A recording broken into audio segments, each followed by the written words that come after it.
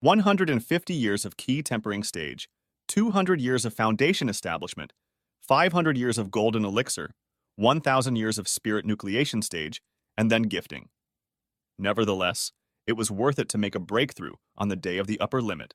Zhu Fan, a modern man whose soul has been transmigrated into a dying beggar, is now an outer disciple of the Celestial Throne sect, striving to become a wielding life sage.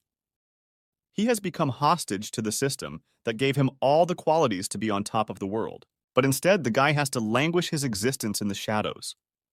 Perhaps all of this is done so that a home cultivator can appear in this world for the first time. However, Zhu Fan knew that there was an unusual world outside that he would love to see. Still, it was dangerous because in 6 years, the guy had reached the 4th step.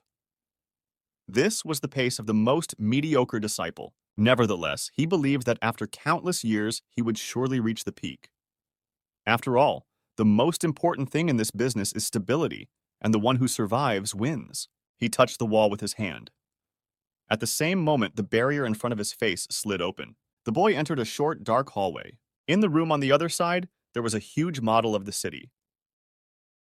Zhu Fan was confident that he would soon be able to return home again, and if it succeeded, it wouldn't matter how long the wait lasted. He walked closer and put the makeshift car on the road. Looking at the tall models of skyscrapers, the guy sighed heavily and thought that so far there was no use of these dreams. Still, he was calm because he had an older brother who could take care of his parents. So now he had to take care of himself. The protagonist stepped into the courtyard of his house. His humble plot was located in the Feiyu world within the Heavenly Throne sect. Stepping outside the fence, Zhu Fan shuffled his foot, dispersing the air currents. Then he took a big leap. This time it was time for him to sign up for some classes. The disciple learned a little bit of everything to stretch his progress. All this was done so as not to accidentally make a premature breakthrough. Flying over the dense forest, the boy suddenly heard someone calling his name. It was Wang Yulong. Being at the 4th stage of key tempering, he had slain a rank 6 beast with a punch, making him immediately considered talented. Zhu Fan stopped and landed. Wang Yulong ran up to the guy and asked when he would teach him the mid-level body relief technique. The disciple claimed that if one developed this ability to the highest level, one would be able to fly even faster than with the Skyrider technique. But the protagonist told his interlocutor that if he wanted to move faster, he should train less on attacking techniques, and then he would have time to develop body relief. Wang Yulong disagreed, saying that in that case, he would be left defenseless if he met a wild beast in the forest. However, Zhu Fan replied that in such a case, one could simply not go into the forest to avoid facing dangers. Wang Yulong continued to not understand why such a talented disciple would always favor the path of cowardice. 3 months ago, a terrible situation occurred not far from here. Untamed beasts ran out of the creature control room. They were huge dogs whose entire body was engulfed in fire. That day, Wang Yulong realized that he wouldn't be able to handle everyone. Leaning on the rubble, the guy held onto his injured arm and was already ready to meet his death. The monster opened its jaws and began the final roll. But at that moment, 3 bright flames erupted in the shadows nearby. The boy had no time to realize what had happened, but in the same second, all the monsters struck by the unknown fell to the ground. Wang Yulong stared straight in front of him in horror, still unable to believe that he was still alive. Suddenly, a human voice asked him if he was okay. It was Zhu Fan. He held out his hand to the boy and asked if he could stand up. Thinking back to this situation, Wang Yulong asked his interlocutor if he could teach him his deadly techniques. Still, attack class magic spells were very difficult to master. However, Zhu Fan combined the 3 spells quite easily and released them with a single wave of his hand. Suddenly, the buddies heard 2 people on the sidelines discussing Master Zuo's lectures. They claimed that from this teacher, students could solve all their attack problems. Hearing that Mr. Zuo's ability was at an incredible level, Zhu Fan suddenly said that there was no point in attacking techniques anyway, after all, if one could defend oneself. Wang Yulong disagreed, however. The guy interrupted him and would suggest that his friend go to the relevant classes. After that, the students dispersed in different directions. Approaching the bulletin board, the protagonist began to look at the available classes on the schedule. However, in most cases, he either learned the technique or it wasn't interesting to him. But suddenly, something that Zhu Fan had never even thought of trying to do before came to Zhu Fang's eyes. It was a class called Using Healing Plants in Alchemy. The boy decided that this time he would go there. The protagonist approached the registrar's office and, after saying hello, said he wanted to sign up for a course. Explained that this program lasts 3 days and includes 10 lectures. There were only 3 places left, so the cost of the course was 50 spiritual stones. Hearing this last sentence, Zhu Fan felt very dejected. He hadn't even earned 100 stones in a year of doing the sex tasks, so he would have to give up most of his annual income. Seeing that the client hesitated, the girl explained that if one wanted to study alchemy, it was better not to even try without their course. And yet, despite the fact that the basics would be learned in the course of the program, the tutor would not reveal the individual properties of healing plants. These words once again renewed the internal contradictions in Shufang's mind. He hesitated for a long time, but then he put the crystals on the table and shouted that he was ready to pay. After the registration was over, the protagonist turned around and walked back. He still couldn't get it out of his head that he had spent 50 stones. Meanwhile, the girl twirled the crystal in her hands and laughed that they had once again easily ripped off money from naive outside students who dreamed of achieving something. Only a few people knew that going into alchemy without money was a waste of time. The sun was gradually setting over the horizon, and further events unfolded in the evening market. Walking through the barely lit neighborhoods, Zhu Fan was very nervous. Now more than ever, he hoped that his investment would pay off. Suddenly, a man shouted from behind the guy. It was Uncle Zhang. He recognized his buddy and asked if he had decided to visit little Yun. The guy waved at his acquaintance and said that he could not hide anything from him as usual. Suddenly, Uncle Zhang seriously asked when the guy was going to give the bride price. He claimed that Yun was roaring every day and asking to be released to Fang. The protagonist recalled a joking conversation with the girl. At that time, she had said that she wanted to be his wife. In turn, Zhu Fan joked that as soon as he collected the money to buy her back, they would immediately get married. However, it's been a long time since that conversation, and these people still take the joke seriously.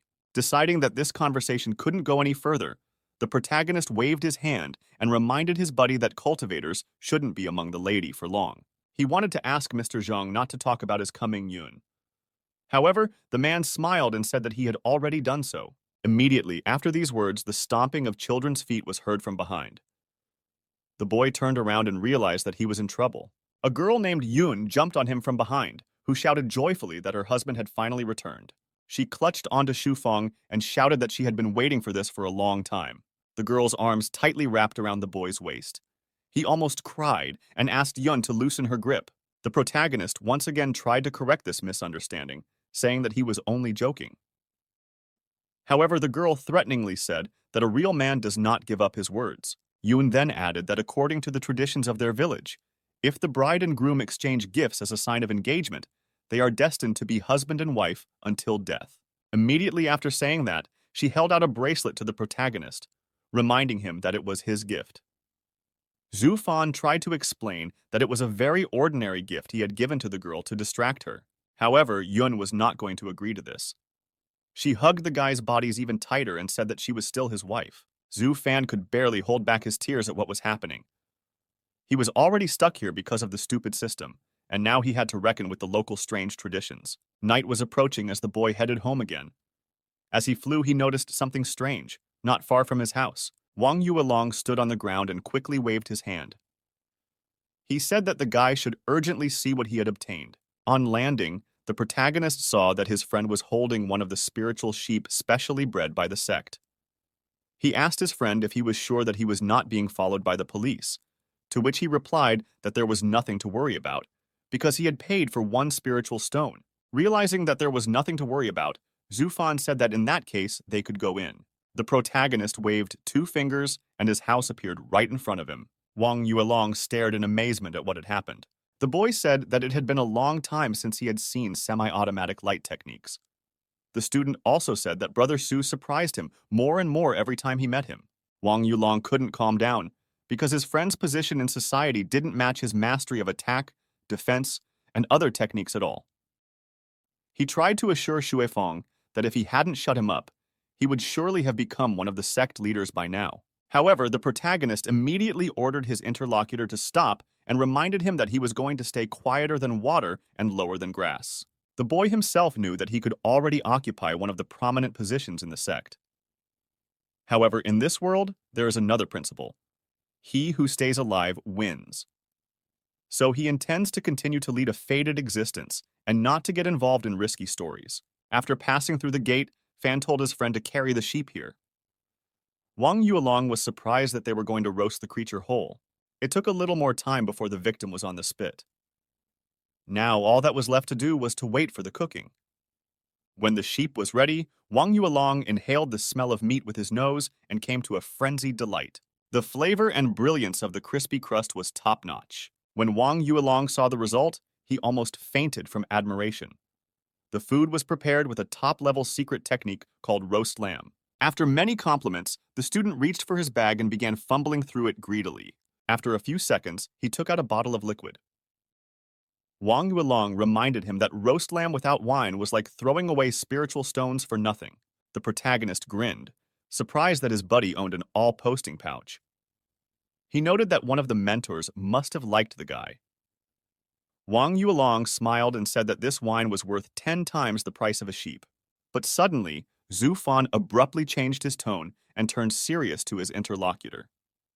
He demanded that his friend tell him what had happened, because they were unlikely to spend such sums of money on an unremarkable day. The disciple smiled and realized that he would no longer hide anything from his friend. Wang Yuelong had decided to join the combat division, and the mentor who had noticed him was from there. He said that he wouldn't be able to come here again soon, so he decided to have one last feast. He then bowed his head sadly and said that he just remembered how Shu Fan had saved his life. Pouring the wine over the rim of the glass, Wang Yuelong said that the missions of the combat branch were very dangerous. He was afraid that he would be left with only bones, or he would be wiped out, and then they would never see each other again. Grabbing the glass, the protagonist said that you can't transfer wine for such dramatic effect. After a few more minutes of discussion, the buddies sat down and tasted the lamb. After a while, only bones were left on the plate. Wang Yuelong patted his stomach and said contentedly that if he had the chance to eat food from Shu Feng, then he had not lived his life in vain. Almost immediately, the lad left the house and ran toward town, shouting that he could not be seen off and would find his own way. But suddenly, a bolt of lightning flashed brightly in the sky and flew straight at Wang Yuelong. The disciple turned around and saw 2 jade spellboards in his hand. Realizing that he had been given such a useful thing, the boy glistened with happiness. He immediately bowed to his buddy, saying he would never forget it. In response, the protagonist reminded him that the one who stays alive wins. After Wang Yuelong left, Zhu Fan's face once again became sad. He hardly had any friends here. That was why it wasn't so easy for the guy to let go of the one he was most comfortable socializing with. He sincerely hoped he wouldn't lose this tomboy. After gathering his thoughts, Shu Fan went to the garden to water the flowers. Tired, the protagonist summoned the spiritual rain technique and lay down on the chaise lounge. With Wang Yuelong gone, he could once again continue his reclusive life.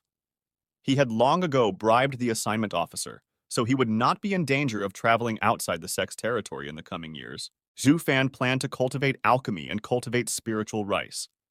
With this, he planned to save up money and go to lectures to learn forging. After summoning streams of refreshing air thanks to the special spring wind technique, the protagonist breathed a sigh of relief.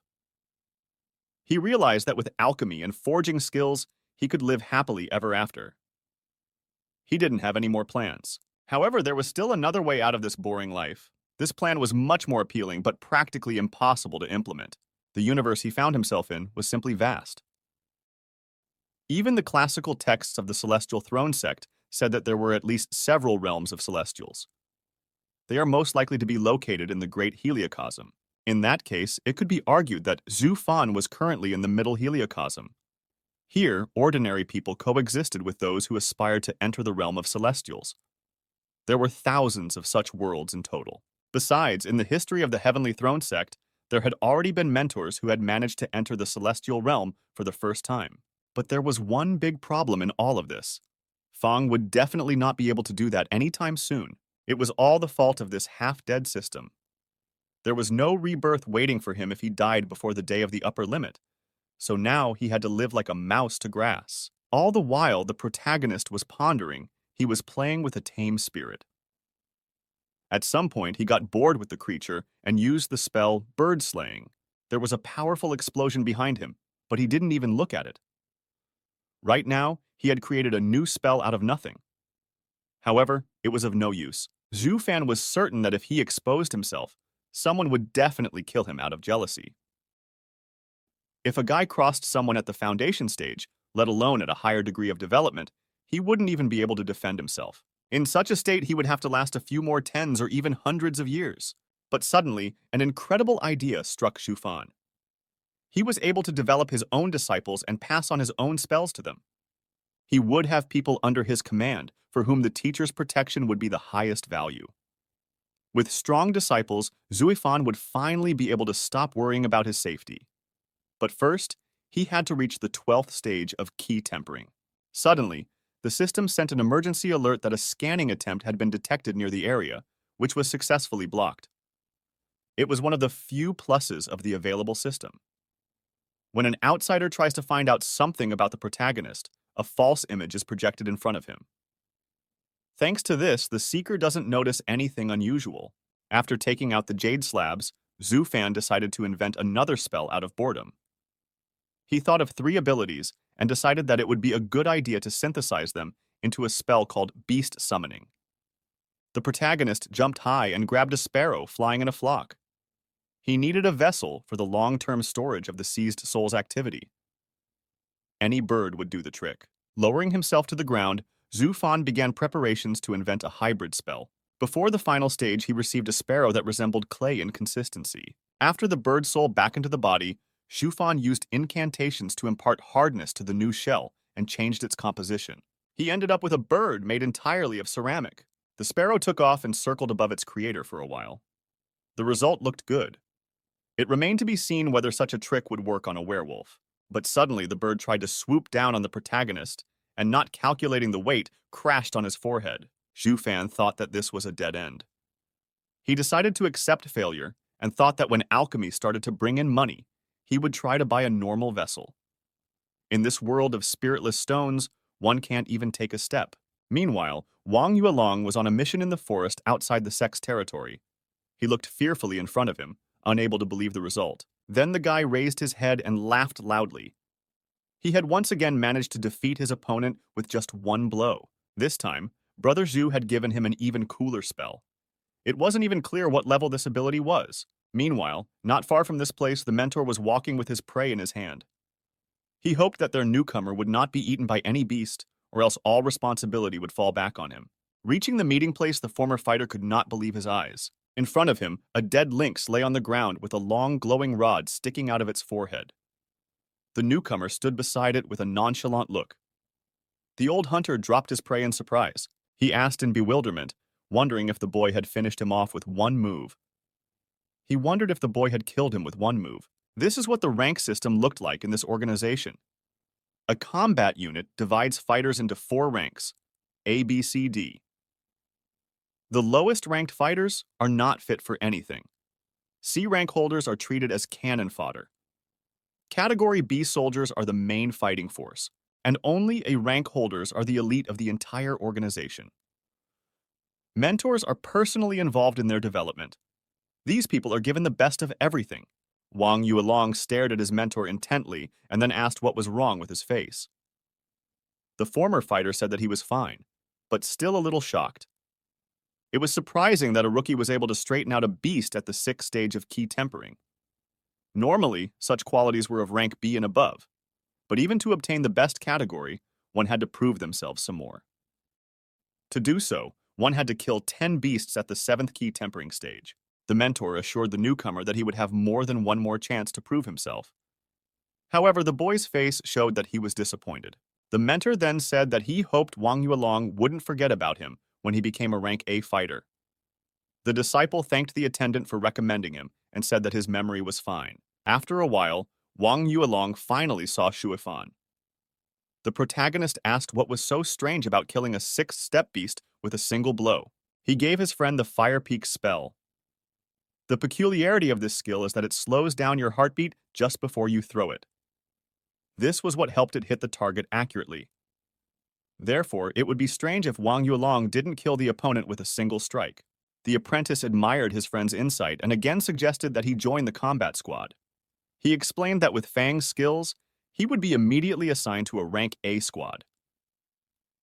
He would become a favorite of his mentors, and that was a direct path to greatness. But the protagonist once again refused, adding this time that he does not like to kill. In addition, the risks of dying himself would be greatly increased. And even the high rank did not cancel the fact that the position of fighters in society is lower than that of masters, alchemy, and forging.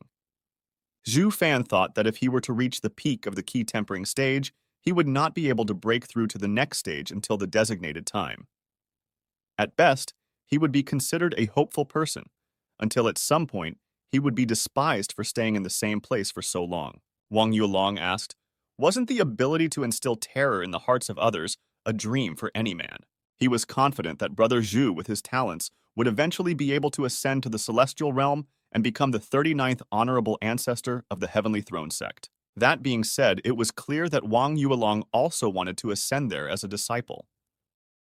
According to the rules of this world, if an almighty cultivator could endure the heavenly test, he would be allowed to take 2 disciples with him. The protagonist looked at his interlocutor in bewilderment and asked why he wanted to go to the realm of the Celestials. He was sure that life there was much worse than here. Wang Yuelong objected, saying that getting to the realm of the Celestials was the dream of any cultivator. Shu Fan looked at his interlocutor indifferently and said that it was only a goal for him.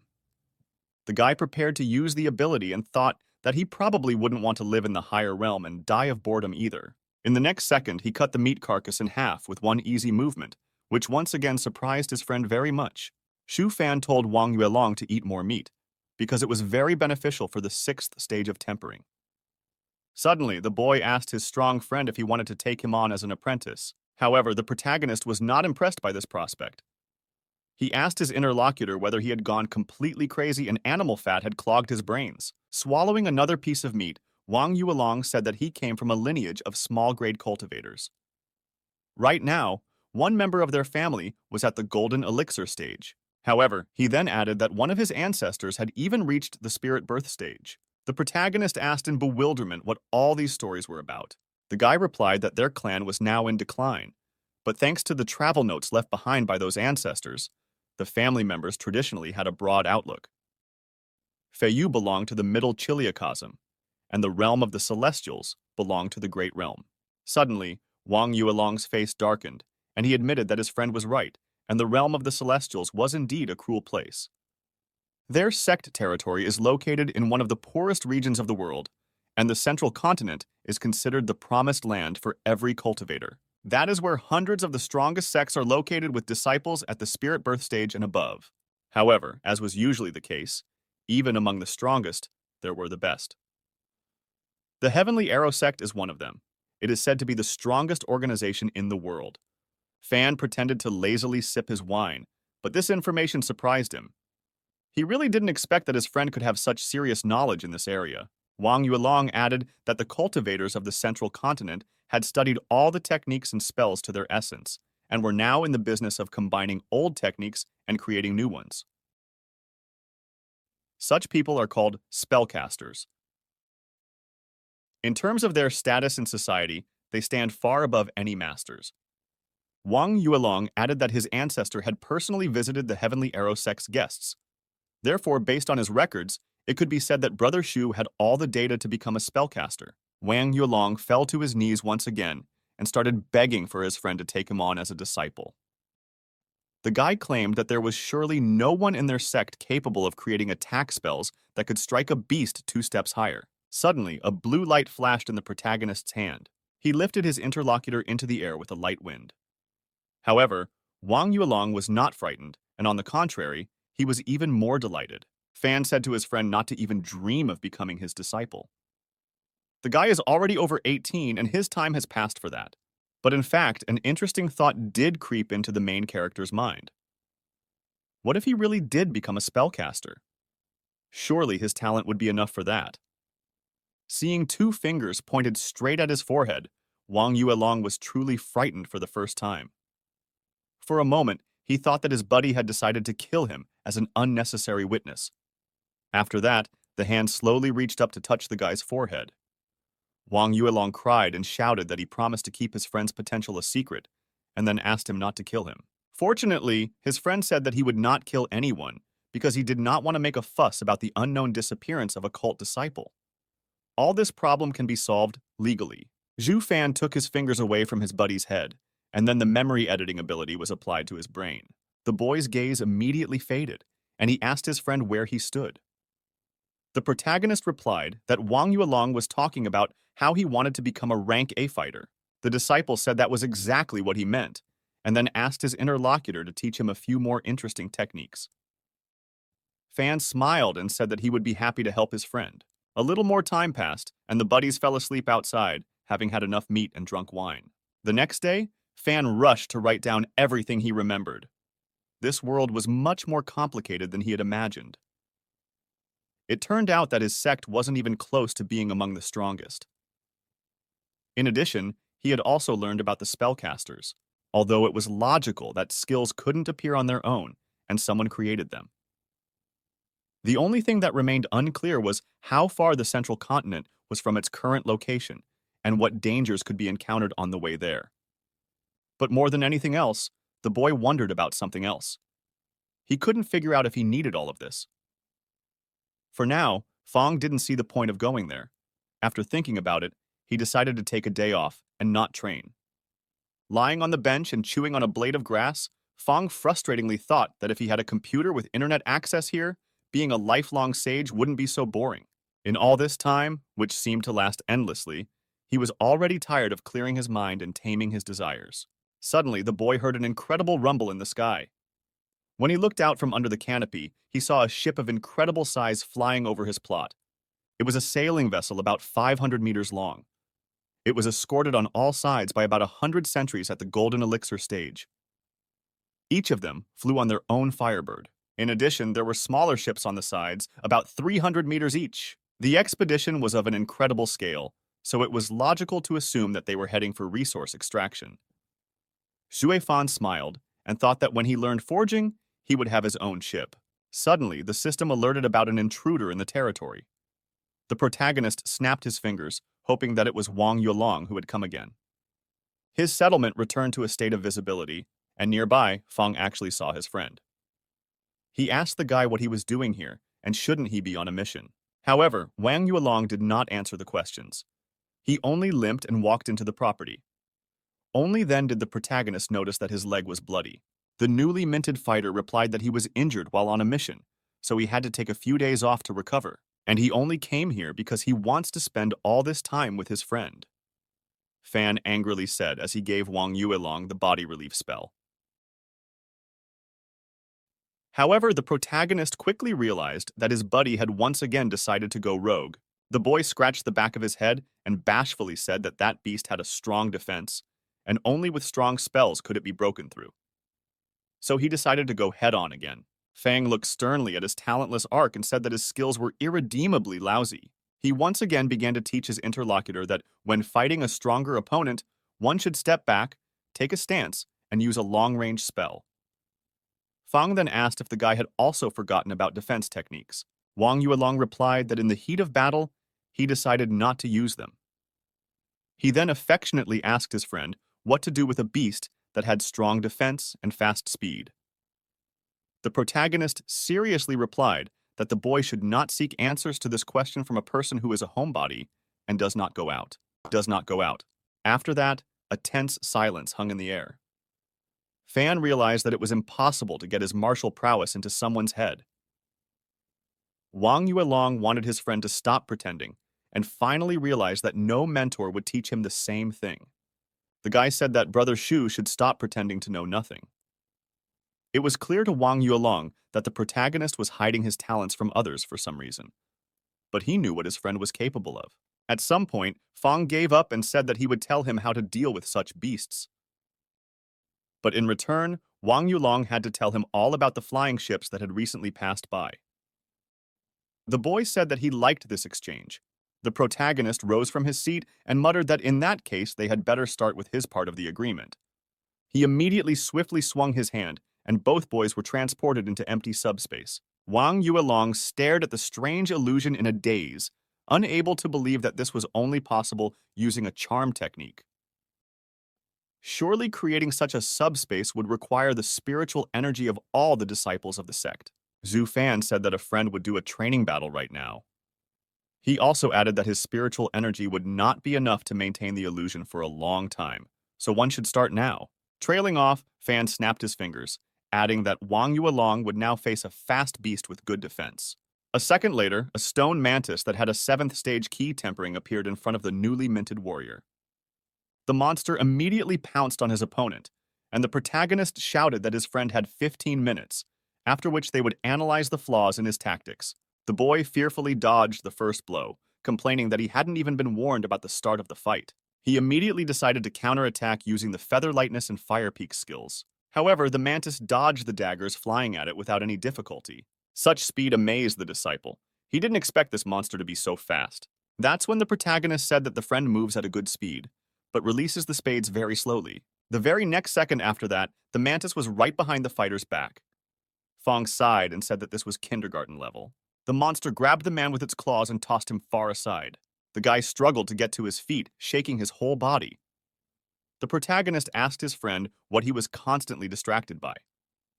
However, Wang Yuelong did not answer, and the fight continued. After 15 minutes, there were more cuts on the student's body. He looked down at his feet, not knowing what to say about it. Shu Fan said that Wang Yuelong had lost the bout with almost no chance. The boy completely lacked the ability to observe his opponent, notice his habits, and predict his movements. Abruptly putting 2 fingers to his friend's head, Fang said that every creature has its own habits, regardless of whether it was a human or a monster. That's why you need to understand one simple truth during combat. To defeat a fast beast, you must use a spell that seals its movements. You can only do this if you understand how your opponent is moving. If the fighter is at least a little attentive, he will understand exactly where to hit. Only if the boy could analyze the enemy's actions, the mantis wouldn't have been able to dodge those peaks. After the miss, Wang Yuelong's movements became jittery and frantic. Already at this moment, he had already lost. During the fight, the beast managed to dodge 4 attacks, but even that wasn't enough for the boy to understand the enemy's movements. Meanwhile, Wang Yuelong marveled that his friend's illusion skill was so excellent that he could still feel the pain from the blows he had received in the fight with the mantis. He could not understand how Fang managed to hold the illusion and watch the fight at the same time. The guy rushed to his interlocutor and said that he realized that it wasn't all of his faults. However, the protagonist said that they were, but for now, they needed to focus on fixing what had already been pointed out. At the end, he added that if he had time in the future, he was willing to teach his friend something else. Zuifan smiled and thought that he had wanted to say this phrase at the right moment for a long time. After that, the protagonist made himself comfortable on the bench. He reminded him that it was now Wang Yuelong's turn to fulfill his part of the bargain and tell him about those flying ships. The student suggested moving to a more relaxing place. Then both boys sat down on the chaise lounges. After that, Wang Yuelong said that it was worth listening more carefully because the history of this ship was very ancient. 500 years ago, the Supreme Preceptor gathered all of the sect's possessions and traveled to the central continent to order the construction of a ship. For the sake of this moment, their organization had not accepted any new members for 50 years, because it was struggling to feed itself. Some members of the sect went mad at the sight of the spiritual stones. The life of the organization began to get better only after the built ship arrived at the site. From that moment on, the sect was considered a serious force. The protagonist asked if the organization had been preparing for war all this time. Wang Yuelong replied that it was all for the sake of resources. Half of the area of this world is covered by the so-called Great Sea. It is believed that the amount of resources there is as vast as the sea itself. In addition, it is believed that there are valuable treasures hidden in the depths, which in principle are not found on land. But at the same time, the Great Sea is extremely dangerous. It cannot be explored with only sturdy warriors. Therefore, a flying ship is needed to be able to search for resources. This is due to the fact that from the depths sometimes rise monsters of incredible size. Only by having a flying ship, there is a chance to fend off their attacks. If the civilization relied only on the resources available on land, the development of most students would end at the stage of the golden elixir. In addition, some enthusiasts say that on a flying ship, you can not only sail through the sea or air, but even go beyond the celestial horizon. Shufan looked closely at the sun and thought that his interlocutor was talking about space. The boy said that rumor has it that only the highest level sects do this sort of thing. Their organization is content to travel the great sea. The protagonist nodded his head meaningfully. The thought immediately came to him that possessing such a ship in this world was akin to possessing a nuclear weapon. It was these mysterious devices that determined the sect's position in the world and were the powerhouses of the sect. Suddenly, Shufan asked his friend if there was any option to get on the ship and inspect it. Wang Yulong confirmed this, but then added that only 4 types of people are allowed on board. First and foremost, they are experts in research spells. They determine the ship's route. Then, there are the guards of the combat section. As a rule, they are fighters of rank A. Following them are masters of alchemy and forging. During the expedition, they are responsible for the primary processing of the extracted raw materials. The last type is the commander of a ship in the Void Mastery stage, who is well-versed in all areas of martial and scientific arts. Therefore, from Wang Yuelong's words, it is not difficult for Fang to enter the ship. All he needs to do is to become a rank A fighter after reaching the Golden Elixir stage and get into the guard squad. It would be much harder to get into other positions, unless one became an alchemy or forging master of the 3rd grade or higher. The protagonist sighed heavily. For the Golden Elixir stage, he would have to live for another few hundred years without dying. And it took an incredible amount of money to become a master of alchemy or forging. At this moment, Wang Yuelong once again asked Brother Shu to go with him to the battle station. The protagonist said he wasn't interested, and added that he wanted to learn how to build his own ship. Wang Yuelong was surprised that his friend had decided to take a swing at such purchases. He reminded him that even if he sold all the rice he had grown, he wouldn't be able to pay for his introductory forging course. Shufan said that in that case, he would have to stop feeding his buddy. The very next day, the protagonist came to the alchemy study halls. He thought for the first time that if he had studied as much in his previous life, his parents would have died of happiness. Fan looked resolutely at the front door. All he had wanted for the past few years was to find a way to go back. As he got closer, the guy said hello to the girl and introduced himself. Then the main character said that he wanted to enroll in a course called Pill-Making Techniques. The receptionist replied that this program costs 500 spirit stones and 100 merit points. At the same time, the cost of the 2nd year is paid in the same way. The student will have 2 days off per month. Upon graduation, there is an opportunity to join the alchemy department. Zhu Fan gave the 1st year's fee with a pain in his heart. Judging from the rates, it was a brazen and shameless robbery. After accepting the payment, the girl asked the newcomer to follow her. After passing through the main gate, Fan admiringly looked around the large open space. Now he could see where all the money paid by the trainees was going. Looking at all of this, the girl realized that people like him never even made it out of their village. She sincerely didn't understand why people like that would go into alchemy. After that, the girl disdainfully handed the newcomer a token and not sincerely wished him to become a master. However, Fan decided to ignore this attitude and thanked the receptionist. A large number of people turned out in the classrooms. Suddenly, the guy smelled a pleasant aroma coming from somewhere in the depths of the room. At the same moment, a beautiful girl approached him. She said hello and asked him if this was the first lesson for the boy. At the sight of her, Fang instantly blushed. He had heard legends about this girl. The protagonist gathered himself and introduced himself, asking for the name of his interlocutor.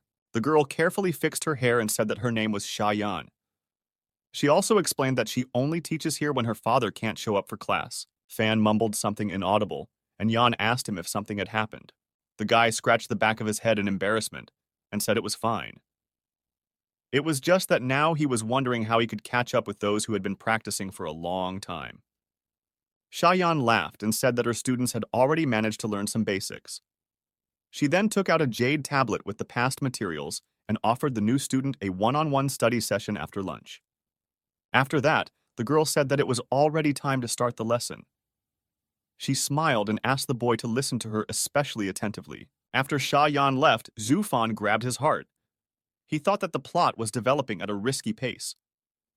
In addition, the main character thought that he had seen a movie somewhere that started the same way. Evening came, and the boy went to the place where they had agreed to meet his teacher. The girl sat down in front of him and asked if he was ready to start practicing.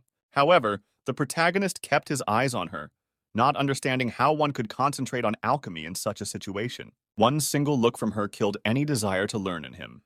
Shachin smiled and said that they would go through the methods of the initial processing of the spirit plants, as it was a very important part of knowledge in alchemy.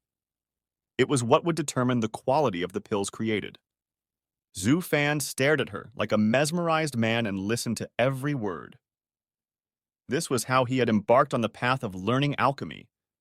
Besides, with such a teacher, learning would not be boring. A month had already passed since that very first day. As it turned out, alchemy is a very tricky business. It was only now that the protagonists began to make their first test potions. Putting the ingredients into the vat, he used fire control and energy control to heat up the fire. After the bowl got hotter, Fan piled the remaining ingredients into it and closed the lid. After a while, he looked inside to see what was going on. Beautiful blue and green bubbles were rising up from the bowl. Slamming the lid shut, he thought, this is an easy one after all.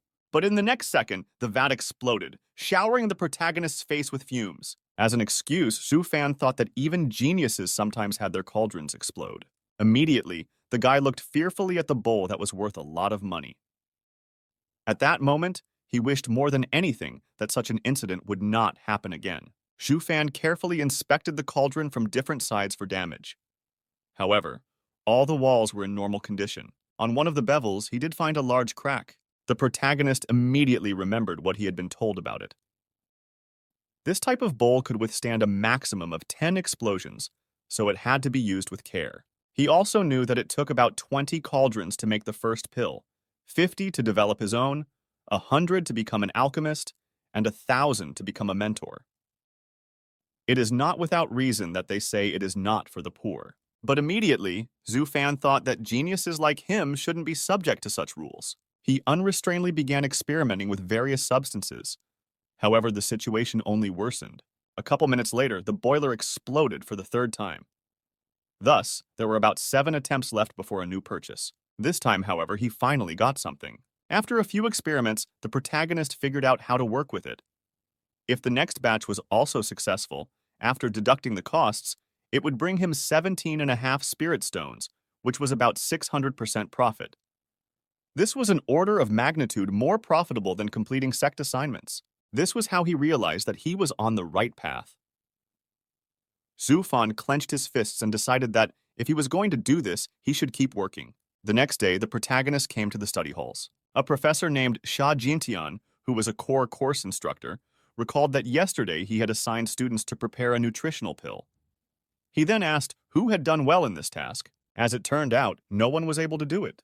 The professor laughed and said that it was obvious from the faces of the newcomers that they had blown up more than one cauldron and had not prepared the pills. Still, he calmed the students and said that everything has its time. The newbies immediately started talking about how they almost killed themselves yesterday, and someone even blew up 2 whole woks. However, of all the listeners, it was Fan who caught the professor's attention. The boy became nervous, not understanding why Sha Jintian was staring at him so intently. Suddenly, the professor formed a noise screen and asked his daughter if she knew the student named Shu Fan well. Yan replied that he was the most ordinary-looking student who kept himself modest and didn't stand out in any way. Sha Jintian explained that this young man was not as simple as he wanted to appear. He asked his daughter to pay more attention to this student from now on. Upon entering the classroom, the professor immediately sensed that this boy had the scent of a ready-made pill coming from him. The girl asked what it was for. Covering up his true thoughts, the professor said that he thought this student had great potential. Sha Jintian also added that if his suspicions were confirmed, he would take the young man for personal study. Later that day, Zhu Fan was experimenting with pills at home. His cauldron still had 6 explosions to endure, so he had to try not to ruin it until he had money for a new one. Suddenly, out of the corner of his eye, the protagonist saw a house appear out of nowhere on a mountain not far from him. He went outside and looked around. It wasn't clear why anyone would move to such a remote area and settle on a mountain. Suddenly, the guy saw something approaching him at high speed from the side of the house. When the object was right next to his face, Zhu Fan couldn't believe his eyes. It was Wei Yun who had ended up here for some unknown reason. She flew into the protagonist at high speed, knocking out all of his organs. Zhu Fan lifted the girl up with trembling hands and asked what she was doing here. Yun added that she just wanted to check on her husband and added that she had already reached the 4th stage of key tempering. To demonstrate this, she jumped up again and smoothly flew into the air. Zhu Fan looked at it skeptically, not understanding whether she was showing off her cultivation or flaunting her skirt. Yun hugged the guy again, saying that the mentor had come upon a rare spirituality in her. He wanted to take her on as an apprentice, but she refused. The protagonist laughed and praised her. Suddenly, the girl said that she had flown here at the request of her father, who was still continuing to ransom her. Zhu Fan frowned and said that it was good news. The guy said it was late and Yun probably hadn't eaten in a while. He said he could cook something and the girl agreed. After that, the protagonist started making different dishes in hopes that Yun would get full and leave. Some time passed and the table was filled with various delicious food.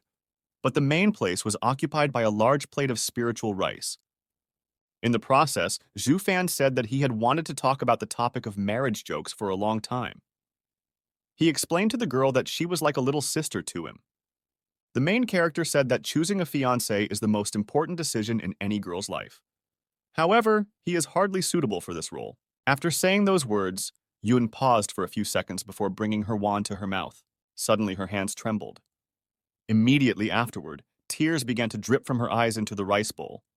Yun started crying and screaming that her husband didn't need her anymore. Such an effective mixture of female and child manipulation Zhu Fan had not expected at all. After that, long hours of trying to calm the girl down dragged on. The protagonist was still trying to bring the girl to her senses and talk to her like an adult. However, she only screamed that her husband was leaving her. On the 3rd hour of futile persuasion, the guy yelled out that no one was going to give up on her. Yun finally calmed down a bit. Sobbing, she asked if Zhu Fan was really still her husband. The protagonist again tried to clarify this point, but the child did not let him say a word and burst into tears again. Tired of this endless shouting, Zhu Fan said that he would pay this ransom. Hearing this, Yun instantly calmed down and abruptly reached for her wands. She immediately continued eating as if nothing had happened, saying she would remember those words, and adding that the food had already gotten a little cold. The boy stared indignantly at the cunning child and asked who had taught her such manipulation. Yun said that she did not know what it was about.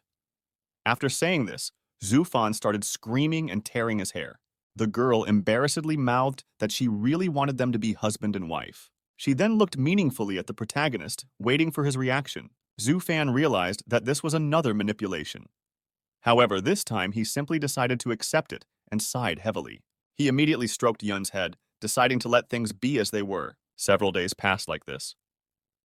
Yun continued to live with him. From time to time, the girl also cooked something on her own. She was very fond of treating her fiancé. However, the latter still continued to treat it as a formality.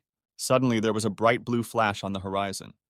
In a second, a huge blue bird appeared right above the main character's house. A beautiful girl in a gray dress sat on it. The protagonist looked greedily at the visitor, hoping she had arrived just for him. In the same second, her gaze fell on Zhu Fan, and he finally understood everything. Zhu Fan thought that the system had finally decided to give him a gift, out of pity for him. A beautiful female mentor at home would never be out of place. Suddenly, another voice greeted the Honorable and asked what she needed in these lands. The mentor explained that she wanted to take someone with her. The voice asked if her target was in the Heavenly Throne sex territory, and the girl confirmed it. The next second, a huge blue flower rose up at Yun, who nonchalantly continued to chew on the watermelon. The mentor asked if the girl wanted to become her mentee. Suddenly, a voice asked if the Venerable had come here to take their man from these lands. It was the sex border guardian. He claimed that although the girl was a heavenly spirit bearer, she was not worth the attention of other organizations. But suddenly, the woman looked angrily at the guard and said that their fates were linked, and she would take this child anyway. After that, the mentor turned to Yun, saying that she was willing to accept the girl as her personal disciple. The woman explained that she was skilled in training methods for the development of celestial spirit bearers and would take her subordinate all the way to the celestial realm. The child honestly said that she didn't even know if she wanted it or not. Hearing this, Zhu Fan was furious because the girl was missing an opportunity that might not come again. Suddenly, Yun turned to the protagonist and asked him how she should proceed. The guy was immediately stared at with suspicious looks. At the same moment, everyone present started using the divine consciousness ability to check him. It was a serious technique they could use to reveal his intentions. At the same time, there was a pleasant odor coming from the mentor, and the guard was trying to do something incomprehensible. In the end, Zhu Fan gathered his thoughts and exhaled heavily. He turned to Yun and said that this was a great chance that was surely worth taking. Under this kind of observation, he couldn't say anything else.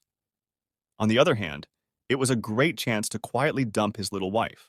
Lastly, the girl asked if she could visit her husband. She confirmed this and said that her methods did not involve taking a vow of celibacy and that she was not in the habit of prying into her students' private lives. In addition, she claimed that if a heavenly spirit bearer chose someone, then that person was also special. Yun said that in that case, she would do as her husband told her to do. The guard said he accepted the decision and congratulated them. The woman then put the girl on the bird with a slight wave of her hand and said she was taking her right away. The huge creature and the guard immediately scattered in different directions. Zuefan exhaled, happy that he was finally alone. There were a large number of pumped-up masters in this world. The protagonist noticed that he was constantly getting visitors who were stronger than him. After lying on the ground for a while, he decided that although he was stuck at the key tempering stage, it was no reason to lie around. For example, it was possible to pump the techniques of the 5 elements. The book of the same name was on trend, which meant that the guy had bought it for a reason, but suddenly the system alerted again about the trespasser of the site. A tall, pumped-up man with swarthy skin entered the property. Shu Fan was startled, but he soon recognized this man as Wang Yuelong. He asked his friend if he had spent a month in the primeval forest. The apprentice grinned and explained that he had gone hunting in a very distant forest, where he only killed beasts of a level higher than himself. In the end, he managed to finish off as many as 8 of them. According to the sex assignment, he still had 2 more specific beasts to kill, but this task was too difficult for him. The protagonist realized that his friend had been through quite a lot in the past month. Wang Yulong said that every day he was on the verge of life and death. The 2 friends lay down on the chaise lounges again. The young fighter wanted to ask his friend for advice on how to finish off the remaining 2 beasts. When asked if he had met them, the lad replied that he had already managed to enter the fray, but had almost died there. The protagonist said he wanted a full description of these beasts. With a yawn, Wang Yulong narrated that the first was an earthbender. This monster had an unusual defense technique. When it realized that danger was approaching, it would immediately burrow underground. If one didn't finish off this creature within a couple of moments, there would be no more chances. The second was a blood cat. This monster was so fast that its habits were impossible to see. From the first throw, it almost gave Wang Yuelong a fatal wound. The guy asked his friend how he would do if he were in his shoes. Xu Fan got angry at his interlocutor because instead of progress, he just comes to nag for an answer. And then the protagonist decided to teach the careless fighter a lesson. He said that he has a technique that allows him to kill any creature with a single blow. Moreover, this skill was quite simple and consisted of just one move. Wang Yulong's eyes lit up, and he asked to urgently teach it to him. Xu Fan narrated that this technique was invented by a great thinker and master, and he only obtained it by luck. He then said he was readily available to show how it worked. The protagonist transported the 2 guys into subspace. He explained that he would now create 2 mantises containing the qualities described by Wang Yuelong. A second later, one of the monsters attacked Fang from the rear. However, he didn't even turn around and said that he would demonstrate how to use this technique to kill without looking. Before Wang Yuelong knew it, the protagonist swung his hand sharply and made a huge hole in the mantis's chest. While the young martial artist was stunned at what had happened, Zuefan said that no defense would save him from this ability. Wang Yulong's facial expression did not have time to change, but at the same instant, another mantis ran up to him from behind. At a great speed, it brought its claws to the guy's neck, preparing to cut it. However, the young fighter didn't even have time to realize anything before a green slurry suddenly poured down on him. When he looked back, he saw Xu Fan standing in front of him.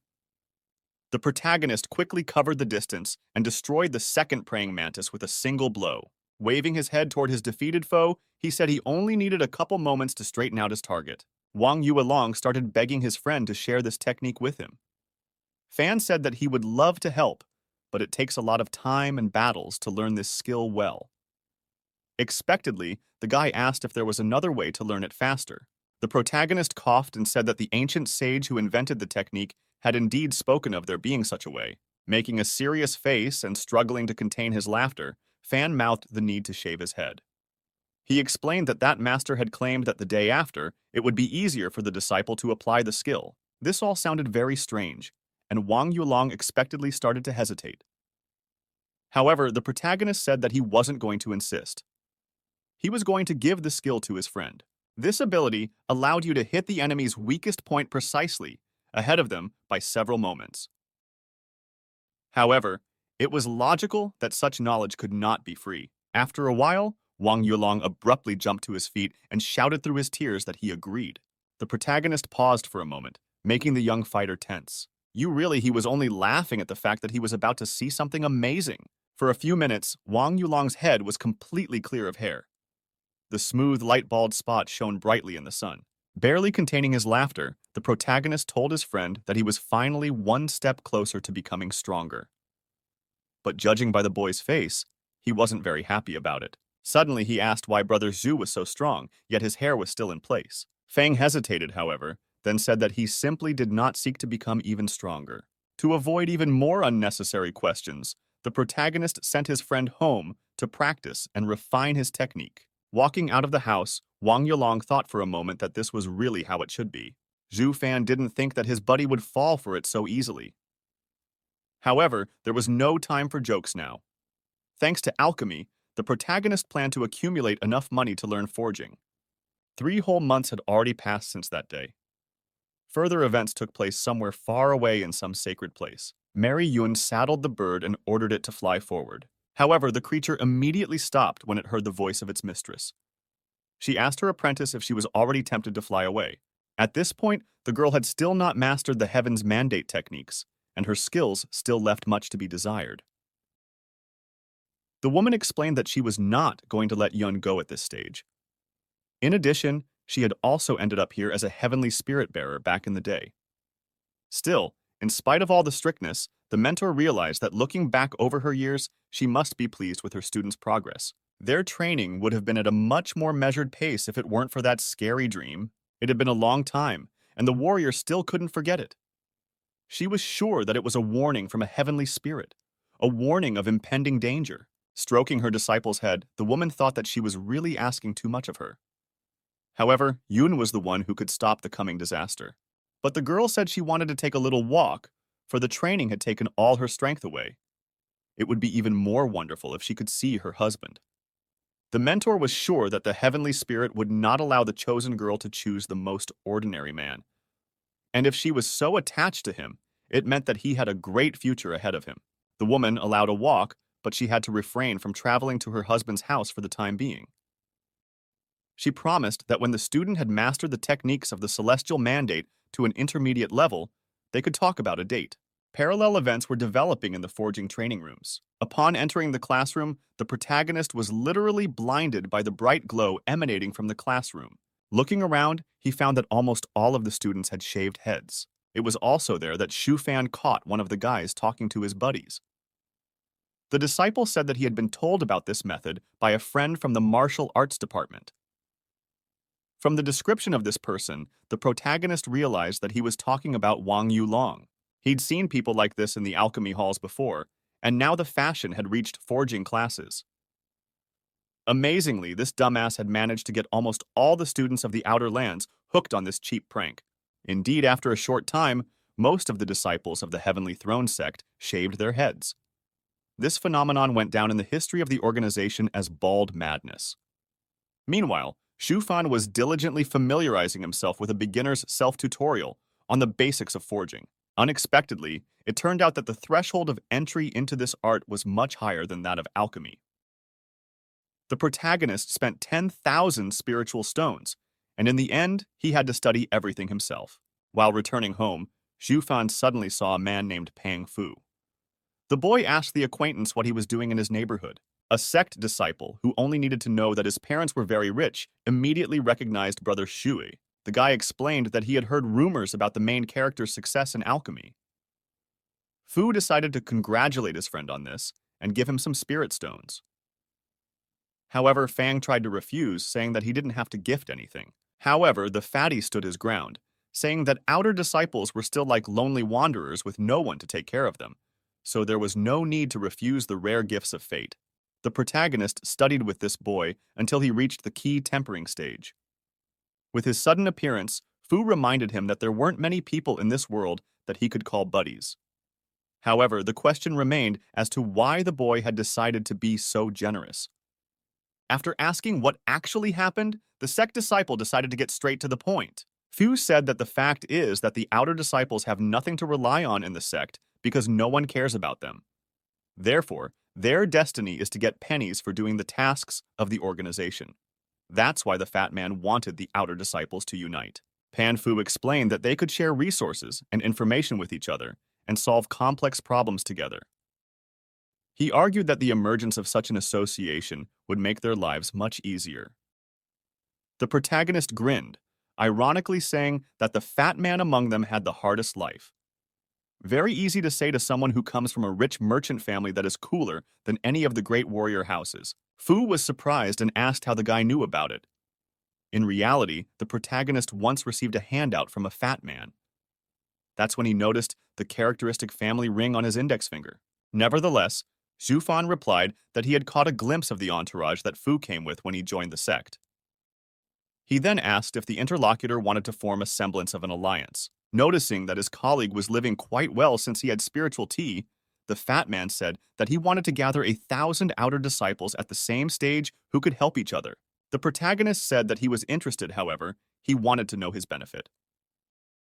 Fu explained that first of all, the guy would get first-hand news of the sect. Secondly, he will gain useful connections. Among the outer disciples, there are many who would like to try their hand at alchemy, but they don't have the money to study, so they've been serving masters for years. Since the fame of Shu Fang's success has been around for a long time, he would be able to help the more backward disciples develop. In addition, they already had 40 candidates to join the battle squad, 2 promising alchemists and 1 apprentice forging master. Fu assured that they only needed to persuade Xu Fang to start blossoming. Realizing that this conversation would not just end, the protagonist agreed to help. The fat man smiled and said that he didn't expect any other answer. He then placed a blue ball in front of his interlocutor. Fan asked what it was, to which Fu replied that it was some sort of communication device. They were made by the same apprentice of the forging master. With this ball, the protagonist will receive the latest news of the alliance. Fu then handed the jade plaques to his ally and said that they would also be useful in the future. After that, the fat man said goodbye to his friend and said that they would see each other very soon. But no sooner had Zhu Fan turned around than he suddenly felt that there was someone behind him. Suddenly, a female voice asked the guy if he had just received guests. The protagonist turned around frightened and saw Sha Yan in front of him. He said that he had only recently had a buddy visit him. The girl asked the disciple why he got nervous in such a case. After the recent conversation, the guy realized that the last person he wanted to meet at this moment was Sha Yan. At the same time, he was annoyed that he could only see girls like this on the internet before, but now he had to avoid them. The teacher asked the student if she could come in. A short while later, they were both sitting at a table in the courtyard, while Fang poured tea into mugs. During this time, the girl had been having intrusive thoughts.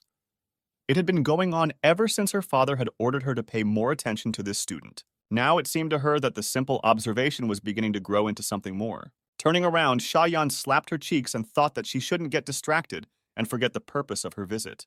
Then she slapped her hand sharply on the table, which startled the protagonist a bit. The girl leaned toward Fang, who was at a loss for words at the same moment. The teacher asked her student in a gentle voice why he had suddenly decided to leave the alchemy department. The guy didn't answer anything, and there was silence in the air. Realizing that she had phrased the question wrongly, Sha Yan decided to ask in a different way. She asked Xu Fan why he didn't want to become her father's disciple. At some point, Sha Jintian became convinced of the young apprentice's talent and decided to take him on as an apprentice. However, as a result, the boy unexpectedly refused. None of them knew that in fact the protagonist studied alchemy only to make pills for sale. all this was done in order to earn the tuition to learn forging. This was doubly insulting to alchemists, as masters of these two arts look up to each other. Realizing this, Fan explained that he loved freedom and alchemy was only a source of income for him. Sha Yan began to insist that the student had a gift for alchemy, and if he was guided by an experienced mentor, there was a chance that he would be able to unleash his talent. Besides, this science is a vast sea of knowledge that can help one ascend to the heavens. Under the teacher's endless onslaught, the protagonist sighed and realized that it looked like he was going to have to tell at least some of the truth to get them off his back. Unexpectedly to the girl, he asked if she had been on a flying ship belonging to the sect. Sha Yan replied that she had once managed to be on board. Shu Fan explained that as soon as he saw this great invention, he immediately vowed that one day he would build one for himself. For the protagonist, alchemy was just one step in a bigger plan. That's why he didn't want to become Mr. Sha's apprentice, because then they would both be wasting time. Upon hearing this story, the young teacher's face changed dramatically. She remembered the day that had greatly affected their family. Back then, her older brother had left to learn forging and become the best master in the Heavenly Throne sect. The girl sighed heavily and wished the young apprentice to do his best to become a good blacksmith. She didn't say another word after that. Sha Yan opened the gate and headed back to the school. The protagonist looked sadly after her. He seemed to have succeeded in convincing the girl that freedom was priceless. Besides, Shu Fang needed to find an interesting activity that would bring joy in the next 150 years of the key tempering stage. Suddenly, the guy felt something begin to vibrate in his pocket. It was a magic ball handed to him by Pan Fu. The protagonist took out the communication tool and saw that he had 6 unread news items. He sat down on a stool and began to read the messages. They told of a portal opening for the first time in 50 years, a political visit from the allied sect's mentor, and the fact that the flying ship would return early with rich booty. But what amused Fang the most was the news that the sect's most beautiful female disciple had engaged in pair cultivation with a representative of a rank A martial practitioner. The protagonist thought that it was Wang Yuelong we're talking about. At the same moment, the system alerted to the trespassing of the area. The guy heard a girl's voice wondering if this Su Fan was really that cool. She was led under the arm by Wang Yuelong. He said that without this person, he wouldn't have achieved everything he has now. In addition, the guy asked Qiang Qiang to be more courteous when meeting, because for this person, it is not difficult to solve any problem at the snap of a finger. The girl smiled and said that she understood everything perfectly. There was that Mujun Qiang Qiang, who was the first beauty among all the outer disciples. As he approached the gate, Wang Yuelong called out to his friend and asked if he was home. Seeing his acquaintance, the protagonist immediately appreciated his partner. In his opinion, Sha Yan was more beautiful, as this young female disciple was still immature. Wang Yuelong said hello to his friend and asked how his progress in learning forging was. At the sight of Fanya, Qiang Qiang bowed and said hello. The protagonist asked the girl if she was really engaged in pair cultivation with his buddy. This insight surprised the young student, because not many people actually knew about this news. Wang Yulong laughed and said that there was nothing to hide from Brother Shu. The protagonist winked at him and said that not everyone would be able to pick up the first beauty of the sect. This kind of news will definitely not go away. He laughed and said that the first thing he did was to bring in his girlfriend to meet Fan. The protagonist invited the guest to come inside.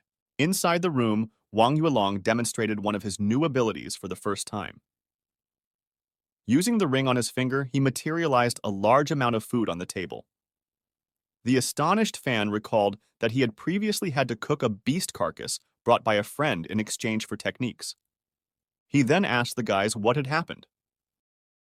Wang Yuelong explained that they had recently met a 9th stage key tempering soul eater. Qiang Qiang had picked up some kind of contagion while fleeing and was now sleeping very badly. In her dream, the evil force told her to go to the soul eater. No sooner had the guy finished talking about the problem than the protagonist immediately summoned some kind of blue orb that headed towards Qian Qian. After realizing the problem, Zhu Fan used an ability called aura cleansing. A few seconds later, there was a small flash above the surprised guests. Immediately afterward, an unknown entity of sinister appearance burst out of the girl's body. With a second shot, the protagonist had no problem dispelling the curse.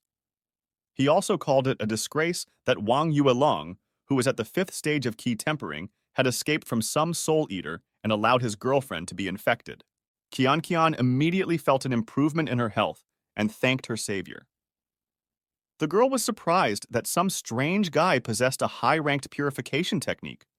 The protagonist explained that he started practicing this skill from idleness and eventually smashed it to the perfect stage. The girl admiringly told her boyfriend that this Shufan was indeed incredibly strong. She offered to take him with her to open the portal. Wang Yulong liked the idea because it was unlikely that with his friend's power, they would leave there empty-handed. Before the boy knew it, a bone immediately flew into his head.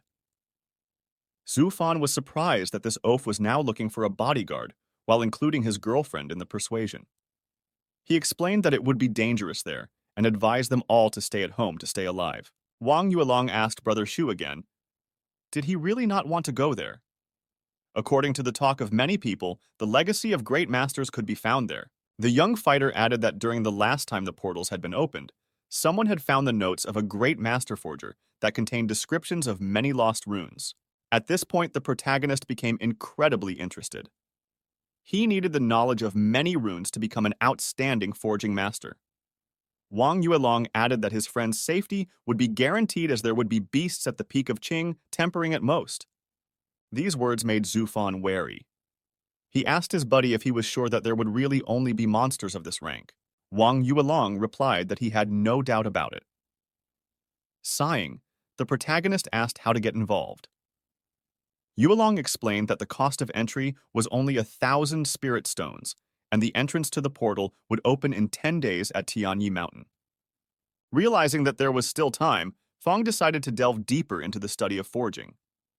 Perhaps he could forge something that would increase his chances of survival on the other side of the portal. When the guests left, the protagonist began to continue his introductory course in forging. Unfolding the self-study book, he penetrated the memory of the manual's compiler. A few moments later, Zui Fan found himself in a very strange subspace. Forging was the art of extracting essence from all things and forming new things. Raw materials, runes, and moldings were the basic elements of this craft. At the stage of key hardening, the spiritual fire available is not enough to harden the materials. It required finding a place with abundant spiritual fire and using the benefits of such a place to quench the ore. This was the most basic method of processing raw materials. Even if the materials have undergone initial processing, once received, they need to be hardened again with a hammer. Once this stage is complete, the shaping stage begins. The most important step is to fuse the runes into the item that is not yet cooled. This must be done before the weapon takes its final form. To create the most basic items, you need to use at least 3 runes, of which there are a huge number in the world, so repetition on the same weapon is not allowed. The life of a master forger is a constant search for new runes, because it is their uniqueness and quantity that will determine the final result. In the self-study was presented a list of 1,000 of the most common types of spiritual ore and their features. Finishing the lesson, the protagonist exhaled. Reading this chapter encouraged him once again. Forging was much more interesting than alchemy, after all. But before he could think about it, the orb in his back pocket vibrated again. Taking it out, Zhu Fan saw a message from Pang Fu.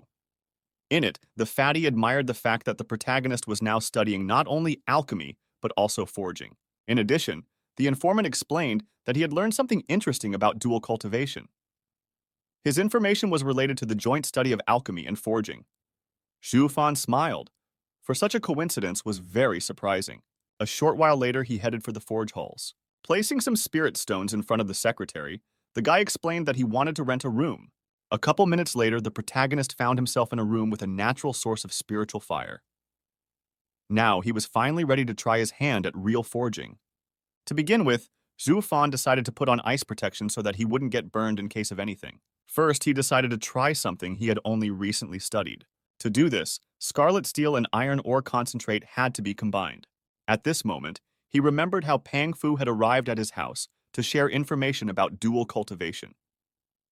According to him, when one reached a high level in one of the crafts, a guiding light would descend from the heavens to help one climb to the very top. If one wanted to take the path of dual cultivation, combining forging and alchemy, it would be seen by the heavens as rejecting their help. In such a case, one could only break through with one's own strength. In Xu Fang's understanding, this indicated that even the heavens viewed a person who excelled in two crafts at the same time as a threat. This was even to the protagonist's advantage, as the system itself encourages him to control his breakthroughs on his own. After combining the two materials, the spirit hammers began to process the resulting raw materials. While processing, Xu Fan noticed that this action proved to be very spiritually costly. If he didn't have a huge spiritual resource, even obtaining a sword would prove to be a problem. The guy looked around at the resulting result and realized he was already at the finish line. Now it was up to him to solder the runes into the blade. To do so, he decided to use amplifications on rock hardness, feather lightness, silence, and destruction. But at the same second, there was a massive explosion in the room. When the smoke cleared, Xu Fan saw the billet in front of him shattered into pieces.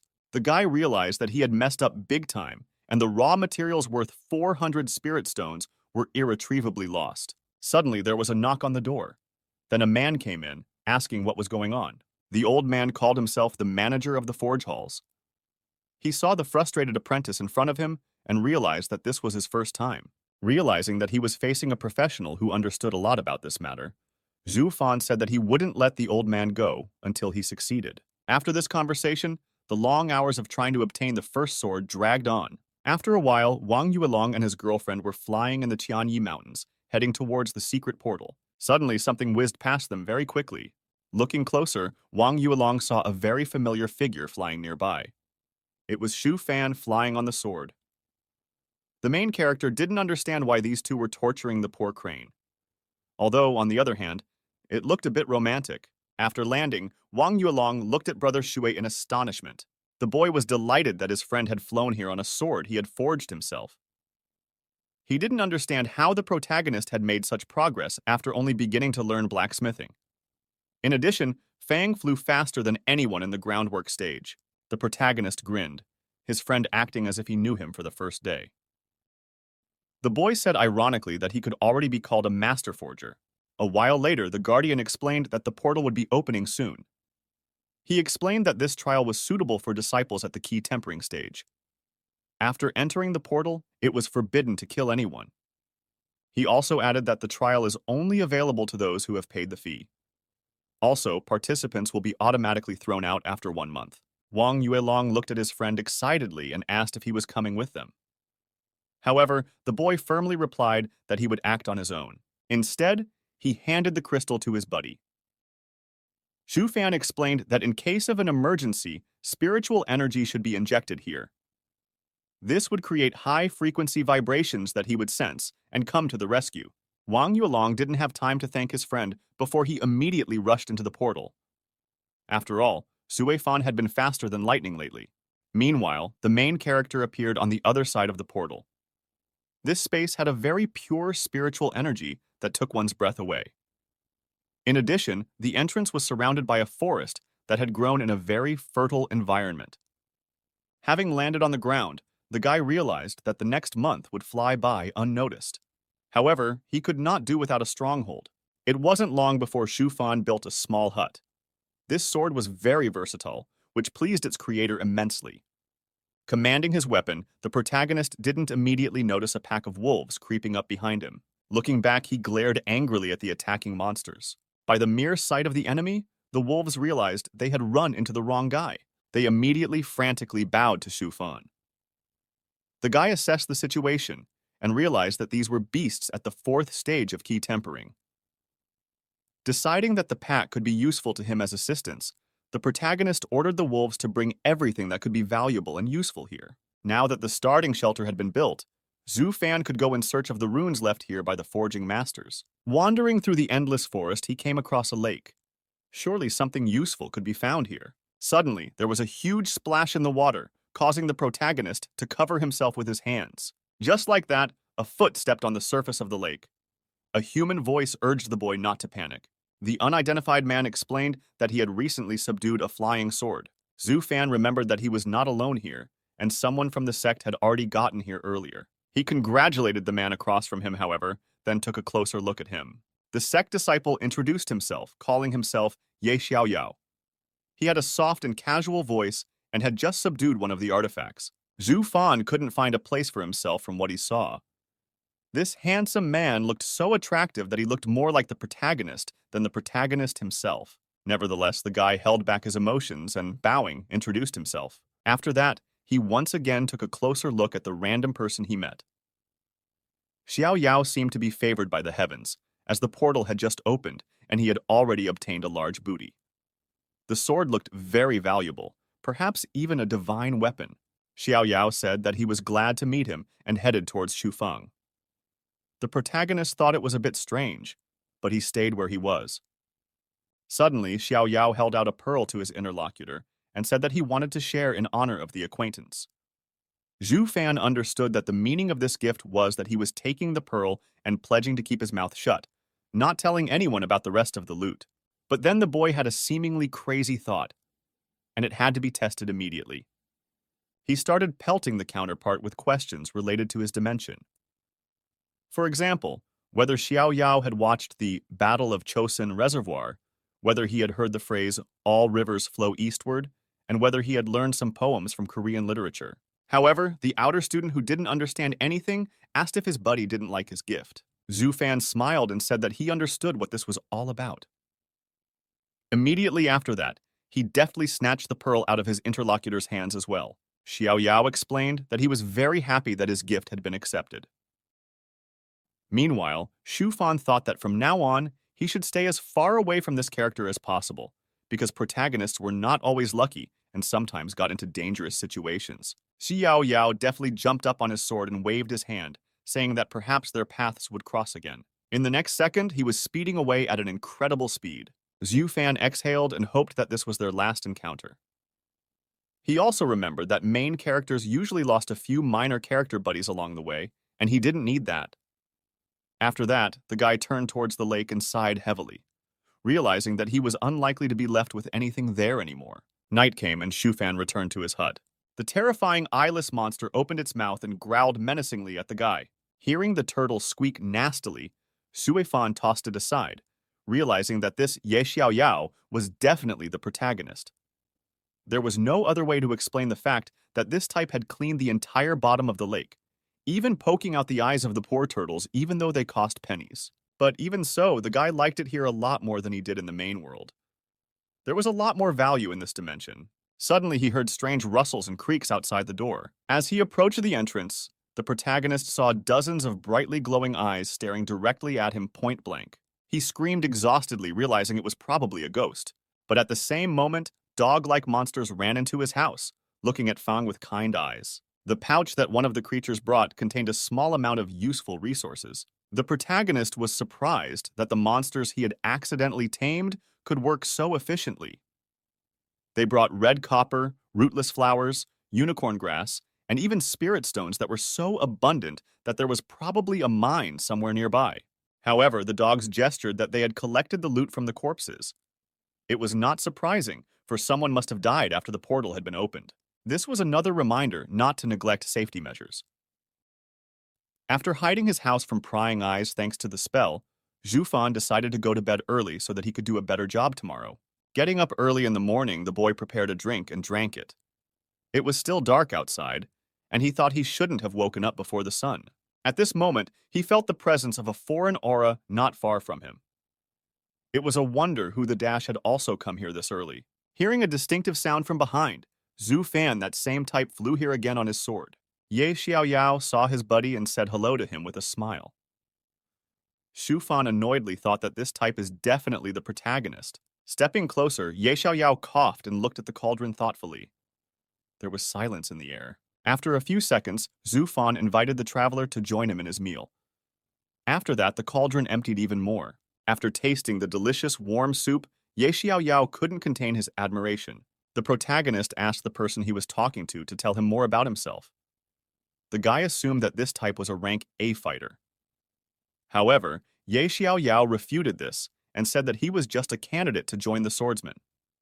However, he had a mentor named Yuan Hui. Shu Fan said that he had heard of this trainer who came from a great swordsman family and was a great master of his craft. At the same time, he thought that the protagonist should naturally have an exceptional mentor. After all, it was a cliché. Fan also noted Ye Xiaoyao's exceptional data, and coupled with the huge production, his growth should be even more rapid. However, the guy thought it was a taunt and said he was used to it by now. He said that he had been an inner disciple at the foundation stage a few months ago, but for some reason, his cultivation had started to degrade. Right now, Xiaoyao was already at the 9th key tempering stage and didn't know when this decline would end. At the moment, he was trying to accumulate as much wealth as possible so that he could live a poverty-free life if he became an ordinary layman. Xu Fang was increasingly repulsed by these words, especially after he looked at his interlocutor's left hand. With a satisfied face, he said that he had no doubt that Xiao Yao would be able to recover his cultivation and return to his rightful place. In turn, the guy appreciated the image of his interlocutor and now had no doubt that this type of person was the protagonist of this story and was worth staying away from. But suddenly, the poor fellow grabbed Xu Fang's hands, causing him to be very puzzled. He was glad that his interlocutor was trying to comfort him. Ye Xiao Yao explained that when others heard about this story, they just laughed, and some even started to look at him with contempt. His eyes shone, and the boy said that he really wanted to be friends with Brother Shui. The protagonist absolutely did not want this, and even such a thought made his body shake. A short while later, the strange interlocutor flew away again. Xu Fan was sure that if this type of person rolled to the 3rd step, some wise mentor would suddenly appear from the ring. The boy went in search of something interesting, and after an hour he came upon a large tree. He was happy, because it was perfect for building his own ship. Suddenly, a loud cracking sound was heard from behind, followed by the noise of birds flying in different directions. Xu Fan lazily turned around, realizing that something was about to happen. Soon the ground shook already not far from the protagonist. Then he saw a huge paw come down to the ground right next to him. It was a huge-sized beast that looked like a bear. According to the information, this monster was at the 8th stage of hardening, which allowed the guy to try out the made sword on it. With this thought, Xu Fan pointed his blade at his opponent. This sword was silent and very fast, and also acted as an excellent means of transportation. The bear didn't even try to fight back, and the blade easily slid into its body. After that, the monster's head began to stonewall. His paw, which was already near the protagonist's head, suddenly began to stop. Suddenly, a stream of blood spurted out of the monster's eyes. After that, the bear cried out loudly, and faintly visible needles flew towards Hui Fan. These small objects, 36 in number, which were elusive to the eye, struck the target with a cold light. The boy grinned and hoped that no one else would distract him from building the ship. Half a day of laborious work passed, and the protagonist finally got his ship. He quoted one of the verses admiringly that if heaven had not given him life, mankind would be living in darkness. Suddenly, the stone that had been lying calmly in his pocket before began to vibrate. This only spoke to the fact that Wang Yuelong was in some kind of trouble. The protagonist confidently jumped aboard his ship and shouted to it to fly forward. The vessel then sped away at high speed. Meanwhile, somewhere in the forest, Wang Yuelong and Mujun Qiangqiang were fleeing. A whole swarm of huge wasps rushed right behind them. At some point, the guy grabbed the girl, who was starting to fall behind. The monsters were getting bigger by the minute, and the pace of their movement didn't slow down. Qiangqiang asked her boyfriend if he was confident that Xue Fan would be able to save them in time. She explained that in a critical situation, she would be able to use the secret technique of igniting her own spirit and blood, in which case they would be able to break away. Suddenly, the adventurers sensed that the monsters were about to launch some sort of attack. The ground beneath the people's feet began to shake, and then Wang Yuelong decided that it was no longer possible to procrastinate. The very next instant, it rushed forward with renewed speed, and huge stingers began to fall on them from behind. But the guy successfully maneuvered, and they managed to evade the attack. At that time, he also offered to wait a little longer, as his faith in Brother Shu was unshakable. With this thought, Wang Yuelong swallowed another acceleration pill. It was not for nothing that his friend had taught him the technique of fleeing the battlefield. However, this ability consumed a lot of spiritual energy. All of this was being watched closely by the protagonist from above. At that time, Qiangqiang clarified that acceleration pills were not the answer and asked to be allowed to turn to spirit and blood burning. Looking at these idiots with the eagle eye technique, Xu Fan thought that these two must have brain thrombosis by now. After all, otherwise, there was no way he could explain why they had gone to the deadly bees, whose habitats even the golden elixir stage wars would have avoided. At that moment, the lovers felt a spiritual energy coming from the sky. When they saw the flash, they realized that Brother Zhu had come to their rescue after all. But at the same second, a wasp sting flew past Wang Yulong. Looking around, the travelers found that they were completely surrounded by a swarm of monsters. At the same time, the monster spotted the flying ship underneath and also headed towards it. Seeing this, Wang Yulong apologized to Brother Shui for having to involve him in this. Suddenly, a terrifying scream came from the ship. Zhu Fan used an ability called Annihilating Soundwave to deal massive damage to a huge area. From the power of this skill, the monsters began to be blown away. All the creatures practically died of fright in the first second. The rescued looked up and saw a huge swarm of monsters falling to the ground. A little while passed, and a hook that descended from the ship hooked Wang Yulong by the scruff of the neck. From fright, the guy screamed, and soon he lost consciousness together with his girlfriend. A few seconds later, Shu Fan was already sitting on the lakeside and roasting his prey. He didn't think that using this technique would wear out his body so much. It felt like it would take several days to recover spiritual energy. The protagonist couldn't imagine the losses he would incur because of such nonsense. Zhu Fan came to the conclusion that spells that required spiritual energy would have to be abandoned for the time being. However, skills that utilized mental power were still available. Around this moment, Wang Yulong gradually began to come to his senses. The boy shouted out in fright that he had really gone to the underworld after all. Shu Fang replied that he had set up his friend because of his stupidity, and he would have to go through all the circles of hell. However, this would not happen today. After waking up, Wang Yulong tearfully realized that he was still alive and Brother Shu had saved him again. After that, the guy rushed to his lover and started breaking her, trying to bring her to her senses. The protagonist tossed a bottle of mixture to his friend, saying it was something to drink. Fang explained that after the concussion and the sound wave, their brain function was impaired. Although it was actually a first-rate sedative elixir, each vial was worth 600 spirit stones. Wang Yulong pounced on his friend who had once again saved his life with tears and gratitude. In response, the protagonist shouted angrily that the boy would pay for everything.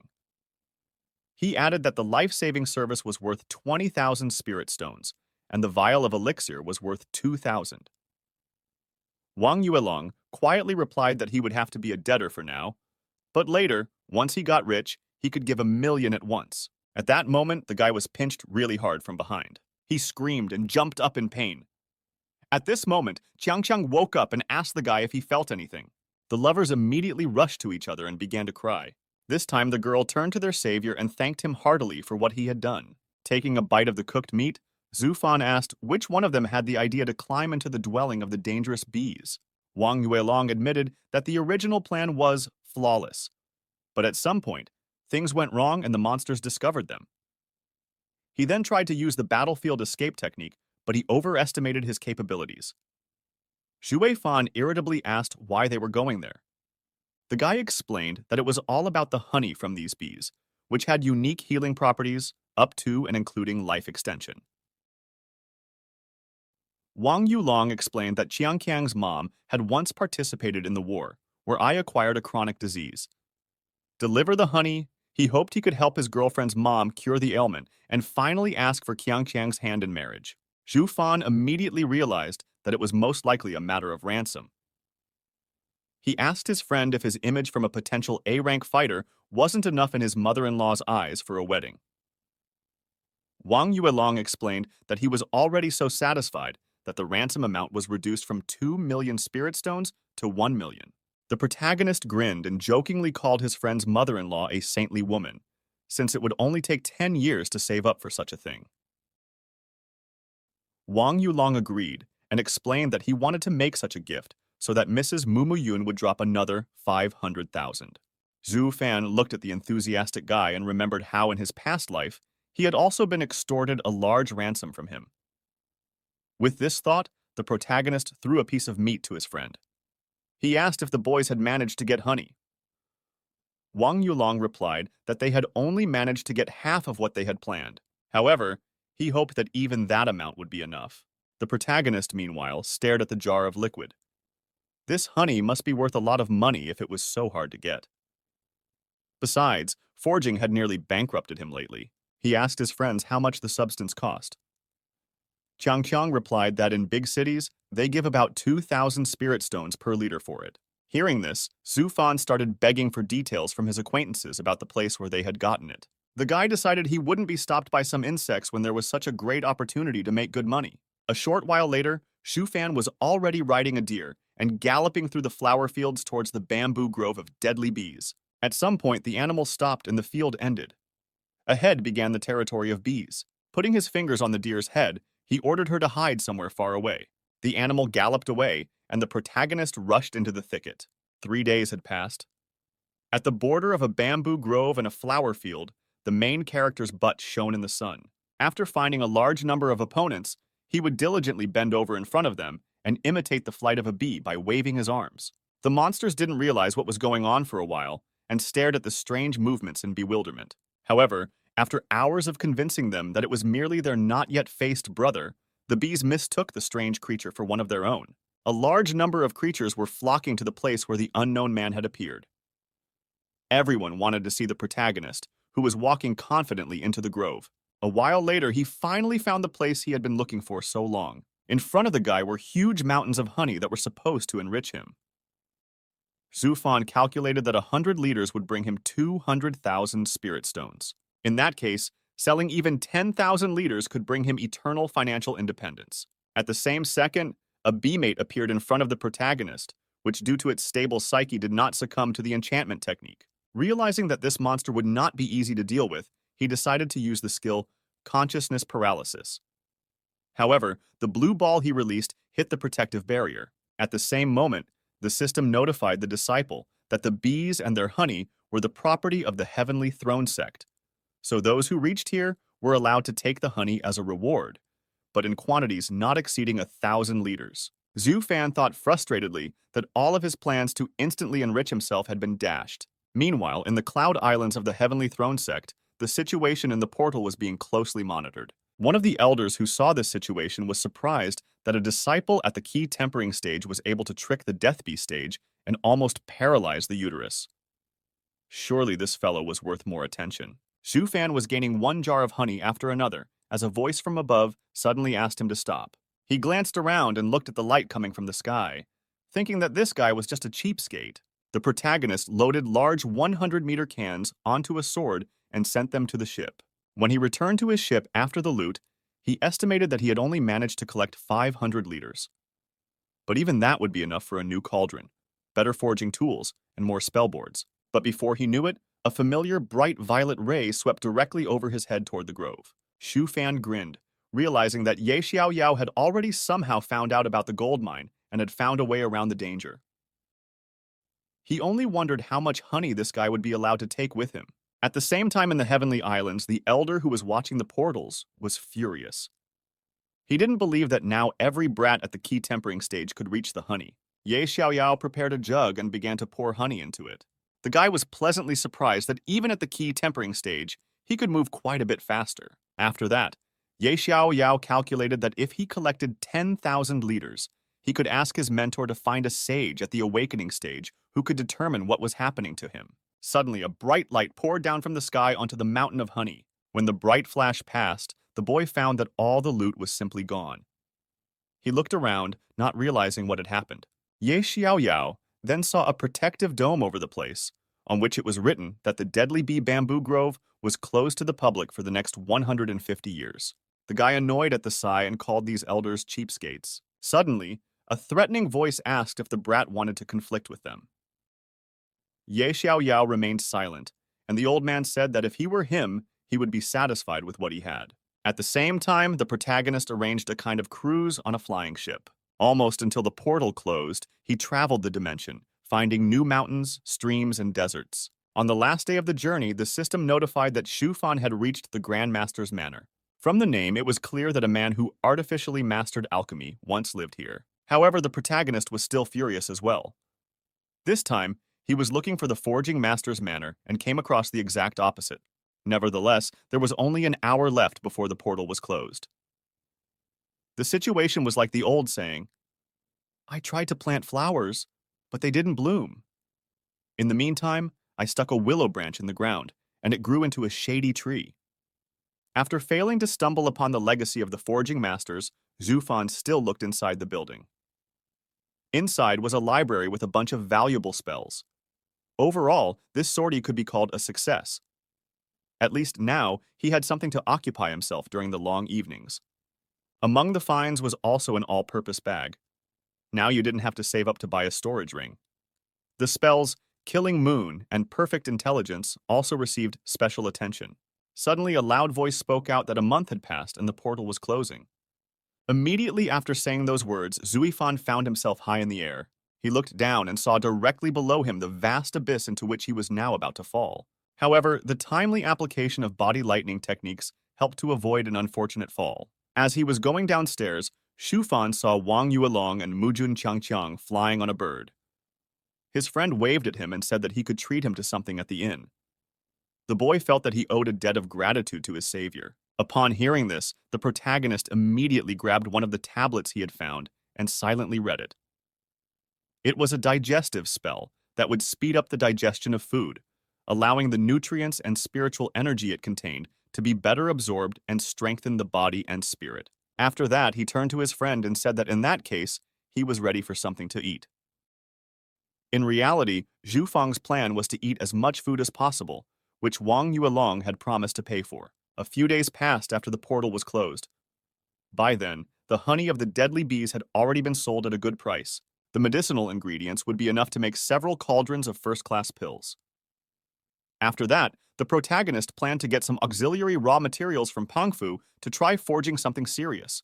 Making a paper crane with a list of things he needed, Zhu Fan threw it into the air, and the message flew instead of the Alliance's location. A short while later, Pangfu sent a messenger bird with 10 full bags of ingredients. In response, the protagonist sent a payment of 300,000 spirit stones. Holding the invoice in his hands, he still couldn't believe that he could find such an amount to pay. After that, Xu Fan took a large piece of crushed copper and examined it. It looked like it was a very high-grade ore. Now the guy was ready to go into a long recluse and do forging until he was blue in the face. A full 3 years had passed since that day. Xu Fan once again rented a room in the blacksmithing halls. However, this time he also failed. He had thought that, given his talents, he would be able to forge anything he wanted with his eyes closed in 3 years. But it turned out that forging was a very complicated science. During his experiments, the protagonist came to the conclusion that the runes of energy control and spirit amplification were rejecting each other. However, he could not find the reason for this. After another explosion, Zuifan's head hit the ground, and a brilliant thought came to him. As he jumped to his feet, he thought that perhaps he needed an intermediary rune to succeed. After that, Zhu Fan almost immediately made another attempt. This time there was an explosion again, however, now it looked very different. When the smoke cleared, the protagonist suddenly saw a solid glowing sword. He immediately decided to name the new weapon Thousand Man. Although the guy realized that he had only spent 6 attempts, it was also quite a lot. In these 3 years, he had spent a large amount of spirit stones and materials. After that, Zhu Fan decided to read the latest information from Pangfu. Among the interesting things was that the flying ship had been damaged by the collision with the giant sea beast. The guy hoped that he would be allowed to repair the aircraft. But what drew the main character's attention even more was that Ye Xiaoyao killed the sect traitor at the Golden Erection stage, even though he himself was only at the Foundation stage. Not long ago, this type had degenerated, and now he was killing much stronger people. However, the protagonist was not discouraged this time. He himself had evolved to the 8th stage of ki tempering. Much of this growth was due to the digestive spell. In addition, Xu Weifan had internalized all the ancient recipes from the great alchemist's manor. The protagonist assumed that he himself could destroy the enemy at the Golden Elixir stage when he broke through to the Foundation stage. The Summon Beast spell he found has become one of his favorites. It can summon the spirit of a water dragon, which has combat power at the level of the Foundation stage. In addition, if you find to make a suitable vessel for the spirit of this monster, you can bring its combat power to its peak. In this case, you can fight back enemies a couple of stages higher. With these thoughts, Zui Fan was already at his home. Relaxing, he sat down on the chaise lounge, realizing that he would now be able to rest properly. But before the protagonist could think about it, Wang Yuelong and Mujun Changqiang immediately appeared in front of him. Realizing that he couldn't get away from this sweet couple, Zuofan asked why they were so happy. He wondered if Yulong's mother-in-law had finally given in to his pressure. Pressing his lips together, the boy muttered that he did. He then embarrassingly held out the invitation to his friend, shouting that on the 15th of next month, the most momentous event of their lives would take place, and Brother Shu had no right to miss it. After that, Yulong and Qianqiang quickly set the table, arranging many different dishes. They asked if the main character liked the food. Shuifan replied that it was delicious. He looked around at the couple in love and wondered. Even though the two of them looked very cute, the guy didn't feel envious. He was destined to live until he became a great sage. Besides, there was hardly a woman in this world worthy of his attention. After that, the protagonist, having nibbled the last chicken leg, threw the bone on the plate and got up from his seat. He turned around and beckoned the guests to follow him. The boys looked at each other, not understanding what was going on. Walking into the next room, Yulong and Qianqiang were at a loss for words at what they saw. It was a huge annex filled with high-quality weapons. Yulong now understood why Brother Shu hadn't shown them this place before. Qianqiang admiringly called Fong the most talented disciple of the sect.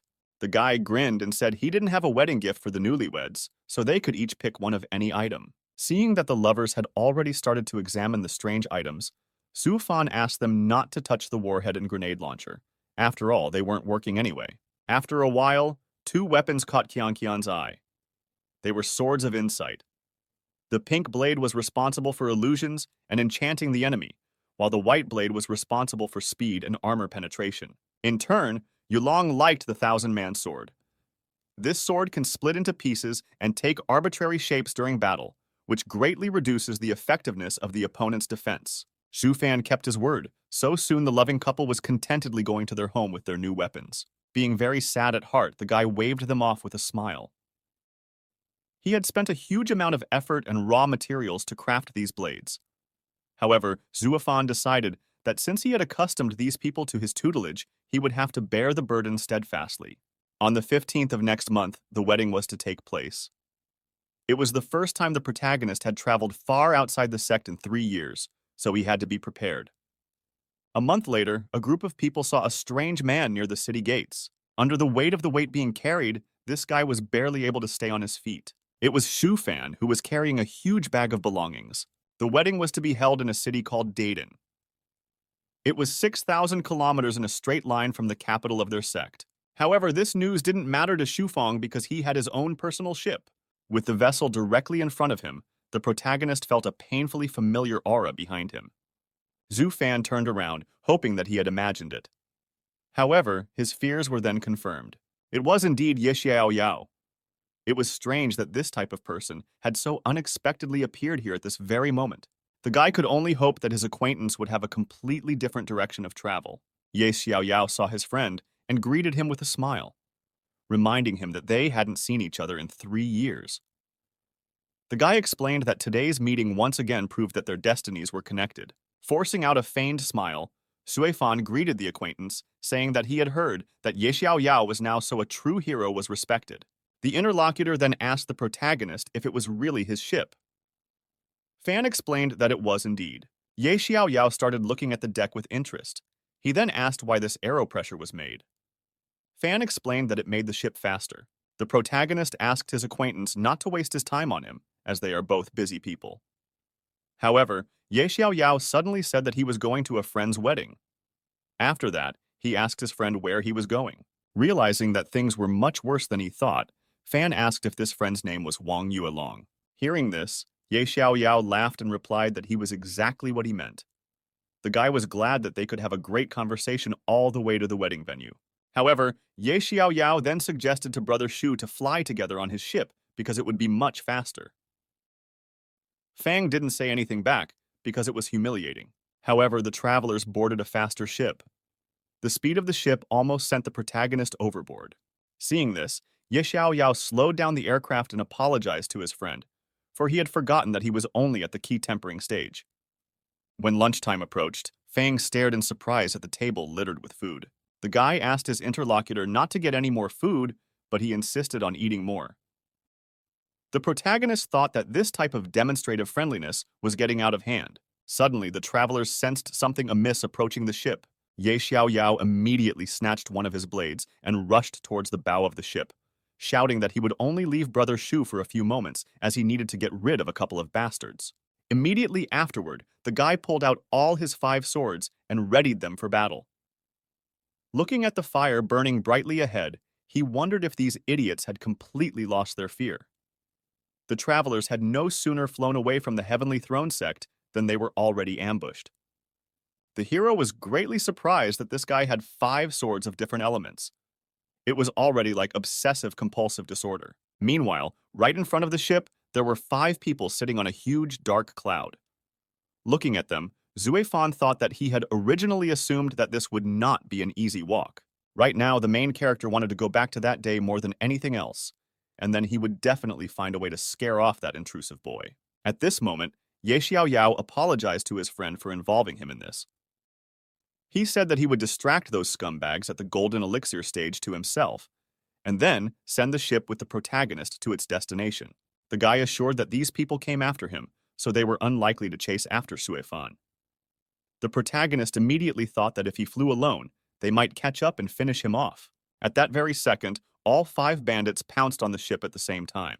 Ye Xiaoyao raised his hand and prepared his blades for battle. The guy had already killed one scumbag at the Golden Elixir stage not too long ago, so he was confident that he would succeed now as well.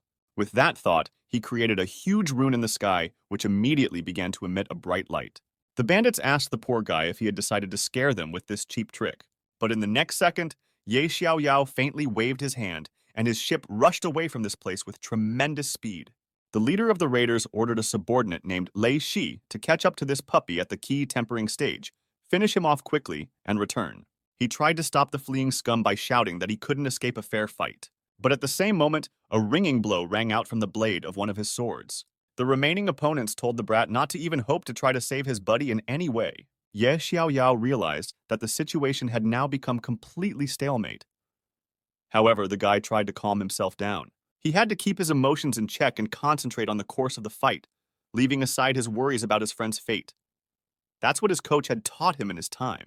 After that, Ye Xiaoyao gave his opponents a serious look and said that none of them would leave here alive today. Meanwhile, the protagonist, sitting aboard the ship, was contentedly sniffing aroma sticks and praying that the heavens would give him another chance to never leave the sect's territory again. But at this moment, there was a bright red flash from behind, and Shu Fan realized that his prayers would not be answered. Seeing his opponent, Lei Shi grinned and realized that today's walk promised to be easy. The protagonist prepared a summoning spell, realizing that this fight would cost him dearly. The dragon soul suddenly burst out of the ship and caught the attacker off guard. In the next few seconds, the monster took on a physical shell. Lei Shi made no secret of the fact that he didn't expect such a thing from a disciple at the key tempering stage. In response, the protagonist suggested that they should not fight and disperse peacefully. He really didn't want to get into a fight, since the guy had once spent 5,000 spirit stones to extract energy from them. This dragon should have been enough for 15 minutes of fighting. However, Lei Shi confidently shouted out that he would not accept such an offer this time. After that, the worm that was wrapped around his body rushed towards Xuefang. However, the dragon intercepted the monster with its paw and crushed its head. The creature's carcass fell to the side of the ship. In turn, the dragon's spiritual energy level increased dramatically, increasing its rank to the equivalent of the Golden Elixir stage. Looking at the boy's frantic face, the attacker didn't understand how such a weakling managed to pump the summoned creature with so much energy. Meanwhile, the protagonist ordered his minion to kill the man. The dragon pounced on Lei Shi. Meanwhile, Shu Fan rushed away from the place, shouting that he would make 10 more of them when he returned home. Taking advantage of its superior power, the monster effortlessly tore apart the human body. Being practically crushed by the dragon, Lei Shi shouted that these cheap tricks wouldn't help slip out of the hands of the Golden Elixir stage warrior. With those words, he threw the bug towards Shu Fan. Noticing this, the protagonist created several barriers that were meant to merge together and stop the creature. However, the bug was so fast that it effortlessly flew through the defenses and slammed into the guy's head. The system immediately alerted to the onset of the neuroparalytic effect and mental damage. Shu Fan staggered and fell overboard as he approached the edge of the ship. Before he lost consciousness, the guy thought that now he was finished. Some time has passed since the situation occurred. Somewhere in the mountains in one of the old huts, two children were staring in amazement at a stranger. The girl asked her brother if the time would soon come when they could eat meat every day. The boy wiped the head of the lying unconscious protagonist with a napkin and said that it would be right after this immortal celestial woke up. He reminded his sister that Changshan's grandfather had told them to bring out this demigod. In that case, if they didn't become celestials themselves, they would at least live a life of wealth and honor, and rich people eat meat every day. However, the child noted that judging by the man's condition, they were a long way from a sumptuous meal. At this point, Zufan had already scouted the surroundings through his unconscious perception. He was glad that he had been found and rescued, because there was a very good chance that his body could have fallen somewhere in the snowy mountains and frozen to death. All this was also preceded by an incredible battle with a soul-eating worm, which took place half a month in astral space. At first, the monster was winning, taking advantage of the protagonist's weakness and gnawing into his body piece by piece. But it was only recently that Shufang managed to win this long battle and finally came to his senses. The children were about to leave the shack when suddenly an unknown voice called out to them from behind. The main character smiled and said that the guys wouldn't get much of a tip for the massage. At that moment, the little boy remembered his grandfather's instruction that after the man from heaven woke up, they should immediately start beating their foreheads against the ground until that celestial agreed to accept them as his disciples. Only then could their lives be considered settled. The children immediately fell to the ground and asked the unknown man to accept them as his disciples. Shufang was completely surprised, as he had never heard such talk before. The protagonist realized that he would have to create a mysterious atmosphere so that he would definitely be believed. He pulled the children's hands off the ground and asked them to stand up. Zufan then assessed their abilities. The girl had 3 spiritual life roots, while the boy had 4. By the standards of this world, they would be cannon fodder at best. However, these kids are remarkably decent, as nothing was missing from the main character's omni bag. After that, the guy asked why the kids wanted to become his students. Those simultaneously replied that they wanted to eat meat every day. Such a straightforward answer struck Zufan to the core. It was very cute and further validated the honesty of these kids. Zufan said that he liked this answer, and added that there was something else left to figure out. Guy lifted the children up and used a spell to make them both fall asleep. Then he put the boys to bed. Before the final verdict, he had to check their fates. Only after that could the protagonist decide whether to become a mentor or not. In case their abilities were not enough, the guy was ready to provide these children with a trouble-free life. After that, Zufan sat back down comfortably and examined his hands. It was time to assess his own condition. Although he had finally managed to get rid of the soul-eating worm, but the monster had managed to cause serious damage. Now it would take at least 6 months for the protagonist to recover. Clenching his fist, he decided to make a promise to himself. Putting his foot on his leg, Shufan decided not to leave the sex territory for the next 10 years. But what was more important was to stay as far away from this Ye Xiao Yao as possible from now on. With this thought, Zufan took out a mug and a teapot from the bag. He poured himself some tea and decided that he would need to make more battle dolls when he returned. It was still the most effective way of defense for him. Suddenly, the door to the hut opened, and the same old man named Changshan appeared on the doorstep. His body trembling, he looked at the awakened celestial. Without a moment's thought, the man knelt down and prostrated himself before the demigod. But the protagonist used the same technique to pull the old man's hands off the ground and set the man on his feet. Zufan clarified that there was no need to fall on one's knees in front of him, as it was up to the guy himself to thank his saviors. Then he asked the old man what he wanted most of all. Changshan replied that he had no son or daughter, so he wanted him and his wife to live to a ripe old age without sickness or sorrow. The boy thought it was a very practical but complicated wish. At least part of this request he could fulfill. Shufan held out a vial of liquid to the old man. He explained that there were 10 longevity pills, which should be taken 1 every 2 years. He also promised to take both of his children into the sect and take care of them. Changshan looked at the boy and girl lying on the bed in surprise and asked what had happened to them. The protagonist replied that he had sedated them himself to test the potential for possible acceptance as a disciple of the sect. Realizing that he'd better stay out of the way now, the old man bowed again and left the shack. Shufan thoughtfully looked down and sighed heavily. Sometime later, he decided to finally find out the results of the test. Two balloons with information about the children appeared in his hands. The boy will live a long life and die at a very old age in the circle of his loved ones. He will live through a lot of things, but not his soul will remain unchanged. The girl, on the other hand, was much more interesting. She could reach serious heights in cultivation because she had good data for it. Afterward, the main character petted the children, saying that once they woke up, their lives would no longer be the same. Meanwhile, Wang Yulong was sitting in the Heavenly Throne Sect's territory near the gate leading to his friend's courtyard. The boy with shaky hands thought about his missing brother Shu. He was annoyed that something had happened to his friend the one time he had left the sect's territory to attend their wedding.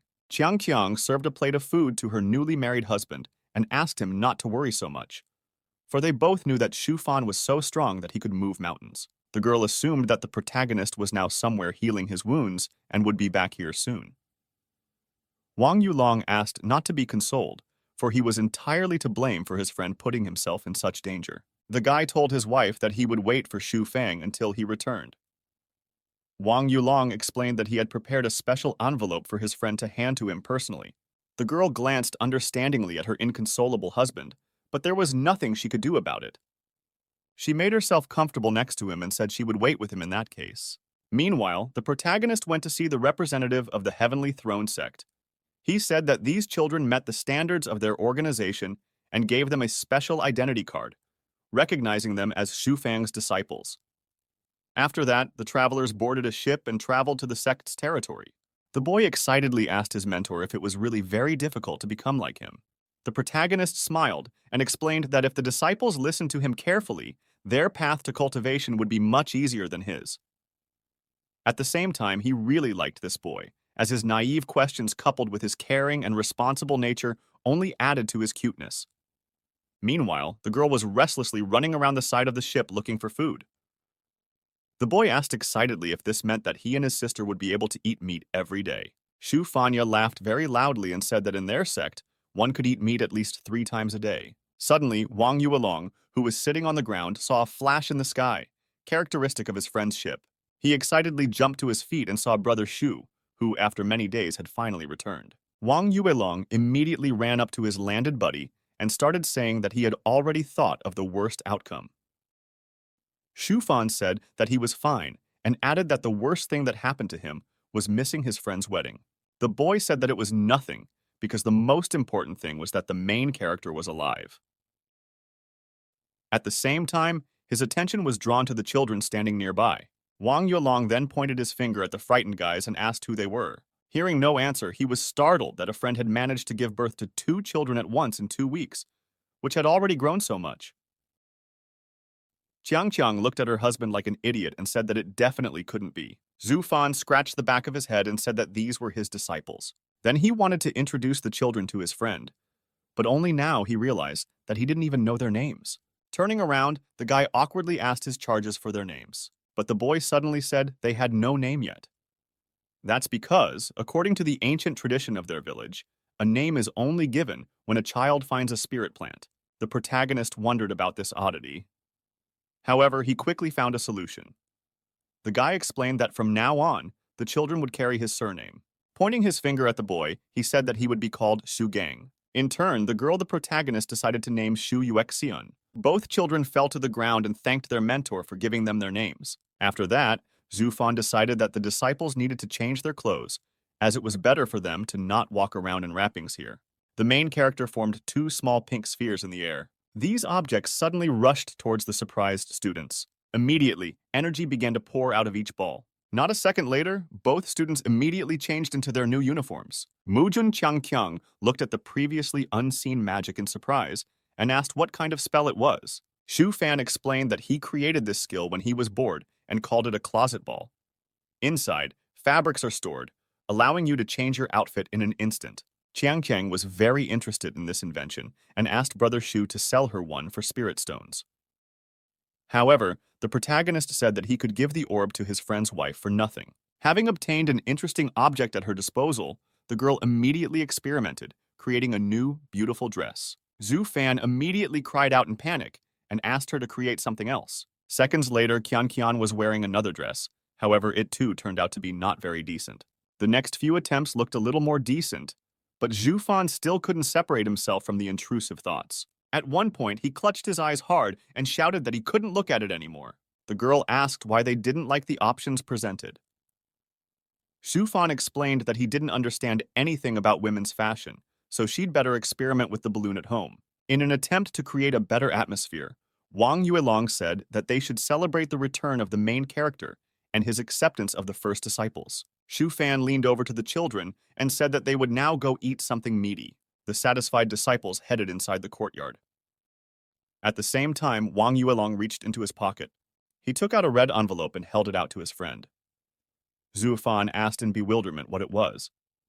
However, Yulong only replied cryptically that the guy knew what it was for. Not knowing what to expect, the protagonist nodded in response and took the mysterious gift. A few days later, blacksmithing halls. As Zhu Fan stretched, he realized how troublesome it was to be as talented as he was. He had barely recovered from the attack, and he was already receiving orders from Brother Wang Fu.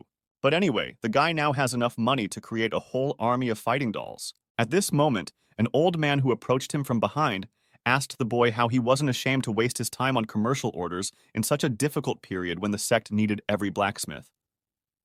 Seeing him, Zhu Fan was afraid that some powerful old gaffer was now angry at him. Was he going to have to live on his mountain from now on without a trace? Meanwhile, looking at the boy, the old man remembered how not long ago, the sect leader had ordered him to find at least one blacksmith skilled in engraving runes. The man certainly didn't expect that, wandering down the street with his head down, he would come across such a treasure. His mission accomplished. After bowing before the honorable man, Zhu Fan told him that he had been attacked outside the sect 2 weeks ago and was on the verge of life and death. The guy had only returned a couple days ago and had to fulfill some urgent orders to avoid setting his brothers up. Apologizing to the old man once more, he promised to familiarize himself with the sect's assignments tomorrow. After listening to the boy, the old gaffer confessed that he had wronged him in vain. Then he asked Fang what he had forged today. Holding out a case of weapons he had forged to the elderly blacksmith, Fang showed his work to his mentor. What the elderly man saw shocked him. This guy is good at basic runes, and his engraving is quite original. The tempering, smelting, and molding are also on par. Considering that he used an external source of spiritual fire, the result is very good. However, there couldn't have been any other result. Xu Fan has a rich imagination because he used to love playing sandbox games. Realizing that this boy could in the future become one of the greatest masters of forging, the old blacksmith decided to take him under his command. He asked the boy how many runes he possessed, to which Fang replied that he already had 206. Snapping his fingers, the old man asked the boy to forget about the sect's assignments for the time being. Now they will travel together to where the sect's best blacksmiths are currently fixing the main ship. When they got into the carriage that suddenly appeared, the old blacksmith asked the boy if he had ever been to the inner sector. Fang replied that he had never visited this place. Well, in that case, he should get ready to see something unusual. Only when he was at the entrance of the inner sector did Fan begin to look around admiringly from side to side. But what he saw next was beyond any explanation. Damn it! What did that old geezer do to the gods that they sent those monsters after him? Being in his party is even more dangerous than being around the protagonist. Seeing 2 huge horned serpents, the dumbfounded Fan asked the master what kind of creatures these were. Laughing, the old man asked the guy not to be afraid. These are just water dragons at the spirit fusion stage. They stand guard over the sect. The sect head himself caught them in the vast sea. They've gathered here now just to look at a potential client. And when Xu Fan asked what kind of customer we were talking about, the old geezer moved closer and, blushing, whispered that for just 10,000 spirit stones, the boy would be able to do something. Embarrassed, the boy looked at the elderly man and wondered what he could do for 10,000. You can ride them! The elderly blacksmith said excitedly. Dude, riding dragons is not like going to a prostitute. Why did you have to whisper it?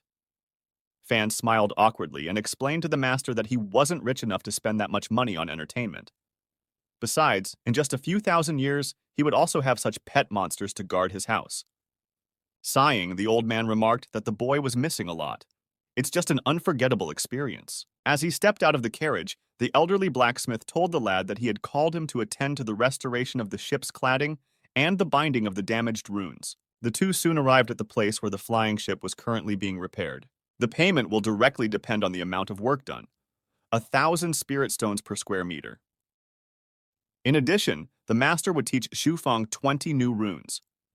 Amazed at the generosity of such a generous payment, the boy asked his mentor if he could obtain runes from the categories of spatial stabilization and spiritual energy crossing. After settling all questions about payment, the old man suggested that the boy watch the work of others for a start. The blacksmith at the stage of mastering the void would come to him very soon and answer all his questions. After saying goodbye to the master, Zuifan flew over to the rest of the blacksmiths. The process looks like a simple repair job. Only the clutching part of the damaged runs is interesting, and the rest is routine physical labor. "Are you the newly arrived newcomer?" inquired the blacksmith who flew up from behind. When the senior asked the guy if he had any questions, Fong replied that the task was generally clear to him, and he was ready to get to work. Allowing the newcomer to begin, the senior blacksmith asked him to work briskly, because Shufeng's bonus depended on the speed of Shufeng's work. The guy immediately got to work. First of all, he decided to use the meltdown. With deft finger movements, Shufan began to reshape the wood and fuse the missing pieces into the ship's plating. The senior blacksmith who noticed this could not understand how the newcomer could work with such speed, especially since he was self-taught. Where did he come from? Deciding not to dwell on it, the man realized that he wouldn't be able to work relaxed from now on. Otherwise, this guy might take his place as chief blacksmith, and so it's been 2 whole months. The renovation was finally finished, and the quality of the work was very impressive. The ship seemed to sparkle in all directions. Flying over to the senior blacksmith, Xufan asked what they would do now that the ship's plating was finished. The man replied that they didn't have a job for now, after which he thought for a moment. Putting his hand behind his groove, the senior blacksmith noted that, thanks to him and Xu Fang, a job that had taken 3 months to complete was completed in 2. The lad's talent is obvious to the senior. It is possible that he will become a great master forger in the future. That's why the chief blacksmith decided to give the guy 5 rune stones that he got by chance. Now he hopes that when Shufan becomes a great master, he will be able to ask the boy to forge a divine weapon. Laughing awkwardly, Fan thanked his buddy, promising that he would be the first on the list. However, the guy realized that he was only 120 years away from the basics. And by the time he became a great master, this dude would be long dead. The Heavenly Throne sect was much more surprising than Shuifan could have expected. They use half of the small Chiliacosm as the inner sector. Outer disciples rarely come here, but Fan is bound to find an opportunity to explore this place. However, it was that old man who brought him here all this time. He's not going to do that after the job's done. So he's going to have to find a way to get in here. Meanwhile, somewhere far away from the Heavenly Throne sect, Wang Yuelong and Mujun Qianqiang standing back to back fighting off a horde of monsters attacking them. With a smirk, Yulong suggested that his wife exchange the merit points she received for an embryonic pill after completing this task. But the girl disagreed with him and offered to spend it on bringing her husband closer to the groundwork stage. The guy, in turn, said that buying the pill would be the best solution. At the groundwork stage, he will end up on his own as well. The best option would be to invest in a child. When he was born, he could be immediately apprenticed to Brother Zhu. In that case, their child is guaranteed to become a genius. Turning around, Yulong noticed another wave of beasts approaching. And it seems that there are some among them who are already at the groundwork stage. If there were more than 2 such beasts, Qianqiang and Yulong might be in serious danger. With the help of her bird, the girl checked the approaching horde and found that there were 3 beasts in the groundwork stage. Putting his hand behind his sinus, her husband replied that they could not retreat. The other disciples are still defending the nodal points. If these 2 don't hold the defenses at this site, the labor of hundreds of disciples will go to waste. So there was only one way out. Yulong will have to use the emergency balloon he bought from Brother Shu for $10,000. After launching this balloon into the sky, the guy tearfully said goodbye to his 10,000 spirit stones. Once in the sky, the emergency balloon began to burst into bright flames. A second later, it burst like a firework, scattering incomprehensible sparks in different directions. It looks harmless. Suddenly, it all freaking exploded, tearing all the opponents apart. Looking at all of this from behind a rock, a dumbfounded Yulong wondered why the hell Brother Shui didn't warn him about such a powerful shockwave.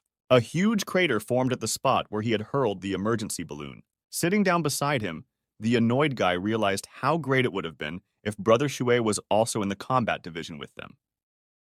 He could finish off the three beasts at the foundation stage with a single wave of his hand, and Yulong himself wouldn't have to spend 10,000 spirit stones. Qianqiang, on the other hand, asked her husband not to sigh like that. Everyone has their own aspirations. Besides, Yulong had already learned so much from Brother Shu, and his martial training wasn't even half as good.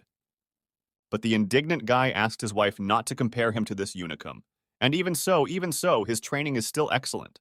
Sitting beside him and admiring the explosion crater, Qianqiang suggested that the next time they met, she should ask Brother Shui to spar with him since he had such excellent training. It would be interesting to see if he could last longer than 3 seconds. Saying that she was underestimating him, and he could even last 5 seconds, Yulong noticed something strange. Some sort of green glow appeared in the explosion crater. Seeing the stone lying on the ground, Yulong immediately realized what it was. Judging from the color, smell, and density, it is an iron ore enriched with spiritual energy. With enough enriched iron, you can make armor that will allow you to fight on equal terms with the enemy at the golden elixir stage. After thinking it over, Yulong tossed his wife some sort of pouch and began to descend into the vortex. Waving his hand to the girl, the guy asked her to hold this pouch while he mined the ore. If beasts suddenly appeared during the foundation stage, Qianqiang would be able to fight them off with this item in her hand. Soon, the two of them returned to the sect and noticed that Brother Shu had suddenly decided to move for some reason. Zhu Fan explained to his friends that since he had students, he had to move to a bigger house. But of course, the guy had to hide the real reason. It's all because the big order he fulfilled for Panfu's brother actually came from that annoying protagonist. If that dude wants to work without a middleman next time, he'll show up at Fang's house. So he doesn't want that. After telling the reason for his move, Su Fan decided to show his friends his newest creation, the God Armor. The only way he had been able to perfect it was with the enriched iron ore that Yulong and Qianqiang had mined. Seeing this magnificent armor, Yulong remarked that it was exactly his style. Fang told him that from now on, he could go on dangerous missions in this fine outfit. Zhu Fan could personally guarantee that no creature below the golden elixir stages would defeat the owner of the God Armor. Running up to the admiring Yulong, the cultivator motioned for him to put this item on and assess what characteristics it possessed. As soon as Fang snapped his fingers, the armor was immediately placed on his friend's body. Convenience, reliability, all in one bottle. This armor also looks awesome. This style really does suit Yulong very much. This armor consists of 16 separate elements. Together, they can increase the wearer's spiritual power by 2 to 3 times and provide protection from physical and mental attacks. It can also be switched to attack mode at a moment's notice. Switching to attack mode, Yulong felt a tremendous amount of power in his hand. "Fire on the Hulk! Ugh, no, fire on the beasts!" shouted Shu Fan, whereupon his friend tested his new weapon on the rice crops. The incredible power of his new weapon greatly delighted Yulong. In addition to its tremendous destructive power, this armor has awesome speed. When he took off his helmet, he noticed that Brother Shu had managed to create a miracle of blacksmithing. Thanks to this armor, even a beast at the peak of the foundations would not be afraid of Yulong. The decision to bring the enriched ore to Shu Fan rather than to the market was the right one. Originally, Yulong had thought that his friend would owe him for such valuable raw materials. But now it was he who had become debtor. Determined not to miss such a chance, Fan told his friends that he had a request for them as well. Due to the fact that the guy has shown himself perfectly during the repair of the main ship of the sect, he was given the opportunity to go on an expedition. As everyone knows, such expeditions can last for months. And so the cultivator decided to ask his friends to look after the house and his students. Of course, Yulong and his wife agreed to help the guy. After all, Fan helps them so much, and so they will be only too happy to oblige him. Then, sitting down in a dramatic pose, the two of them remarked how much their old brother Shu had changed since he was already being called to all sorts of expeditions. Zhu Fan, on the other hand, agreed that this was indeed a unique opportunity, except that he had a bad feeling about it. Yeah, the guy can only hope his bad feeling is false and this dude isn't on the ship. A month later, it was time to set off on the expedition. Approaching the checkpoint, Zhu Fan showed the guards his boarding token. Putting the token back to his groove, the boy walked through the gate and saw the flying craft. The ship he had recently repaired with the other blacksmiths looked even more beautiful than the last time they had met. Looking at this magnificent structure, Shu Fan promised himself to build a similarly gigantic ship one day. Soon, boarding began and people began to take turns getting on board. "Brother Shui, where did you disappear to? You moved and didn't even report!" Xiao Yao's joyful voice suddenly sounded. Realizing that this meeting would not end well, Fan hopelessly turned around to the protagonist and greeted him. The guy remarked that he should probably already call Xiao Yao honorable brother since he had already reached the golden elixir stage. But as Shu Fan came closer to Shu Feng, the protagonist placed a hand on his shoulder. "What kind of honorable brother? You and I are longtime brothers, almost relatives," Xiao Yao said modestly, making Shu Feng even more eager to get off the ship. Xiao Yao approached the guard and asked for a more decent cabin for his friend. The man with the spear said that the cabin to the left of the protagonist was not yet occupied. Deciding that Fan would now live there, Xiao Yao suggested that Brother Shu give Brother Shu a tour of the ship first. Toward evening, the supplies would be loaded on board. Then they would have dinner and a couple of drinks together. In the evening in the dining room, Shu Fan sits at the table and stares hopelessly at the food. "Bailiff, the guy decided to pretend he was going to the bathroom. That way he can get the hell out of here." But after walking over to him, Xiao Yao put the unfortunate boy back down. Recently, Master had tasked Ye Xiao Yao to make sure to find a way to fraternize with Shu Fan. He was sure that it would do him a lot of good. Therefore, determined not to miss the chance to get closer to Brother Shu, the protagonist offered him to taste these top-quality spiritual food dishes that even the sect leader himself praises. Looking hopelessly at the food on the table, Shu Fan noted that it appeared that this order had cost his friend quite a few spirit stones. However, Xiao Yao clarified that this order didn't cost him anything at all. For the crew members, the meals were free of charge. Looking at the guy's ring with interest, Fan asked Brother Ye how he dealt with his strange ailment. Rejoicing that his friend still remembered it, Xiao Yao revealed that when he returned from the portal, his ailment had simply disappeared. The lad immediately discovered that he was once again at the foundation stage. Taking a glass in his hand, the protagonist invited Brother Shu to try to guess what he did first thing after he got rid of his illness. That's right. He went to the family of the girl who had broken off his engagement and humiliated the whole of their younger generation. Watching his mate sipping's sake, Zhu Fan realized that his conspiracy theory was becoming more plausible every time. Because a broken engagement is just another protagonist's template. Suddenly, Xiao Yao put the cup on the table with a clatter. Looking sadly at this cup, the protagonist explained that he thought that in this way he could wash away the shame of the cancellation of the engagement. It turned out, however, that girl had gone to apprentice to a renowned master and had also reached the foundation stage. She took him down with one hand. But this situation has only fueled Xiao Yao's fighting spirit. Even though her mentor is at the Mahayana stage, in 3 years, the protagonist will be so pumped up that he will return all of his grievances to them many times over. When Shu Feng supported him by saying that he would definitely succeed, the intoxicated Xiao Yao hugged his brother Shu and shouted that he was the only one who could understand him. From now on, the protagonist will consider him as his named brother. Their friendship will be eternal. Trying to push the drunken brother Ye away, the irritated fan said that he still had things to do today. But Xiao Yao didn't want to let his buddy go. What could be more important than swearing eternal friendship to each other? Shu Fan explained that while repairing the ship's cladding, he had noticed that the most important runes were located on the inside of the ship. In fact, the guy had decided to undertake this expedition in the first place in order to study them in detail. But now he's just wasting his time drinking sake with his brother Ye. Hearing the conversation about runes, Xiao Yao was visibly interested in it. Suddenly, someone approached Shu Feng from the back and placed a hand on his shoulder. "I didn't expect someone at the qi tempering stage to have such a keen eye," an old man said, looking at the boy ominously. "Would you like to apprentice with me?" Hearing these words, Zhu Fan looked at the stranger perplexedly. Who is this dude anyway, and what is he doing here? Laughing, the elderly man noticed that his future disciple's intense spiritual energy and stable mentality were quite high. He had the potential to become an excellent blacksmith.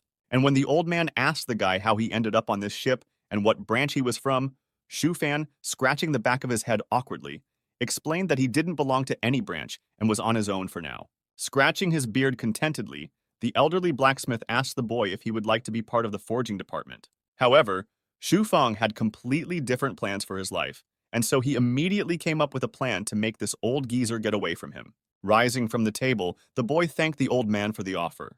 But after bowing, Fan explained that he was actually a level 1 alchemist. He was only interested in runes out of idle curiosity. After listening to the boy, the old man tisked unhappily. Another alchemist? Blacksmithing is what a man should be passionate about. The old blacksmith muttered under his breath as he walked away. After saying goodbye to the old man, Suifan exhaled a sigh of relief. If the guy joined the forging department, then he would no longer be able to enjoy a free life as he did now. Even the preparation of pills would have to be done in secret. And when he doesn't break through to the foundation stage after dozens of years, he'll be a disgrace. Brother, it is a great blessing to be called by such a serious master to be his apprentice, said some creepy creature in Fang's ear.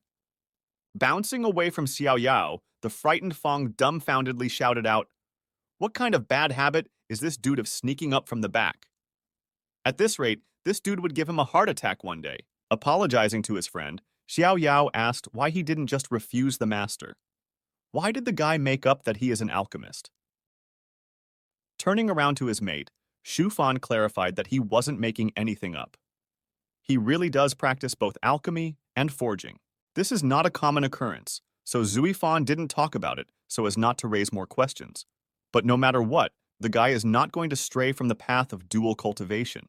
He will definitely succeed in both crafts. And when a boozy Xiao Yao finally finished spewing rainbows, Fan warned him that he wanted to take a little walk around the deck. And while the drunken protagonist watched his friend leave, the ringmaster who flew up to him once again pointed out that this guy isn't so simple.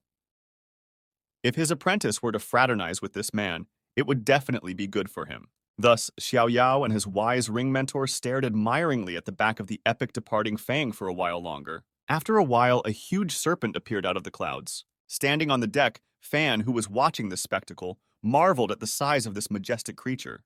At the same moment, a girl who came up from behind told me that this serpent was nicknamed the Cloud Eater. At first, as soon as Fan saw Sister Shayan, he was very happy that the girl was also traveling with him. But when he saw the man standing behind her, the guy's joy visibly diminished. Did she really have a boyfriend? However, Shayan calmed the boy down, asking him not to say anything stupid. It's actually her older brother. He works in the forging department and is a level 1 blacksmith. When she approached her brother, the girl introduced her outer disciple Shu Fang to him, telling him that he had achieved great success in alchemy and forging. When Shayan said that her brother could help the guy study the runes on the ship, an overjoyed Fan greeted him by extending his hand. Yes, the boy was very lucky that the bulky man turned out to be Shayan's brother and not her boyfriend. Shayan's older brother, Sha Diao, the forging branch, is a first-level blacksmith. Due to his refusal to follow in his father's footsteps and pursue alchemy, he left home to study forging. By the way, Sha Diao is consonant with asshole or dumb dick in modern slang. Hearing Shayan's brother's name, Shu Fan, holding back laughter, ran away. It wasn't until he was alone in his quarters that the guy started laughing at the top of his voice. Gasping, Fang shouted hysterically that at his school, with a name like that, this dude would have a hard time. Well, that was a little rude. Now the boy will have to explain himself the next time he sees me. Suddenly, the ship shook, throwing the guy into the air. The ship entered the waters of the vast sea. All the ship's passengers were ordered to assume a state of combat readiness. The whole squadron finally crossed the mainland and reached the vast sea. A truly mesmerizing view. Warships with artillery! That's what a man should be passionate about. More than anything, Shu Fan wanted to see these cannons in action. Suddenly appearing next to his brother Shu, Sha Diao noticed that apparently he and this guy were thinking alike. This is what men should forge, isn't it? Meanwhile, looking at the big man in surprise, Fan couldn't understand why the hell everyone in this world had this bad habit of sneaking up and suddenly starting a conversation. Of course, a lad could forgive Shayan for that, but this dude should stop. With an awkward smile, Fan apologized to Brother Sha for leaving so abruptly when they met. He had just had a thought, so he decided to write it down before he forgot.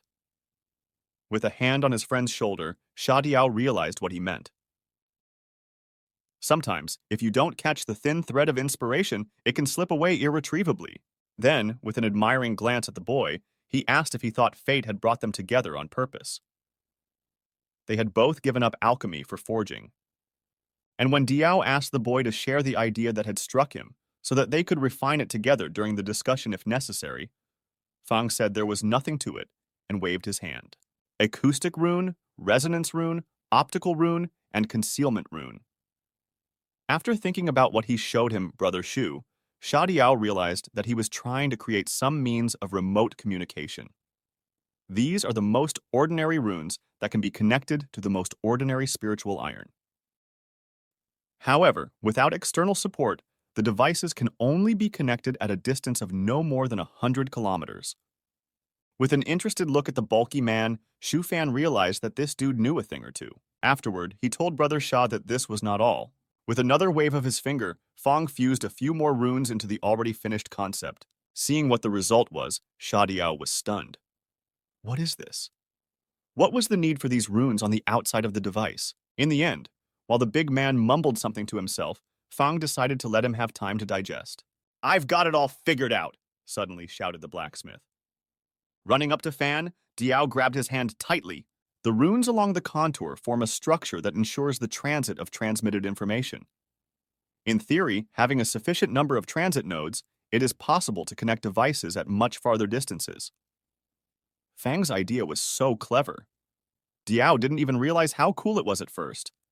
Today, the bully was convinced that Brother Zhu was a true genius. It would take more than one person to come up with such a complex rune structure. Meanwhile, while the two were discussing Shu Fang's new device, the ship landed on the water. The squadron's warships found their first target, and one of the guns immediately began charging the attack. The main ship only fired one shot at the prey. Immediately afterward, riders on Firebirds flew from all the ships. The enemy had already been killed, and the only thing left for them to do was to get him out of the water. Soon, the riders fished out a huge blue whale. The warriors who ride the Firebirds are called the Golden Patrol. While Fang watched the team's smooth work in admiration, Diao remarked that a light but large catch at the beginning of an expedition was a good sign. Very soon a crowd gathered on deck and everyone began to discuss the catch. This giant shelf whale, from the looks of it, is in the cavity exploration phase. The catch really deserves all the praise it gets. But in truth, the meat of this whale is dangerous to humans, and this kind of beast can only be eaten at the golden elixir stage and above. While the men were discussing the captured whale, Zuofan thought about the ship's cannons. It was incredibly effective, since it only took one shot to kill a beast at the stage of mastering the void. At this moment, looking at Brother Shu, Diao realized that this was the first time he was seeing the operation of the cannons.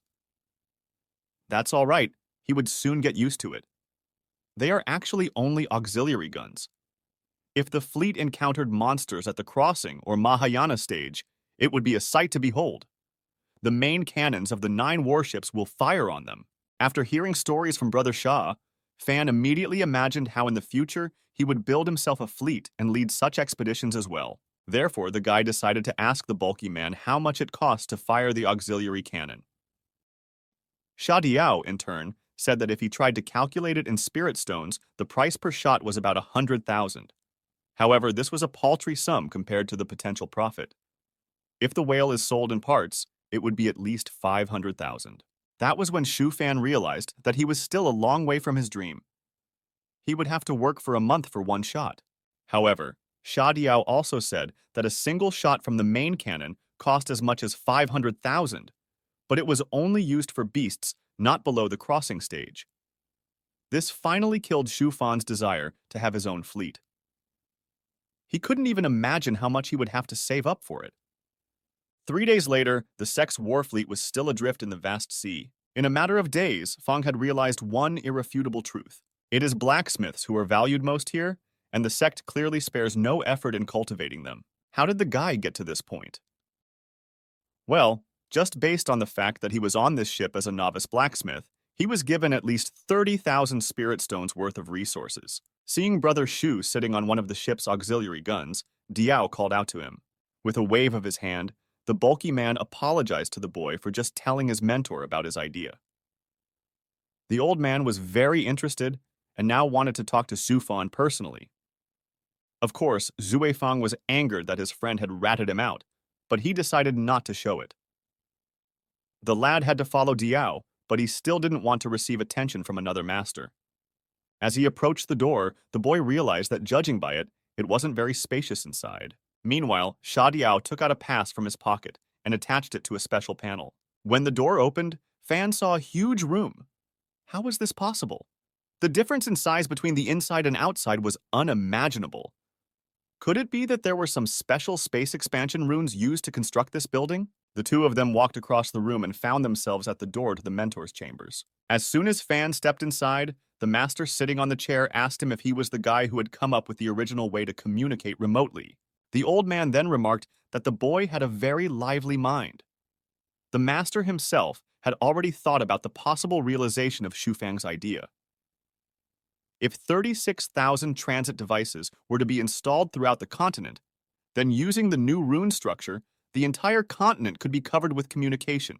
The communication devices already available in the sect are even suitable for this purpose. And if they are modified a little, it is even possible to start a dialogue with an optical image. Sighing, Zufan realized why the master wanted to do this. The grandfather just wants to communicate with his grandchildren via video link. Well, that's cool. At the same moment, the master offered the boy to become his apprentice. After all, Shufang has the talents necessary for a blacksmith. And while the boy tried to understand why all these old men were trying to be his mentors, a nearby bulky man suggested that his friend should agree. Xiaodiao's mentor is one of the best masters in the forging department. Even the sect leader holds him in high esteem. However, after bowing, Zhu Fan told the master that he didn't want to waste his time.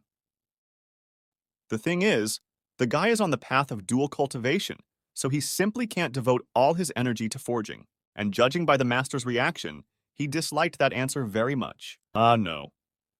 Soon the expression on the old man's face changed and he laughed. With his hands folded, the mentor said that he liked the boy's sincerity. So he decided to ask whether Shufang was more interested in alchemy or forging. Without hesitation, the guy replied that of course he would prefer forging. After all, only forging can arouse a man's passion. Then, placing a hand on the boy's shoulder, the master promised to transfer him to the inner sector if Fan wanted to become his apprentice. But in order to do so, the boy would have to give up alchemy. Hearing such a suggestion, Zhu Fan began to draw an attack spell in space. The old man in turn laughed nervously and said he understood what the guy meant. Tossing the boy a token for passage to the inner sector, the master invited him to stop by for a visit when he had time. After thanking the master for being so generous, Zhu Fan turned around and left. Kneeling down in front of his mentor, Diao shouted that Shu Fan was still young, and he was not yet capable of realizing what he was giving up. The thug asked the master to forgive his friend for such impertinent behavior. But the old man explained to the apprentice that this boy was destined for great heights. The only thing the master regrets is that he will not have a hand in it.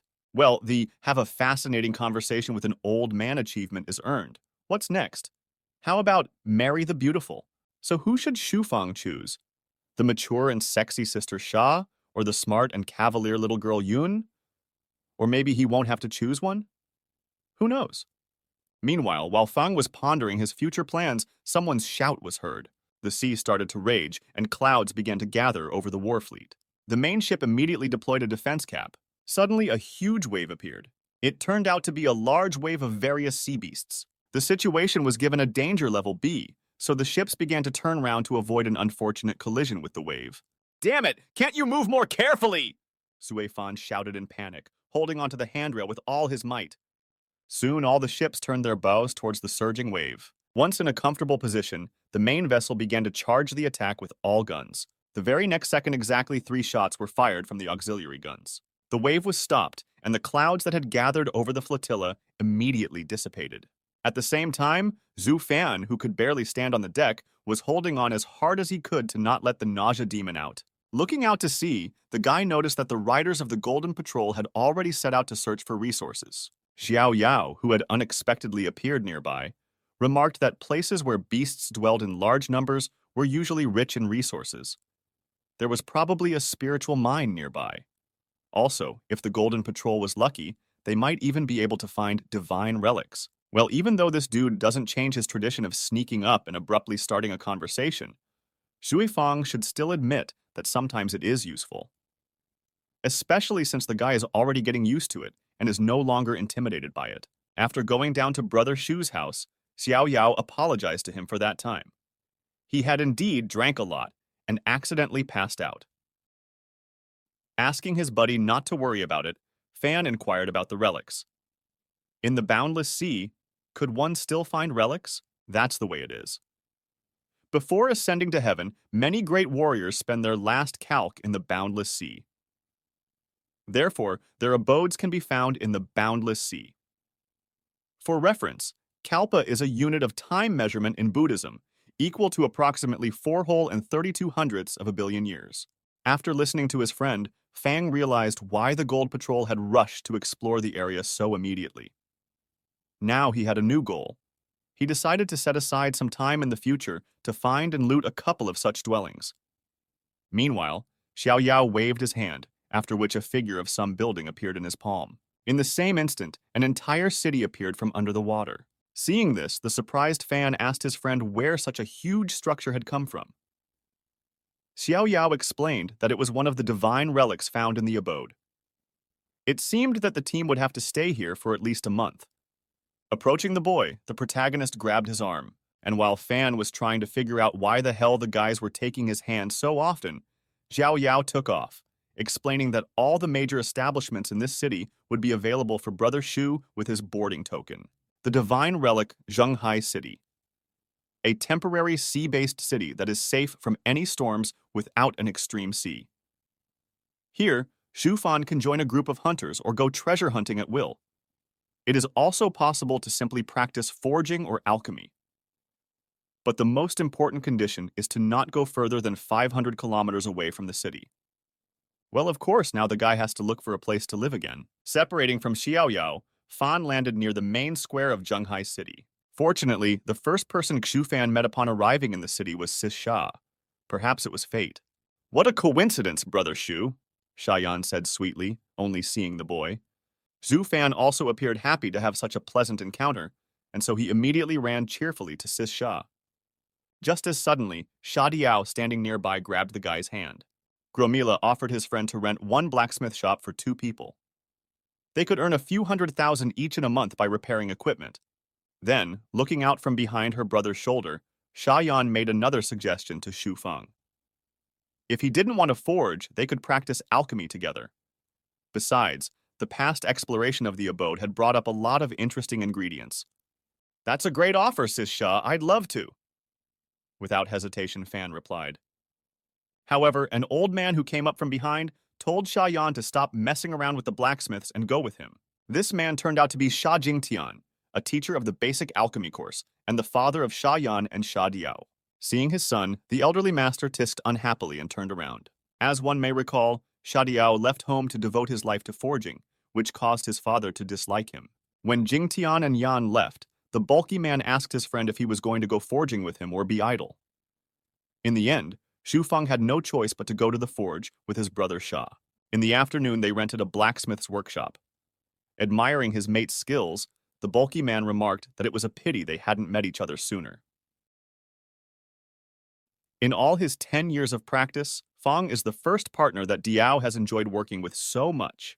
With a smirk, Zhu Fan said that it was mutual. He is also quite comfortable working with brother Sha. At the same time, an unfamiliar girl entered the smithy. After saying hello, she asked the guys if they were repairing alchemy cauldrons. Trying to understand why there were so many beauties among alchemists, Zhu Fan grabbed the teapot and invited the guest to the table. At the table, the girl told me that she had taken only one spare kettle with her on the ship. The main kettle was torn to splinters almost immediately, and yesterday, the spare one cracked as well. If she was left without a bowler at all, she would no longer be able to fulfill her direct duties. She asked Shui Fang to take another look at her bowler and repair it if possible. Listening to the guest, Zhu Fan enjoyed her pleasant and gentle voice. It was a real treat for the ears, especially when she is begging for help. When the customer handed her cracked bowler to the boy, he remarked that it could still be repaired. But in return, Fang asked the girl for 50 spirit stones and the ore that was distributed to everyone after the opening of the underwater mine. After receiving payment for the work, Zhu Fan took the pre-prepared spirit stones and began to melt them. In parallel, the lad analyzed all the cracks in the bowler to give the ore the shape it needed to be repaired. After heating up the spirit stones and ore, the boy immediately froze them into suitably shaped shards. Then, after putting the cauldron itself on the fire as well, Shufan began to match the finished shards with the cracks. Finally, the lad decided to reinforce the bowler to his satisfaction. An order from a beautiful woman, after all. At the same second, there was a rumbling sound in the forge. With a charming smile, holding out the repaired cauldron to the girl, Fan noted that this would be her most profitable investment of 50 spirit stones in her life. With trembling hands taking the cauldron, the client looked admiringly at the work done by the blacksmith. After that, the embarrassed girl turned around and clutched the pot to her chest and headed out. Zhufan awkwardly scratched the back of his head and shouted to the customer that she had forgotten the rest of her ore on the table. However, quickening her step, the girl rushed out of the forge at once. Looking in the mirror, Zhufan still couldn't figure out what it was. Was he really that scary? A month later, the guy was still sitting in his forge forging different items to order. Looking at Brother Shah with a weary look, the boy reminded him that they had been forging and forging for a whole month. Shufang had a hard time deciding to go this far away from home, so he wants more out of this expedition. Taking another swing of his hammer on the red-hot iron, Sha Diao stopped. Wiping his sweat with a cloth, he told the friend that if he wanted to, then he could go for a walk around the city. Diao himself would stay in the forge and continue working. Without thinking for long, Fan left his work and bolted out of the forge. Sitting down his flying ship, the guy flew out of Zhenghai City to explore the vast sea. Flying past the various animals, Fan noticed that most of them were at the golden elixir stage. Flying a little farther, the boy saw a relatively safe area. After placing the submarine he had created beforehand there, Xu Fan decided to conduct his own expedition. First of all, to ensure his safety, the guy activated the stealth runes. In a previous life, to go underwater in an observation submarine as a tourist would cost a lot of money. But in this world, Xu Fan can become a scuba diver for free. After already about half an hour, the boy went down pretty deep under the water. And even with the searchlights on, the visibility was terrible. At this depth, it is very dark, which makes it impossible to see anything in the distance. Looking at the water pressure readings, Xu Fan noticed that he was 50,000 meters below sea level. Now it's time to embark on a treasure hunt. Just for this moment, Xu Fan had brought along a spiritual energy sensing module, a night mode optical navigation module, and a living organism detection module. While the guy was contemplating how he could best use these things, a huge monster swam by him with a deafening roar. At this unexpected appearance, the boy almost lost his breath. Meanwhile, there was Qiao Yao, who happened to be swimming nearby, who had purposely provoked some hulk. Sailing away from the enemy at full speed, Xiao Yao asked the aged swordsman if he was sure that this monster needed to be killed. In response, the angry old man from the ring shouted at the boy to call him Immortal Swordsman Emperor. Of course, the protagonist did not cross the aged swordsman and asked what he should do with this huge fish. Realizing that his request was not taken seriously again, the old man from the ring told his disciple that this swordfish was a real find. Its backbone is like a sword created by nature. If it was taken out, tempered and shaped, it could be a first-class divine weapon. Also, such a sword would be able to absorb energy from the surrounding metals. Even if Xiao Yao were to ascend to the Great Heliocosm, he would definitely need such a weapon. Well, Xiao Yao realizes it himself. But at this moment, the fish is hunting him, and the guy is running away like a game. There's no way he can beat that monster now, but the ringmaster explained that he wouldn't put his apprentice in danger without a plan. The thing is, his mate is nearby. If Xiao Yao swam up to him now and started fighting with the swordfish in front of his eyes, Fang would definitely help him. Abruptly, turning around and reflecting the enemy's strike, the protagonist shouted that this was a shit plan, not a plan. Right now, Xu Fan was only at the key tempering stage. If anything goes wrong, the two of them will both die. However, the old man from the ring said that this boy should not be underestimated. Right now, the disciple only needed to trust his master's insight and follow his advice. When Xiao Yao obtained the swordfish spine, he would be able to turn it into a divine weapon in just 50 years using the Immortal Sword Emperor's methodology. Gritting his teeth in hopelessness, Xiao Yao realized that he had no other choice. Now it's time to put his friendship with Brother Su to the test. Meanwhile, Xu Fan continued to quietly collect the various shells and jewels littered at the bottom of the sea without disturbing anyone. With each passing second, the guy was realizing more and more what a genius he was. He would make a bracelet for storing items out of ordinary deep-sea oyster pearls, and he would use the pearls enriched with spiritual energy to produce super armor. But suddenly, the boy's joy was interrupted by a chill running down his spine. It was a very familiar sensation of impending shit. Realizing that nothing good would come of this, Fang decided to get the hell out of here quickly. But it was too late and strange sounds were heard behind. In the next instant, Shu Fang's submarine began to be washed away by an incomprehensible sound wave. When Fang fell on the submarine's windshield, he saw a wounded man asking for his help. Though, Sui Fan had guessed even earlier that it was Xiao Yao who was the culprit behind this crappy feeling. Well, the guy couldn't do anything but let this poor guy on board. Once inside, the wounded Xiao Yao turned to Brother Shu. He told his friend that there is a swordfish outside and it is almost dead. If he could kill it, then Xiao Yao would reward him and take only the backbone of the whole prey. Thank you in advance, the protagonist muttered, after which he fell to the floor without strength. Zhu Fan, like this for a while longer, just stood there and stared at the body of his friend lying unconscious. What the hell is a thank you in advance? I haven't agreed to anything yet! Sui Fan shouted in rage, still not realizing what was even happening. But in the end, the guy had to get over it. According to the classics of the genre, anyone who crosses the protagonist or refuses to help him soon leaves the scene. So Shui Fang had no choice but to finish off this enormous thing quickly. After a while, the wounded monster saw a strange man nearby. A guy in a powerful outfit swam out of the submarine and prepared for battle. A swordfish at the golden elixir stage isn't exactly an invincible opponent for Chu Fang. But as it was, the guy would rather not leave his cozy submarine. For allowing this monster to disturb Shu Fan's serene foray into the boundless sea, the guy decided to unleash all of his strength on it.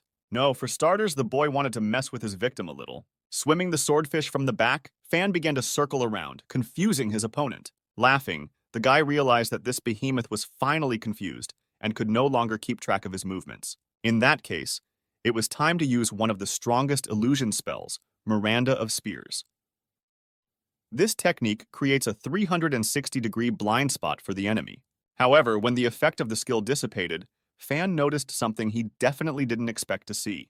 That little fish just disappeared. Where did it go? At the same moment, it came to Shui Fang's attention that he had just been tricked. The enemy took the opportunity to ambush him. After realizing that this monster had a concealment technique, the guy turned around and immediately used flowing, heavy water and thick water shields to protect himself. Unfortunately, it didn't help, and the monster only needed one swish of its tail to pierce through the boy's entire defense.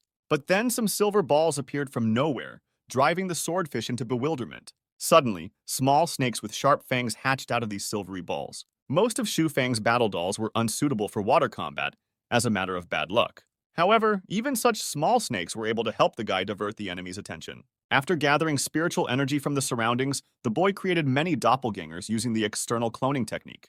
Now he needs a little more time to finish the job, and snakes will help him with this task, clawing their sharp fangs into the enemy, thus diverting attention. After only a short time, before the snakes could be dealt with, the swordfish noticed the danger approaching from above. Shu Fang's exit has come. This skill is called Ice Dagger Hurricane, which is created by shaping crystals. A multitude of huge ice daggers stabbed into the enemy at once, leaving them no chance. Of course, at first glance, it might seem that Shu Fang had failed to finish off his opponent and had screwed up again. However, the task of the ice daggers was not to kill the monster, but to immobilize it. What should kill the monster are the tiny ice needles that the guy released with one wave of his hand afterwards. Swordfish took too long to figure it out. That's what got him killed. Before facing death, the monster looked hopelessly at the needles flying at him. At the very next second, the needles of ice stabbed into the eyes of the swordfish. This finally finished off the enemy, sending him into the next world. Swimming up to the corpse of the swordfish, an irritated Fang began to mourn his mercury ball snakes, which had all died in the same battle. This gamble had cost him 80,000 spirit stones. In the meantime, the ringmaster who was watching this battle noticed Shu Fang's incredible fighting talent. It's not even close to what that moron Xiao Yao has. Undoubtedly, if this guy was a stage hire, he would have finished off the swordfish in no time. Back at his sub, Fang put some kind of pill in his friend's mouth. Not even a second later, Xiao Yao woke up screaming about the terrifying swordfish. Scrambling off the floor, the guy started apologizing to Brother Su for getting him involved. Throwing himself into his mate's arms, Xiao Yao asked if he was okay. In turn, Shu Fan, trying to push his snotty friend away, said that he is fine. Then explained to the protagonist that he had put the swordfish in this small bag. Looking at the pouch in surprise, Xiao Yao couldn't immediately believe that Fan hadn't escaped, but had actually finished off this monster. Hoping that the protagonist would give him a brotherly gift, Shufan reminded him that they are friends, so he couldn't do otherwise. Realizing what this guy was getting at, Xiao Yao gave him his storage ring, which could hold up to 333 cubic meters. Snatching the ring out of his buddy's hands, Fang pretended to be very embarrassed to accept such an expensive gift. But of course, that wasn't true. After all, a storage ring with such a volume could only be forged by a master who was fully proficient in space expansion runes.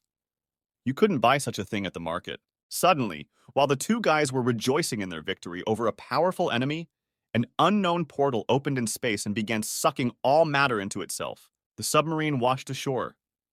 What happened? Weren't they just underwater? After going outside, Xiao Yao said that if his intuition is correct, they had somehow traveled to the small heliocosm. Now, if the guys managed to get out of here, they would have to report this place to the sect leadership. For such information, they would not go unrewarded. However, the place looks long abandoned. Perhaps it had already been looted many times before Xiao Yao and his mate came. But Fang, who was standing with his back to his friend, said that they should lament their lost profits later. After all, there was a threat looming over them now. Turning around hopelessly at Brother Ye, the boy wondered if he still had the strength to fight. Having also noticed the approaching opponents, Xiao Yao realized that things were not good. Wary, the protagonist asked the old swordsman to report on the situation. The immortal Sword Emperor said that the guys had indeed fallen into the small heliocosm created by a single swordsman at the crossing stage. Xiao Yao himself would only be able to leave this world after he had fully recovered. The old man also learned that it was possible to find the swordsman's legacy items in this world. But they are damaged and only have research value. Yeah, a swordsman's legacy isn't a bad thing. But unfortunately, the old man from the ring warned his apprentice that it would take a full 10 days for him to fully recover. The boy would have to try very hard not to die and ruin his brother Shu during this period. Sighing, Xiao Yao walked over to his friend and said that his strength hadn't recovered yet, and so they should find a place to hide. Saying that it was too late for them to hide and they needed to scramble away, Fang summoned his flying ship. While trying to escape from the pursuit, Zhu Fan noticed that the enemies were getting bigger and bigger by the second.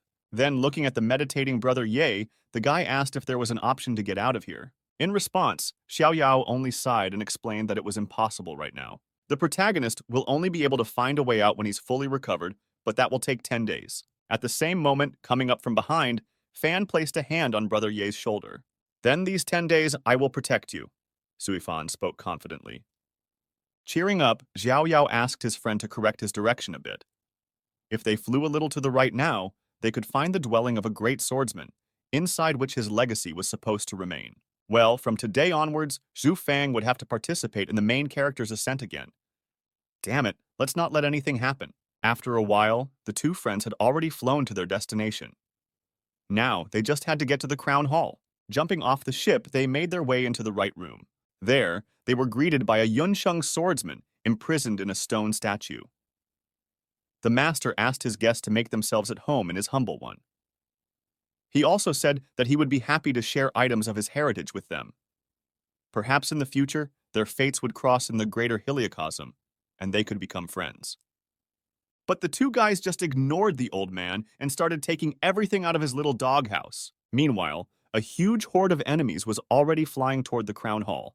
The birds are on their way, and luckily, Xu Fan and his friend managed to nab everything. The enemies are giant purple birds. It doesn't seem like a big deal, but the sheer number of them is very stressful. Boarding the flying ship, the two buddies began to fly away from the great swordsman's dwelling. After analyzing the pursuers, Zui Fan noticed that most of them were at the key tempering stage, while the rest were at the foundation stage. Of course, there are also a couple of giant birds that have reached the golden elixir stage. After putting on his armor, Fan warned Brother Ye to be patient for a bit, because the ship would start to shake soon. After that, the guy made some hand seals, activating the creation and cloning skill at the same time. Behold, Feathers! This is who you're gonna have to fight! While Fan was showing off the clones he had created, the ring mentor explained to his disciple why he had said that Shu Fan was not so simple. His main advantage was his ingenuity, which was astounding. Of course, at first glance, it may seem that the boy has created ordinary fighting dolls of a strange-looking kind.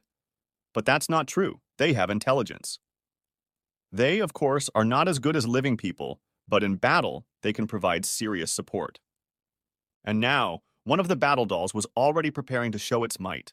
With a bow shot, Shufang's creation blasted away a huge portion of the enemy forces. Many burned birds fell dead to the ground. Seeing this, Xiao Yao shouted in delight that Brother Shu's puppets were just some kind of miracle. In terms of their strength, they are at the foundation stage. Looking at his friend, the protagonist asked if he could make a battle doll at the golden elixir stage. However, even though Jiao Yao was the protagonist, Fan decided not to give him everything on a platter for free, but to sell his creation at a 25% discount for only 290,000 spirit stones. Of course, if he wanted to, he could create a puppet at the golden elixir stage, which would only require the corpse and soul of a beast at the spirit birth stage. Xiao Yao laughed awkwardly and said that he was broke and a beggar.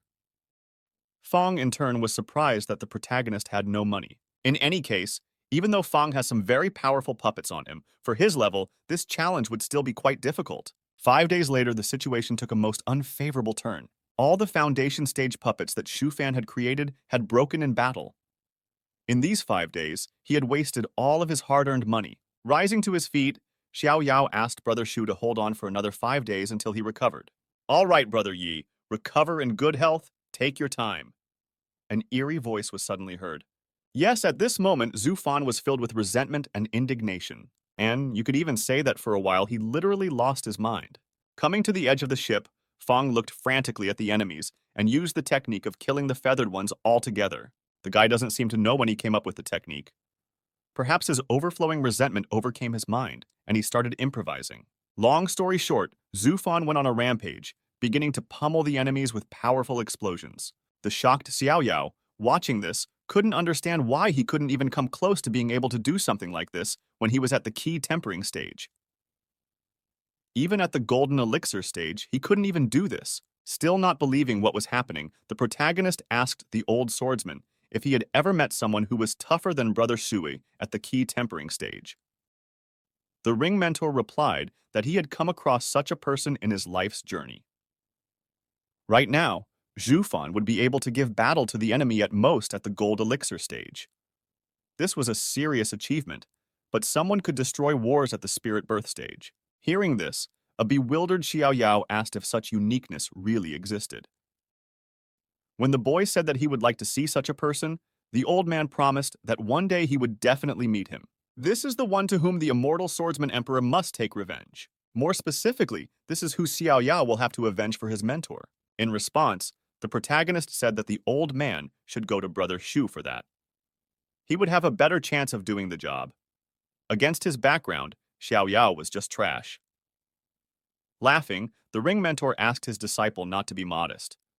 Their meeting was the will of the heavens, and there was no arguing with the will of the heavens. At the same time, Shu Fang's exhausted scream was heard. So what happened on the battlefield while the mentor and his apprentice were chatting? Fang stands on the deck of the ship and continues to blast everything he sees. But what was that scream? To put it simply, the bird started using psychedelic sound attacks to stop the guy somehow.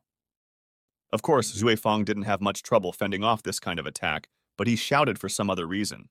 "I'll make your whole family shit eggs." That's what one of the birds said to the boy. How the hell does this creature get such twisted threats in his head?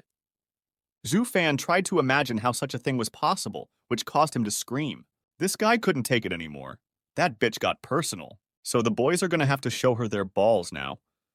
Let's see if this bird can survive that. In the next instant, the bird that had said such a profanity was blown to pieces. Seeing the remains of their comrade falling to the ground, the other monsters were quite freaked out. "How do you like my kernels? Do you want some more?" A distraught Zhu Fan said eerily. The guy decided not to stop there and immediately activated the deployment mode of the artillery battery.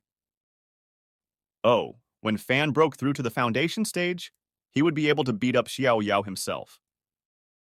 In the future, no one would be able to resist this monster. 5 days later, when the protagonist finally regained all his strength, the exhausted Fan called for a submarine. The two friends easily managed to escape the small chiliocosm, and they found themselves back in the vast sea. Arriving back in Shanghai City and stopping by the local tea house, Xiao Yao thanked Brother Shu for saving his life. As a reward, the protagonist allowed Shu Fang to keep all the loot for himself. However, Fan said that he didn't need it. This area doesn't pique his interest, and in case of anything, the guy would contact Xiao Yao himself. Sadly lowering his head, Xiao Yao explained to Brother Shu that he had no idea how he could thank his friend for all of this. This is it!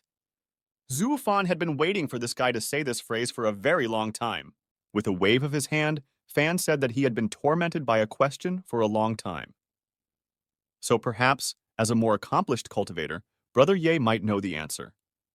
Of course, the protagonist did not refuse his friend, and promised that even if he did not know the answer, he would certainly help to find it. With a smirk, Zhu Fan said that he wanted to know if there was a 13th stage of key tempering. Or is it that after the 12th stage, there is always necessarily a breakthrough to the next stage? Of course, the ringmaster never told his dummy about it, so Xiao Yao wouldn't be able to give an answer, which Zhu Fan himself also understood. But does this kid really know about the existence of the immortal swordsman emperor, and was actually addressing him? That's right, Fan is counting on a hidden mentor. This trip made the boy realize that stomping around at the key tempering stage for decades was not an option for him. Pensively looking out the window, Ye Xiao Yao asked the old swordsman if there were any key tempering stages higher than the 12th. But the ring mentor was in no hurry to answer for some reason. The master took offense at his disciple for continuing to call him an old swordsman. Then, falling on his knees, Xiao Yao awkwardly asked the great divine swordsman emperor to tell him the truth. Sighing, the old man said that that would do as well. Well, such things are up to the will of the heavens. In ancient times, werewolves ruled the world, and humans were their slaves. They did not allow people to evolve beyond key tempering. As soon as someone broke through to the foundation stage, they were killed immediately. Humans have lived in such conditions for tens of thousands of years. Year after year, people developed a system to circumvent the restriction on their cultivation. This is how the 24 and 36 key tempering stages came into being. After reaching the 24th key tempering stage, one could leap over the foundation stage and immediately break through to the golden elixir stage. And being at the 36th key tempering stage, one's cultivation level would correspond to the spirit birth stage. In such a case, the 108th stage of key tempering corresponds to the Mahayana stage. Logically, that's the way it should be.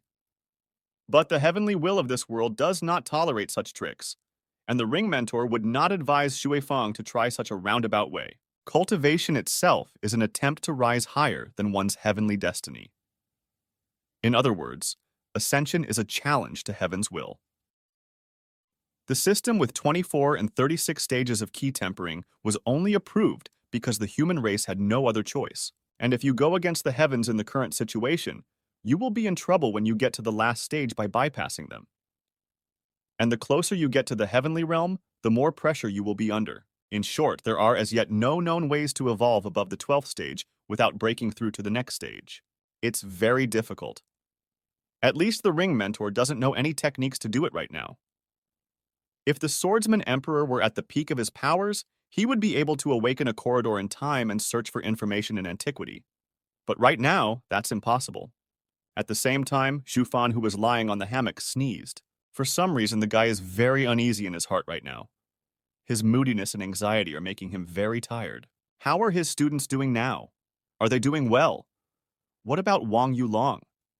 He's a chronic loser. How can he manage without the advice of his favorite brother Shu?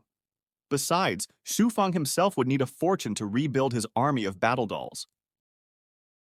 Right now, without them, the boy has no defense. 10 days later, the fleet returned to Zhenghai territory. All members of the expedition were ordered to leave the city and return aboard. The people immediately left Zhenghai City and boarded the flying ship. After a while, the temporary sea-based city began to disappear. After accepting its original state, the divine relic returned to its owner. Soon, the war fleet continued its voyage. Approaching Brother Shu, Sha Diao greeted him and then asked if he had a good walk. Sighing heavily, Fan asked his friend not to even remind him about it. Then the guy wondered if the expedition's routes changed, or if the ships went in the same direction every time. To this, Sha Diao replied that of course the routes change. The vast sea is so huge that it would be foolish to take the same ways from time to time. Especially with such a fleet, anywhere on the vast sea would be safe. The sect has the means to repel any monster attack. Xu Feng couldn't agree more with his buddy. A flying ship like this is truly a marvel of engineering. It would be great to know in detail how objects of this scale were made. Irritatedly clutching his chest, Diao did not deny that the ship was definitely a good ship. But the Heaven-Forged sect that created it were very arrogant and unpleasant bastards. Patting his friend on the shoulder, Fan said that he understood his feelings perfectly. Whoever has the best technology in some field has great power over the market and customers. But turning back to the guy, the bulky man grabbed him by the shoulder and explained that he strongly believed his friend had a unique talent for forging. The mastery of engraving runes and ingenuity, and the pursuit of perfection all make Xiadiao enthralled. And if he were to learn that Fang's only ambition is to return home, it wouldn't change his opinion. With his hands raised towards the sun, the bulky man asked Brother Shu to promise him that one day he would lead the sect's blacksmiths, and together they would build a ship even better and bigger than the current one. They would make a ship that could fly beyond the sky dome. Awkwardly averting his gaze, Zhu Fan observed that it seemed that Brother Sha was greatly overestimating him. The guy was definitely not capable of such a thing, and even if he was, by the time he succeeded, Diao would have long been in an endless sleep. "You're certainly capable," the bulky man said confidently, standing with his back to his buddy. With a thumbs up, Diao revealed that his mentor believed in Brother Shu and predicted that in just 100 years, he would become a legendary person who had the greatest influence on the forging world. Of course, Xu Fang is very pleased that such a great master and his disciple think of him in this way. Except that their expectations are based on the ignorance that after 100 years, the guy will still be at the key tempering stage. Realizing that there was an urgent need to change the subject, Fang wondered if there was any progress on the case of his invention. After thinking for a while, Diao said that it was likely that after returning to the sect, the blacksmiths would be able to put Xu Fang's design into practice. Perhaps one day, everyone in the sect would have such a means of communication on their hands. So, the guy could have no doubt that he would be generously rewarded for it. In the future, the various information transmission devices already in existence could be thrown away and replaced by Xu Fang's universal communication device. With this device, the disciples will be able to communicate with each other, accept sect assignments, report on their completion, and so on. And upon finishing listening to his friend, Fan imagined what he would become if his development became widespread. In the future, the guy would even be able to refine this device and add an online shop. If he built his own analog of Amazon in this world, it would be possible to close the issue of the chronic shortage of spirit stones forever.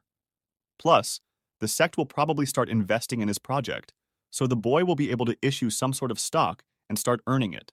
Meanwhile, while Fang was musing about this, a small piece of land appeared in the distance. The guy immediately used the eagle eye technique to see what was on that island. There he saw only a small building, but he couldn't see anything else. Turning back to his friend, Fang asked what that island was. However, Diao explained to his buddy that it was not an island, but the top of a turtle shell in the Mahayana stage. And as soon as the thug said that, a brilliant idea popped into his head. Grabbing Brother Shu's hand, the joyful man asked if he had ever tasted sea acorns. They live by attaching themselves to the surfaces of rocks, plants, and including giant tortoises. The thing is, sea acorns are especially delicious in this region, and they are probably already available in the dining room. Upon arriving at the dining room, the two friends ordered themselves this local delicacy. Tasting the sea acorns, Zhu Fan struggled to hold back a scream from the incredible spiciness. At the same time, two girls approached their table. It turned out to be Sis Sha and the same alchemist girl who had come to Xu Fang's smithy with the cracked cauldron. Diao motioned to his sister and asked where their father had gone. Sha Yan said that his father's favorite pot had exploded, so he wasn't even in the mood to leave his quarters. To think that a third-grade alchemist's cauldron had exploded. Laughing, Sha Diao decided to try and go to this poor guy and troll him a little. However, his sister dissuaded him, reminding that their father's cultivation level is much higher, and he would just hang her brother by his ears from the ceiling if he did so. Agreeing with his sister, the bulky man pulled out a brand new and very sturdy bowler. The man asked Shayan to give this to their father, because Sha Jingtian would never turn to blacksmiths for repairs himself in his life. If the girl is afraid her father won't accept the gift, have her say she traded the thing from a friend. Watching this scene, Zhu Fan also remembered his father. His dad always threatened to beat the son with a wooden stick if he messed up too much. However, he had never been able to use the stick. At this moment, the guy was distracted from his thoughts by the girl Sha Yan had come with, thanking him and saying that her cauldron was better than before after being repaired. Her name is Kian, and she is the favorite daughter of a martial branch mentor nicknamed Warrior. Smiling lustfully, Shu Fan asked the girl how she was going to thank him for it. Embarrassedly covering her hands, Kian promised to take the bowler to the Chamber of Commerce for appraisal after she returned and pay the boy the difference. Hearing their conversation, Shayan advised her disciple to be careful about flirting with her sister. After all, this girl was the favorite daughter of the martial warrior's mentor. If something happened to her because of Shu Fang, the guy would definitely be in trouble. I can't even imagine what the voivode will do to him. These words were enough for Shu Fang to shut up and continue to nervously eat sea acorns. He had once before had the chance to meet a warlord. The guy especially remembered his axe. This monster dulled it on purpose so that it would break the bones of his enemies instead of chopping them. The embarrassed Kian in turn pounced on Sisha, asking her to stop talking nonsense and embarrassing her. And so, Shufan was once again faced with a philosophical question with two choices. Who to choose, Shayan or Kian? But no, why torture yourself like that? There's a third option. Choose both. Now that's more like Shufang. Courageous and determined. With a wink at the boy, Shayan suggested to stop fooling around. The fact was that she was greatly admiring the repaired cauldron, so she had brought Kian here so that she could once again thank the blacksmith who had done such an impressive job. Awkwardly clocking the back of his head, Zhufan explained that there was nothing special about it. He had only expended a bit of spiritual energy, and Kian had brought the raw materials with him. At the same instant, the guy felt a call for help. Wang Yulong seems to be in trouble. What a bad time. Meanwhile, in the sub-district of the Heavenly Throne Sex, dressed in special armor, Wang Yulong is running away from someone at full speed. First of all, the guy's job is to report the situation to the leadership rather than fight. This neighborhood is under the jurisdiction of the Celestial Throne Sect, but the werewolves are at home here. But the worst part is the monsters here are incredibly attractive and can influence the mind. So one of the werewolves just now tried to stop Wang Yulong, ask the handsome boy if he doesn't like her. The guy couldn't do anything about this ruthless power, and so as soon as the monster asked to stay, Yulong immediately stopped. Only after a few seconds, coming to his senses, did the boy realize what had happened. However, by then, he was already completely surrounded by werewolves. Noticing the young man's hesitation, one of the female monsters bound him tightly with an energy whip. As the werewolf girl approached the handsome man and began squeezing him, she asked him if he still had any tricks up his sleeve. Yulong tried to resist the temptation and warned the monsters that if they killed him, the sect members would find out very quickly, identify all the werewolves, and skin them. But such words only turned the monster woman on. Licking her lips, she explained to the boy that they had no plans to kill such a handsome boy. They only wanted him alive. Then, taking off the guy's armor, the werewolves asked him to go with them, promising to give him a real paradise on Earth. In the end, Wang Yuelong was unable to match the charms of these beautiful monsters. Shui Fan, who came out on deck at this time, remembered that Yulong had often been in deadly predicaments, but he had always managed to survive. Seems like since he called for help, right now this guy is in real trouble. Sighing, Fan realized that he would only have to deal with this when he returned to the sect. Of course, he didn't expect to have to pull this poor guy out of the shit again, but there was nothing he could do about it. Deciding to enjoy his well-deserved rest a little longer, the boy headed toward his friends, whistling a song. Unfortunately, not everyone could afford to have such carefree holiday with his friends. While Shu Fan was having fun on the expedition, Wang Yuelong was having fun with someone in the Heavenly Throne Sect's sub-district, shaking the sakura trees with sweet moans. 3 days later. A Do Not Disturb sign hangs at the entrance to Shu Fang's room. The matter is as follows, Ye Xiaoyao muttered, placing the glass on the table with a clatter. In ancient times, there were cultivation techniques of 13th stage key tempering and above, but they are all lost now. Furthermore, it was better not to even try to resort to such practices, as otherwise, one might incur the wrath of the heavenly will. In such a case, Sui Fang might end up in a bad way. Sighing, the still sleepy Fang realized that most likely what Xiao Yao had just told him was indeed true. Laughing, the guy said he understood. Besides, he asked it purely out of curiosity, and not even for himself. Ye Xiao Yao in turn only exhaled a sigh of relief. Of course, Fan had lied to his buddy. In fact, he was going to look into it as soon as he got home. If such manuals really existed, the guy would get to the bottom of it, no matter what it took. Suddenly, Xiao Yao grabbed the boy under his armpit, deciding to treat his friend to a delicacy in gratitude for saving his life. To make a long story short, this guy once again took Shu Fang to eat damn sea acorns. A month later, the war fleet returned to the Heavenly Throne sect's territories. Just upon noticing their mentor, Sui Gang and Sui Yuexian ran up to him, rejoicing at his return. Walking beside Zhu Fan, the children asked if he could take them with him next time. After all, if they were not around, who would take care of the mentor? In response, the guy gave Shu Gan a powerful flick, asking the disciple if he had practiced while his mentor was away. Holding his head, the kid revealed that he had been practicing hard the whole time, which his sister also confirmed. Then, grabbing the girl by her pigtails, Zhu Fan decided to elicit the truth from her. "You wouldn't cheat on me to get your brother off your back, would you?" Fang said creepily, while the girl tried to explain that she couldn't be pulled by her pigtails since she was already grown up according to Qian Qiang. Letting go of Yuexian, the laughing mentor grudgingly conceded her point. But then, after saying that he changed his mind, the guy grabbed her again and ripped off her pigtails, shocking Shu Gang, who was standing to the side. The angry girl in turn kicked the master's knee with all her might. "Mummy, my leg, mentor, I hate you!" The fleeing Yuexian shouted in tears, hitting Shu Fan's bronze leg hard. Looking contentedly into the distance, Fang realized how nice it was to be back home. He asked Gon to call Uncle Yulong and Aunt Qian Qiang.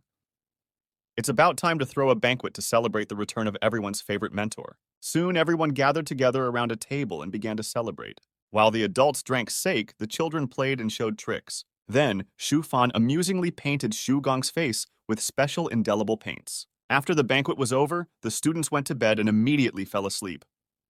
For the first time in months, thanks to the fact that their mentor had returned, these children could relax and sleep with their eyes closed. They're full and asleep, and they also say that they are already big and not children. Shu Fang lovingly looked at his disciples. "Now, as for you, you must be desperate creatures for daring to possess my friends," the guy added, addressing Yulong and Qian Qiang standing behind him. Showing his true nature, the werewolf in Yulong's body offered the handsome guy to come to their side. When they were done with their business here, they could leave Shui Fan in charge of this continent. It's tempting, isn't it? However, unfortunately for them, becoming in charge of the continent is overly ambitious for Fang. He absolutely doesn't care what these dudes' plans are. They dared to inhabit the bodies of his friends, which meant the conversation would be short. But the werewolves themselves were not going to give up. They put on their armor and said that if the boy didn't want to do it the hard way, they would do it the hard way. As Zhu Fan suddenly abruptly appeared beside them, he placed his hands on the werewolf's shoulders. "Didn't you understand anything about me from Wang Yuelong's memories? Do you really think you can defeat me with the armor I designed myself?" Even though Fang said those words in a rather creepy manner, the werewolf in Yulong's body was not embarrassed at all. After promising that they would have time to get to know each other better, the monster said that the boy wouldn't have long to persist. In the same second, he activated his special illusion skill. In the blink of an eye, Su Fan moved to his past home. Behind him, he heard the voice of his future wife. Overjoyed that her husband had returned, little Yun threw herself into his arms. Wei Yun told the guy that the food was already on the table, and the water for bathing was also heated. What will Shu Fan choose first? To bathe or to eat? Or would he prefer to get right down to the sweet stuff? "If sweetness is you, then I choose the third option," the boy said confidently, taking the girl in his arms without a second thought. Going into a more secluded place, the boy placed Wei Yun on the bed. Looking at Shu Fang with embarrassment, little Yun noticed how impatient he was today, and the guy really wasn't going to hold back for long. He almost immediately untied the belt from his wife's waist and threw it away. Cuddling up to her husband, Wei Yun said how much she missed him. However, something went wrong at the last moment. The illusion dissolved, and Shui Fan was actually an observer rather than an actor. The guy almost made the werewolves in his friends' bodies start mating with each other lying on the floor. The monsters, who were shocked by this turn of events, couldn't understand how this dude had attacked them with their own chip. Sui Fan himself asked the uninvited guests why they were stopping. He was actually planning to watch a live show without intermission. He decided not to wait for an answer, and directed the energy into the foreheads of his friends, thus expelling the werewolf souls from their bodies. Almost instantly, Yulong and his wife came to their senses. The two of them immediately threw themselves into Su Fan's arms in tears, thanking him for another rescue. At the moment when Yulong was captured by the three fox werewolves at the golden elixir stage, he thought of killing himself. But suddenly, he remembered Fang saying that no matter what kind of shit he got into, the most important thing was to return home alive, and Brother Shui would somehow find a way to solve the problem. At that moment, Yulong refused to commit suicide, and he did the right thing. After realizing how much his friends had suffered without him, Fan decided to see what those bastards had done to Yulong and return the guy's misery to them double. Plus, he's just recently done a couple torture spells. After realizing where this could lead to, Yulong asked his buddy not to do this and finally finish off the monsters. But Shu Fan didn't want to end so quickly. He was going to avenge his friend in the highest way. Moreover, by torturing these monsters, the boy will not only be able to see what they did to his buddy, but also get into their memories and show them to his friends. A war between two worlds, a werewolf invasion. Despite the fact that the passage between the two worlds was held by the efforts of several sects, a group of shapeshifters, skilled in mind-altering and brainwashing techniques, managed to cross into this world. And then they started doing all sorts of naughty things with Wang Yulong. Upon seeing this, Zhu Fan apologized to his friend, explaining that he had no idea that these foxes had bullied him so cruelly. Unfortunately, Qian Qiang saw it too. So for the rest of the evening, Yulong had to explain to his wife that the werewolves already had full control over him by then. Qiang Qiang suggested that they shouldn't fight in public, so they should talk at home. Shu Fan, in turn, tossed the ball of captured werewolf souls to his buddy and advised him to go and get the reward quickly. Well, Wang Yuelong certainly didn't expect Brother Shui to set him up like this. At least he didn't ask him to split the reward for the monster's souls, or that would have been too much. Borderlands Werewolf Hideout. Suddenly, the ground and air shook with a terrifying force. The gate began to open, giving passage to the werewolves sitting inside the shelter. At the same moment, a gray-haired man dressed in white appeared in the doorway. "I feel kind of sorry for you. It hasn't even been a couple days and you've already been discovered," the stranger said sadly. Turning to the werewolves, the man asked if their chief should have sent more of his kin, since they were so shitty at such a simple task. Naturally, the werewolves in hiding didn't like the speeches of this powerful man. However, they couldn't resist him, so the only way to avoid being enslaved by this bastard and preserve their honor was to commit suicide. But the gray-haired man has already taken full possession of the will of these monsters. He can't let them self-destruct. The stranger easily transferred the souls of the werewolves into special vessels to use them for his own purposes. In modern times, werewolves still dream of reviving their hegemony as they did in ancient times. Have these foolish creatures still not realized who is now in the role of hunter and who is in the role of game? 1 year later, Shu Fang's private home. The guy sits in his workshop and with the help of creation skills molds different things out of clay. It had already been 14 years since Shu Fan had arrived in this world. During this time, the memories of a past life went nowhere. On the contrary, each year they evoke an even more acute sense of longing. Be that as it may, right now Shu Fang needed to chase away destructive thoughts with all his might. Sooner or later he's going to find a way home anyway, and depression certainly won't get him any closer to that. Leaving the house through the dining room, the boy noticed a stone unfamiliar to him in the yard. It didn't seem to have stood there before. Suddenly, a familiar chill ran through the boy's body. The protagonist is approaching. A moment later, Shu Fan was already sitting at the same table as that annoying dude. Xiao Yao came to his friend for help again. Since Yulong can't keep his mouth shut, he not only told everyone about Shu Fang's outstanding forging skills, but also blabbed his home address to the protagonist. So today, Ye Xiao Yao came to his old buddy's house to ask him to make 36 second-grade flying balls. The thing is, Xiao Yao has been studying the fluttering dragon sword formation a lot lately, and to use it, you need a high-end weapon. And if Brother Shu helps, then perhaps the protagonist will break through to the spirit birth stage very soon. Looking at this bratty dude, Su Fan couldn't understand how this guy had the nerve to come to him with requests. The boy misses the time when he first met the protagonist. Back then, the mentor had not yet popped out of Xiao Yao's ring, and Fan himself had not suffered such losses, gaining more than he lost. No, Fang's not going to babysit that dude anymore. Let him go to hell. Awkwardly looking at the enchanting Ye Xiao Yao, the guy explained that forging 36 flying swords was a troublesome endeavor in itself. And since they were needed for the same formation, they all had to be made of identical material. Even a third-level blacksmith would be unable to fulfill such an order. However, the ringmaster ordered his disciple not to listen to this guy, He still wants to master the fluttering dragon sword formation, right? Still wants to take revenge on his fiancée who threw him away? In that case, Xiao Yao should become more persistent instead of mumbling like a wimp. Let him get his way. Or is Xiao Yao worried that once he ascends to the heavens, he will remain forever in Brother Shu's unpaid debt? With the words that he is not a freeloader, the protagonist put the box he found among the ancient ruins on the table.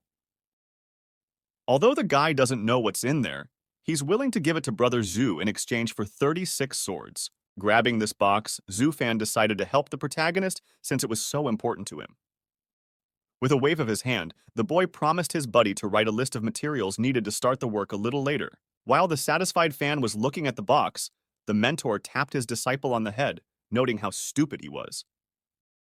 If Xiao Yao kept throwing treasures left and right like this, he would ascend to the realm of the Celestials with a bare ass. He'd be better off with his cunning brother. When the frustrated protagonist left the grounds of the private house, Zhu Fan noticed that this box really isn't that ordinary. This was the first time he had seen such runes. This time, the guy will definitely not be left at a disadvantage. Standing up from the table, the boy looked slyly at that strange rock at the entrance to the dining room. Stepping closer, he abruptly grabbed an item of decor. The rock immediately turned into Sue Yuexian. Holding the girl by her pigtails, the laughing fan advised her not to turn into such an ugly boulder anymore, because she could be seen a kilometer away with the naked eye. Jumping back, the embarrassed Yuexian once again asked her mentor to stop grabbing her pigtails. Still, she was trying hard for a reason. This girl was making good progress. This was the 29th time she had tried to hide from her mentor today, but he had found her every time. Noticing that Yuexian had started to tearfully write something in her diary, Fang motioned for her to come inside. Already in the dining room, the girl handed her mentor a teapot and 2 tea bowls on a tray.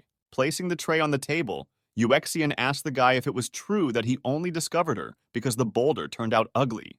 Giving the student a flick, Zhu Fan laughed and calmed her down, telling her that it wasn't true. When the girl managed to deceive her mentor's eyes, she would realize her mistake. In the meantime, all she has to do is keep trying. After sipping some tea, the satisfied fellow noted the good taste of the drink. Watching him, Zhu Yuexian noticed that sometimes the expression on his mentor's face didn't match his stated age at all. Placing the tea bowl back on the table, Fang asked the student if she had brought anything interesting from her assignment. Then the girl held out to her mentor the piece of willow for which she had sacrificed the rest of her loot yesterday. It's just amazing, there's no other way to put it. This piece of wood was imprinted with a natural thunder rune due to a lightning strike. This piece of willow could be used to make an excellent raw material. That was why Zhu Fan immediately began to break down his disciple's find into its various components. The guy decided to keep the rune, and he made a life force pill for Yuexian from the willow pieces. Holding out the pill to the girl, Fang explained that in case of a mortal wound, with this potion, she would be able to restore her health. The mentor then asked the student where her brother was. Yuexian in turn told her that he had gone on a mission with Uncle Wang. Uncle Wang is now the captain of his squad. Sighing, the worried fan asked the girl to tell her brother the next time they met that sometimes an excessive desire to develop quickly leads to the opposite results. Uncle Wang is an example of this. He's been trying his best for so many years, but he's still on the second step of the foundation. Speaking of those two, Wang Yulong and Shui Gang have just returned from a hunting trip. Upon entering, the disciple immediately ran to his mentor, while his captain awkwardly scratched the back of his head and said hello to Brother Shui. Oh, it's the great and terrible Wang Yulong. What would a warrior at the stage of laying out the basics want in my shabby hut?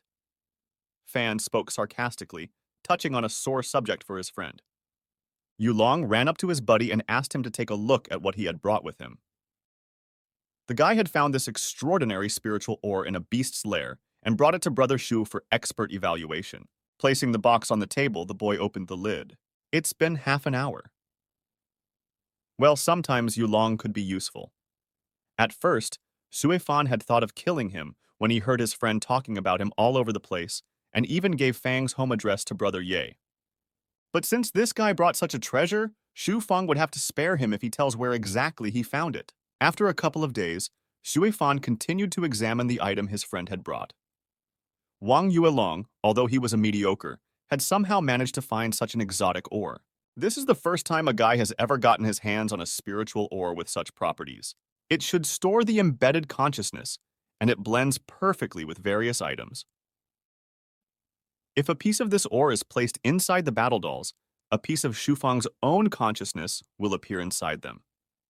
Walking over to the pre-prepared doll, the boy placed a small piece of ore in the area of the heart. It's time to put the latest monkey, the conscious version model, to the test.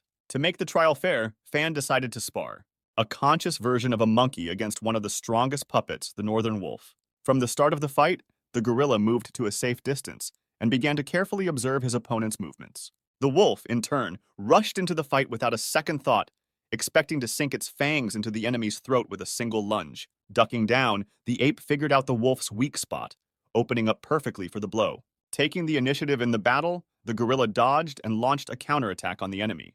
Is it over? That's the whole fight? That's really impressive. A tiny bit of that ore turned the battle doll into a true killing monster. Its combat power is 5 times greater than Shu Fan's, and one can't help but be satisfied with that. Meanwhile, Yulong showed up at the entrance to the courtyard with a sack behind his back. Passing by the corpse of a wolf, the dumbfounded guy asked Shufang why he suddenly decided to kill animals in his own backyard. Do you have nothing better to do? After taking the northern wolf's soul, the cultivator asked his friend why he had come this time. Chuckling awkwardly, Yulong reminded his buddy that his super armor had been damaged by fox werewolves. So he had brought all the necessary materials to repair it. And when Fan asked the guy where he found all these materials, Wang Yulong, scratching the back of his head happily, explained that he had simply bought most of them by asking Qian Qian for spiritual stones. Apparently, since she hadn't been stingy, she was already willing to ask her husband after this agonizing year. However, Zhu Fan advised his friend not to get excited so early. He knows that 20,000 kilometers away from here, there is a sect of 100 flowers. The sect's female disciples are said to be very attracted to men. As soon as they get a more or less handsome guy, they immediately begin to seduce him, even if he is thrice married. Yes, Wang Yulong himself has heard about the 100 Flowers sect. A comrade from his branch had gone to them and never returned. Then, his mentor went there to pick up his disciple, and in the end, he came back barely alive. Grinning eerily, Fan asked his buddy if he still didn't understand what this whole conversation was about. After entering the house, the guy advised Yulong not to go there under any circumstances, and even if he somehow got there, at least let him think of means of defense. And before Brother Shu closed the door in front of him, Wang Yulong said that he understood, and then he remembered that he wasn't even going to go there. Then, what was the point of this whole conversation in the first place? Yulong, you'll need to go to the 100 Flowers sect soon, ordered the mentor, pointing his finger at his doomed disciple. Trying to hold back tears, the boy asked the master if he could go nowhere, but the mentor replied that it was out of the question. A joint experience exchange conference is scheduled with the 100 Flowers sect in a month's time. The heads of the sects will personally reward the excellent students, and since Yulong is his master's favorite disciple, his mentor will not let him miss such a chance. Remembering Brother Shu's words and imagining his wife's face as she stabbed the tomatoes to death, Wang Yulong crawled over to his master in despair and shouted that he was a family man. He can't go there. Grabbing his apprentice's head, the master agreed that with a face like that, it was indeed dangerous to let him go there. That's why the mentor decided to help him. Poking the snotty kid in the head, the man asked him not to worry about it anymore. In the meantime, the protagonist once again stumbled over to Brother Shu and started asking for cheaper sword creation. With an annoyed look at him, Fang explained that he had already cut the cost of production to a minimum. The guy could only make a digging stick even cheaper. Sitting across from him, Xiao Yao once again asked Brother Shu to think of something else to save money on. The thing is, the protagonist doesn't have 100,000 spirit stones, and he definitely won't have any in the near future. Sighing, Zhu Fan realized that this dude was probably the poorest protagonist in history. Where are his millions, valuable items, rare swords? The old swordsman had handed over a very powerful yet extremely costly formation to his disciple. It was good that Shu Fang had been brotherly to him. The question that arose was, had Xiao Yao not accumulated any savings in so many years of doing tasks for the swordsman branch? Well, the protagonist may have accumulated millions over the years, but he was constantly spending everything he earned. The old swordsman needs resources to recover The 6 main swords need to be pumped regularly, and there are 12 auxiliary swords as well. In short, Ye Xiaoyao asked his friend to give him at least 3 days, and he himself went to the nearest pawn shop. Before the protagonist left, Shu Fan advised him to live more modestly, then suggested that he try his luck further away from the sect. There was a better chance of finding something of value there. However, now Qiao Yao has nothing left but to take out a microloan for a year, leaving his jewelry as collateral. Seeing Xiao Yao shamefully taking out a loan, the old swordsman asked him not to dare mention his name when the disciple was in the Great Heliocosm. Actually, only drunks go to pawn shops. At the same time, Shu Fan, humming a little song, opened the window in his office and got to work. It took him quite a bit of effort to get the seal off the box. It's all right, but now the guy will finally see what treasure the protagonist gave him. Reaching out his hands to the box, the boy unlocked the lock and lifted the lid. A bright light illuminated his face, and the object lying inside gave the lad a genuine shock. Meanwhile, still in the pawn shop, Xiao Yao began to search behind his groove for his jade ball for illumination. Not finding it, the protagonist scratched the back of his head in bewilderment and asked the old swordsman if he had seen the balloon. In response, the swordsman emperor only chuckled slyly. "What the hell?" Looking at the box irritably, Zhu Fan said. When he took out the strange object from the box, he noticed that it looked like an ordinary jade ball for lighting. Would anyone put such a small thing under such a strong defense? It was clear. The bastard mentor from the ring had taken the treasure out of here and replaced it with a ball. Annoyed, tossing the jade ball onto the table, Zhu Fan realized that he had been tricked. What's the big deal? The old swordsman has to figure out how to get more resources to rebuild. A few days later, the sect of 100 colors. While the girls are chasing after the other guys who came as part of the delegation from the Heavenly Throne sect, Wang Yuelong is just tensely sitting on the sidelines. Luckily, his mentor understood and gave him a spell to disfigure his face. Maybe this way he could avoid any trouble. In fact, the guy promised Qian Qiang that if there was another incident like the fox werewolves, he would hang himself in front of her. So now there was nothing left for Yulong to do but just sit there and watch embarrassedly as the beautiful girls were sticking it to mentor Chen Ye sitting next to him. When they approached the old man, the disciples of the 100 Roses sect asked him why he was frowning. Was he not happy with the reception here? And when the master replied that he liked everything, the golden-haired woman asked if he was lying. If everyone likes everything, then why is someone hiding their true colors? She asked, pointing her finger at the guy sitting at the table. Naturally, Wang Yuelong guessed that he was the one in question. As she approached the old man, the golden-haired girl asked if she seemed so ugly to him. Why is Chen Ye's gaze avoiding her? However, the master is a master who realizes the danger of the situation. If he looked up, he wouldn't be able to leave. While the golden-haired woman was molesting his mentor, Yulong got into trouble. The girl who came up to him sat on the guy's lap and, putting her arms around him, offered to stroke her long, straight, and beautiful legs. Damn it, it's happening again. Yulong must hold on, or else he'll have to fulfill the promise he made to his wife before he left. Shu Fan is a nice guy and has never wronged the protagonist. Why is fate so unfair to him in his relationship with this dude? Ye Xiaoyao. He doesn't seem to be a villain either, but next to him, Fang is always unlucky, and he's left at a disadvantage every time. Lying on the hammock, the guy stretched out his hand, whereupon a bird landed on his finger. This chick is ready. 500 more like it, and Fan Can will be able to awaken a faint spiritual fire, and after that, he will become a third-grade blacksmith. Once again, the guy came to the conclusion that he needed to stay away from the protagonist. And if it didn't work out, then the cultivator would have to move again. Brother Shu! There was suddenly a creepy whisper from behind his shoulder, greatly frightening the boy. Holding out a pouch to his friend, Xiao Yao explained that all the necessary materials were now ready. Approaching the huge boulder, the protagonist asked when he could pick up his flying swords. Trying to recover from the shock, Fan told his buddy to come back in 2 months. It's too bad that the guy can't refuse to provide help. After all, in that case, he might turn into someone Xiao Yao would blame for his failures. Just the thought of that makes one feel fearful. Xiao Yao happily ran up to his friend and remarked that Brother Shu was right when he advised him to try his luck away from the sect. 10,000 kilometers away, the protagonist found a mine with enriched iron. Even though that place was infested with werewolves, Ye Xiaoyao estimated that there were 5 million spirit stones worth of ore to be mined from there. Hearing this, Fan had already started to imagine how he would become rich. The protagonist in turn added that that mine was guarded by a herd of large-bodied elephants at the golden elixir stage, although there were also a few at the spirit birth stage. If they go there together right after Brother Shu finishes with the flying swords, they can split the loot 50-50. So wait, what do you mean together? Fong perplexedly interrogated. Waving off the protagonist, the guy asked what he wanted to do with him. Enrich him or write a death sentence?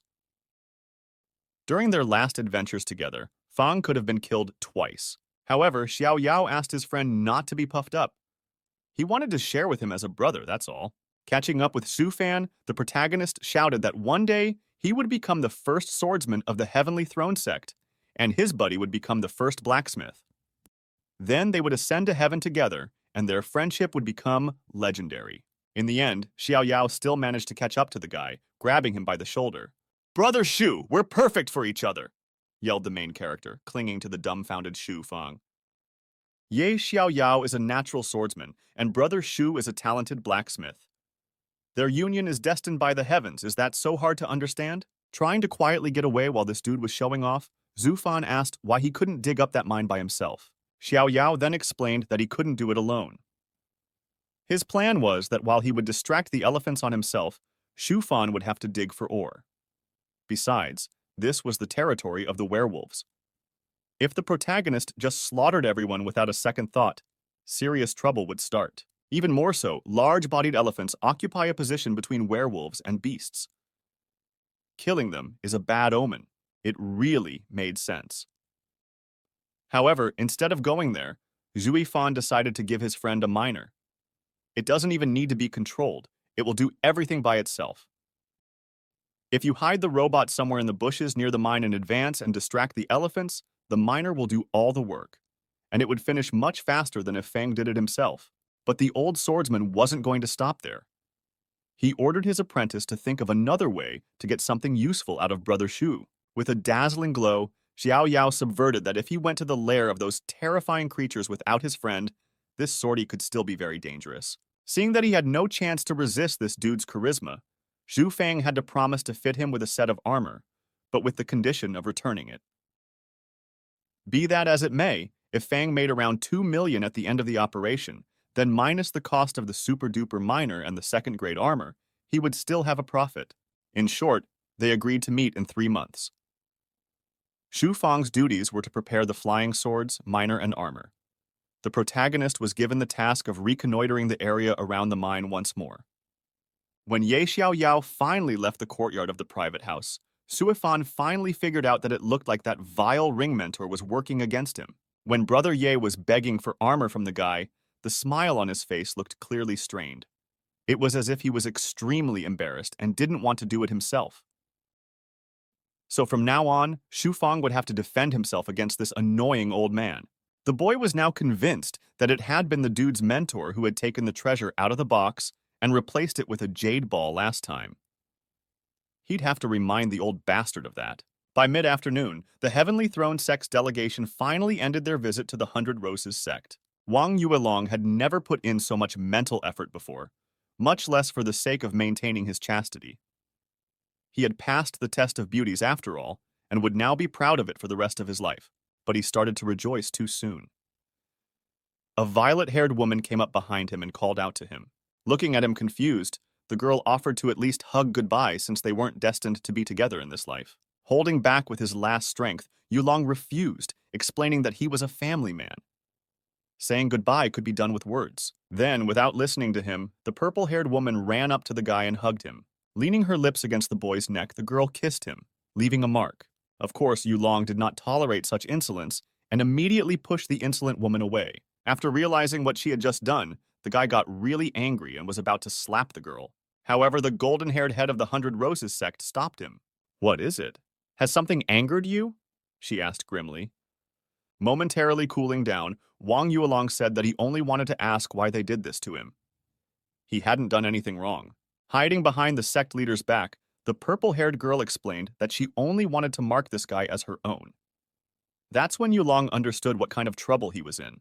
Heavenly Throne Sect, the abode of the Supreme Preceptor. Sitting at his desk, The sect leader asked the woman who had entered his room what he owed to such a sudden visit. The woman in turn explained that she had simply brought her student to see her husband. "I have little respect for your sect and will not join you. After all, I can take anything I want from you." After listening to the guest, the Supreme Mentor laughed, saying that he had no such thoughts. He only hoped to make her short visit as comfortable as possible. Taking the glass in her hand, the woman was surprised that this old man had chosen to treat her to such an exquisite tea. Preparing for a long conversation, the guest asked her companion to brew another pot of tea. At the same time, in the courtyard of Shu Fang's house, she got so tall. How long was their separation? Little Yun finally came home, and the first person she decided to see was her future husband. "Long time no see, Wei Yun," Fang muttered as the girl turned around to look at him. As soon as he said that, the already matured little Yun rushed towards the guy in a hug. Surprisingly, Zui Fan himself was also very happy to see her. He thought that with such a powerful mentor, Wei Yun would quickly forget him. Watching this scene, the two disciples could not believe that the girl who looked like a celestial and flew on a huge divine bird was the wife of the mentor. Just as suddenly, Wei Yun, who was snuggled against her future husband's chest, began to giggle strangely. Noticing her disheveled face, the frightened Fang asked the girl to collect her drool. He didn't want to ruin his favorite 100% natural silk garment. This behavior changed Ganan Yuexian's opinion very quickly. No, this girl is hardly a celestial. Wei Yun began to beg her husband to come with her. She's all grown up now, so there's nothing stopping them from having children and living soul to soul for the rest of their lives. Trying to hold little Yun back, the dumbfounded Fan replied that he wouldn't dare to interfere with her cultivation process. She's doing so well after all, and her mentor would be against it. So they should hold off on starting a family for a while. At the same moment, Zue Gang and Shui Yuexian greeted Mother Mentor. After introducing his disciples to his future wife, Fan revealed that he had taken these kids as his disciples after they saved his life. "What did you call me? Mother Mentor?" Wei Yun clarified admiringly, looking at the children in fascination. In honor of their first meeting, the girl decided to give the students small gifts. After that, little Yun said goodbye to her husband, promising that when she finished her training with her mentor, they would be together forever. But unexpectedly, Fang asked her to wait for a while. Previously, the guy had treated Wei Yun like a little sister. But when Fan saw her inside his illusion, he created to deceive the fox werewolves, he finally realized how he really felt about this girl. The only thing the boy hopes for now is that he does not do this too late. Looking into Wei Yun's eyes, Fan told him that it was customary in his village that when a man himself put a ring on a girl's hand, from then on, they were truly considered husband and wife. "Darling, I'm going to miss you," the girl replied sadly, looking lovingly at the ring. "And I'm gonna miss you." After saying that, the guy escorted his wife, who boarded the huge divine bird and flew away. Left alone with Wei Yun, the mentor wondered what she liked so much about this guy. After all, he's a minor cultivator at the key tempering stage, and he's not even particularly handsome. However, this attitude angered little Yun. She shouted that her mentor was wrong and that her husband was the most talented in the world. When the girl first met Shu Fang at the age of 13, she immediately realized that they were destined to be together. However, the mentor will not oppose this marriage. The heavenly spirit is rarely wrong, so there is no reason not to trust him this time as well. In that case, the woman explained that since the student wanted to start living with her husband as soon as possible, she had to study hard. As soon as she reached the stage of fusion, she would let her go. And it wouldn't take much time, only about 1,000 to 2,000 years. Returning to his disciples, Fan told them that Mother Mentor had given them Phoenix blood-based pills. These were very valuable pills. In the case of a critical injury, such a thing could save a person before their consciousness left their body. Even Shu Fang envied that these kids had such pills and he didn't. But when the disciples offered to let the mentor take away their pills, he asked them not to insult him. Fang would never take away the pills from the children. Plus, he got some other more valuable gift. As of today, this guy is a married man. The next day, the weather was calm. Everything was fine, and the day promised to be calm. Zhu Fan was hanging out at his forge as usual, crossing the consciousness retention ore and the enriched iron ore. The last conscious models of battle dolls have proven to be excellent, except that their creation requires a scarce ore of consciousness retention. The next step is to invent a device that could control the consciousness of the battle dolls. And while the guy was thinking over his plan of action, he felt someone's approach. An unknown person hit a force field set up around the perimeter of a private home. For some reason, the stranger was hiding his face and sneaking around so that no one would notice him. After making sure that no one was following him, the man snuck into the yard of a private house. Suddenly, he saw the owner of these properties in front of him, already prepared for battle. "What are you doing wrapped around your neck in this heat? Are you cold or something?" Su Fan asked, looking at the masked guy acting strangely. Pulling his mask down, Wang Yulong showed his friend the mark on his neck.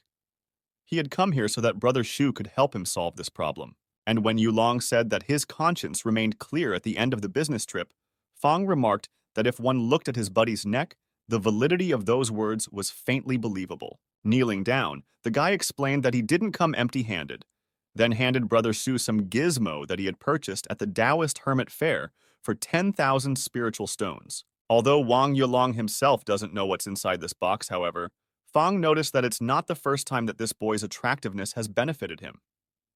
He can't wait to find out what kind of gift fate has arranged for him this time. After thinking it over carefully, Brother Shu agreed to help his friend. Fang realized that the hickey on his friend's neck had been left on his soul. Even if Yulong's soul was transferred to another body, the same hickey would pop out again. With a suspicious glance at his friend, Zhu Fan noticed that the beauty who gave him a hickey seemed to be very much in love with him. Such a strong hickey could only be left once in a lifetime. Unfortunately, there was no way to remove this hickey, since it had already merged with Yulong's soul. Only when the guy breaks through to the spirit birth stage will his soul be cleansed and shed the mark. However, Fan said with a smirk, slamming his fist into his palm. However what? Seeing the strange expression on his face, a frightened Yulong asked his friend why he had picked up that huge blade.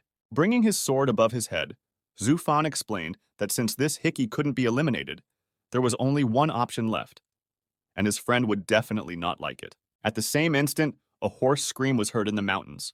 From the impact of the sharp blade on his neck, Yulong flew back into the protective barrier of the house and hid his back. With a frightened look at Brother Shu, the boy asked why the latter was trying to kill him. Suddenly, the boy felt a burning pain in the area of his neck. His neck was covered in a strange red energy that made Yulong scream in unbearable pain. At the same moment, Zhu Fan standing nearby stuffed some kind of balloon into his friend's mouth. Holding out the mirror to his buddy, Fan explained that if he had warned Wang Yulong would have been even more frightened. Therefore, the guy decided to act without further ado. Looking in the mirror, Yulong noticed that a huge scar had appeared in the place of the hickey on his neck.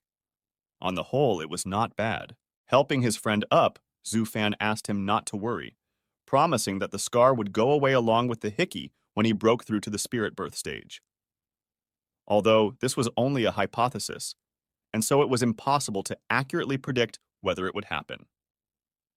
Of course, Fang didn't say that to his buddy, so as not to break his already fragile child's psyche unnecessarily. Night of the same day. The Valley of the Big-Billed Elephants. Flying away from the huge elephant, Xiao Yao asks the old swordsman to move his brains faster, or else they'll both die here. The ring mentor told the apprentice that there was a magical teleportation field 600 kilometers west of here that the Sword Emperor would be able to activate with spiritual energy. After dodging another strike from the large-bodied elephant, Xiao Yao decided to clarify exactly where they were teleporting to. However, the old man from the ring replied that it was no longer important, as the number one task now was to stay alive. Soon flying up to the teleportation field, the swordsman emperor noticed that it looked very familiar, as if he had seen it somewhere before. Be that as it may, Ye Xiao Yao no longer had any other choice. He had to jump into the portal hoping for the best. If he stays alive, it won't matter what happens next. A beautiful yellow star flies over Shu Fang's private home. The guy himself is lying on a chaise lounge and relaxing in the open air. Running up to the mentor, Zua Yuexian grabbed his hand and asked him to stop snoozing. It's already evening out. The girl then bragged to her teacher about the spiritual energy replenishing liquid she had found in the lake. There's a portal at the bottom of the lake, on the other side of which a bunch of ancient treasures, artifacts, and rare plants are probably hidden. Besides, Zhu Gang sensed the presence of beasts at the golden elixir stage, and so he didn't let his sister enter there. Instantly waking up, an excited Fan asked the disciples if they were sure that there was no one more dangerous than a golden elixir stage beast out there. Would it be easy to get back out of that portal? Also, Do these kids have a fallback plan in case they encounter enemies more dangerous than the beasts in the golden elixir stage? What volume ring can hold all the prey? What kind of vessels might be needed for the plants? And exactly what type of beasts are those beasts? And exactly what type? While Sufan was asking all these questions to his disciples, Gon held out some sort of scroll to him. Showing her mentor this scroll, Uexian said that she had already thought about all these matters and made a clear plan of action. After considering the plan, Fang shifted his satisfied gaze to his disciple. "Looks convincing. Okay, let's trust your plan," muttered the boy, lovingly stroking the embarrassed girl's head. Plus, their favorite mentor is going with them as well. He hasn't been out of the sect for quite some time, and this trip doesn't look dangerous. 3 days later, the children brought Shufang to the very same spot. Looking around, Fan asked Uexian if she had found this place by herself. When she jumped off the ship and landed in her brother's arms, the girl told him that she had been chasing a fox, and that was how she had come across the lake. Unfortunately, the little fox had run away. But he was so cute, small, white and fluffy, with golden purple eyes. "Is that him?" Fan clarified, pointing to the fox cub that had fallen into the hands of his sentient puppet. Upon seeing this animal, the excited children confirmed that this was the fox they were chasing. As soon as they arrived here, Zhu Fan noticed that this little guy had been watching them the whole time. At first, the guy wanted to let him go, but he suddenly started ridiculing him. To think that a beast at the 6th stage of the key tempering stage was ridiculing such a powerful person. Unleashing this unfortunate animal, Fang tossed it to his disciples, telling them to take it for themselves since they needed it so badly. Taking the white fox in their arms, the children thanked their mentor for such a gift. Well, now they're going to be friends with this animal. At the same time, Zuifan snapped his fingers and said that it was time to head towards the portal. Immediately afterward, the 4 of them jumped into the lake. At the bottom, they saw a huge door with a lock. Swimming over to her, Uexian took out a small yellow pebble from her pocket. When the girl inserted this stone into the lock, there was a loud bang. The portal opened, revealing a passage between spaces. It was incredible, such a small lake hiding such a large world. Still in the lake, Sufan snapped his fingers. With a wave of his hand, he showed the students his latest development, the Puppet Master. In simple terms, it could simply be called the control center for conscious doll models. After applying this thing, Fang decided to keep 50 dolls to gather herbs and another 50 to mine ore. The rest will go on a punishing expedition against the beasts at the golden elixir stage. Laughing, the guy noted that the thing was actually quite handy. After descending into the other world, Fan decided to try draining the lake outside the portal with the sea's absorption vessel. At the same moment, a whirlpool began to form in the lake. Unfortunately, the kids didn't have time to watch it. From behind them came a horde of monsters. A multitude of powerful creatures at the golden essence stage were preparing to tear the uninvited guests to shreds. But when they saw Shu Fang step towards them, they stopped abruptly. Turning to Zhu Gang, the mentor asked if he could remember the secret technique with the longest name. The child answered without hesitation that it was Armstrong's cyclotron jet cannon. The boy remembered the name well, because as you know, the longer the name, the stronger the technique. Extending his fingers, Fan praised his disciple. These two are very lucky to be here today, because they're about to see the full power of Armstrong's cyclotron jet cannon. Pointing at the opponents, Zhu Fan spoke briefly. "Fire!" The poor monsters couldn't do anything about this man's overpowering strength. A single charge of Armstrong's cyclotron jet cannon blew away several meters of earth, taking half of all the monsters to the other side. All the beasts in the way simply turned to dust. Seeing this, the disciples greatly admired their mentor. A person at the key tempering stage had defeated a bunch of beasts at the golden elixir stage with a single swipe. Were there many cases like this in history? Today, Shufan decided to use the time to strengthen his own authority, and he did not fail. Once his disciples surpassed him, it would be harder and harder to impress them. All the monsters ran away, and Shu Gang turned around to look at the mentor, suggesting to look for beasts at the spirit birth stage and test the cannon on them. In response, Fang only gave the kid a flick. Had he forgotten what his mentor had taught him? You should prioritize safety and stay out of harm's way. Meanwhile, a puppet lord flew over to Suifan and reported, "You puppets too, meet the beast I was able to handle. In addition, the object is rapidly heading this way." Turning around, the children and their teacher heard the deafening roar of the monster. Their opponent turned out to be a huge red tiger. Just seeing this terrifying creature, the children began to tremble with fear. Well, then they remembered they weren't alone. There's no reason for them to panic because the mentor is there for them. In that case, they must give the enemy a vigorous fight back with the three of them. Looking at the disciples, Fan rather noticed that their courage was fine. Stepping in front of the kids, the guy ordered them to step back, explaining that such an opponent was beyond them right now. Let them better stand and watch the fight closely from the sidelines, absorbing invaluable experience. The battle had begun. From the very beginning, Zhu Fan sent several energy arrows towards the enemy. However, the tiger was not so simple. His speed, which allowed him to dodge all the attacks, was astonishing. And even when the energy arrows were in front of him, the monster had time to react and jump back. Realizing that it would not be able to get close to the man on the ground, the animal roared fearfully. In the same second, the tiger grew beautiful wings and soared into the air. Fang looked thoughtfully at the enemy and was surprised that it could fly. It wasn't a big deal. He'd taken down monsters like this before. Picking the perfect timing, Zhu Fan waited for the moment when the enemy would let his guard down. There was no way the tiger could have expected a sudden attack from above, and so the energy arrows easily penetrated its defense, nailing the beast's body to the ground. After firing a few more arrows at the monster pretending to be dead, Fan asked his students to remember that even if the enemy looked already defeated and its carcass was lying breathless, it should be finished off just in case. In the end, after dealing with his opponent, Zhu Fan took his soul for his own collection. Finally picking up the vessel absorbing the seas, the guy noticed that this time the catch was expected to be large. A whole lake could fit into this small vessel. But if Fang had gotten here in the company of the protagonist, he would have surely managed to run into more terrifying threats here. And even if Fan hadn't died, he would have left with nothing. Such was Ye Xiaoyao's fate. At the same time, in the world of werewolves, Ye Xiaoyao had to use the limited skin of the young prince of the royal wolf family to survive in this world. With a tired look at the old swordsman, the boy reminded him that they had been here for quite some time. Shouldn't they go back? But the ringmaster explained that they were in no hurry and that no one was chasing them out of here. Besides, it's not every day you get the chance to be in the world of werewolves.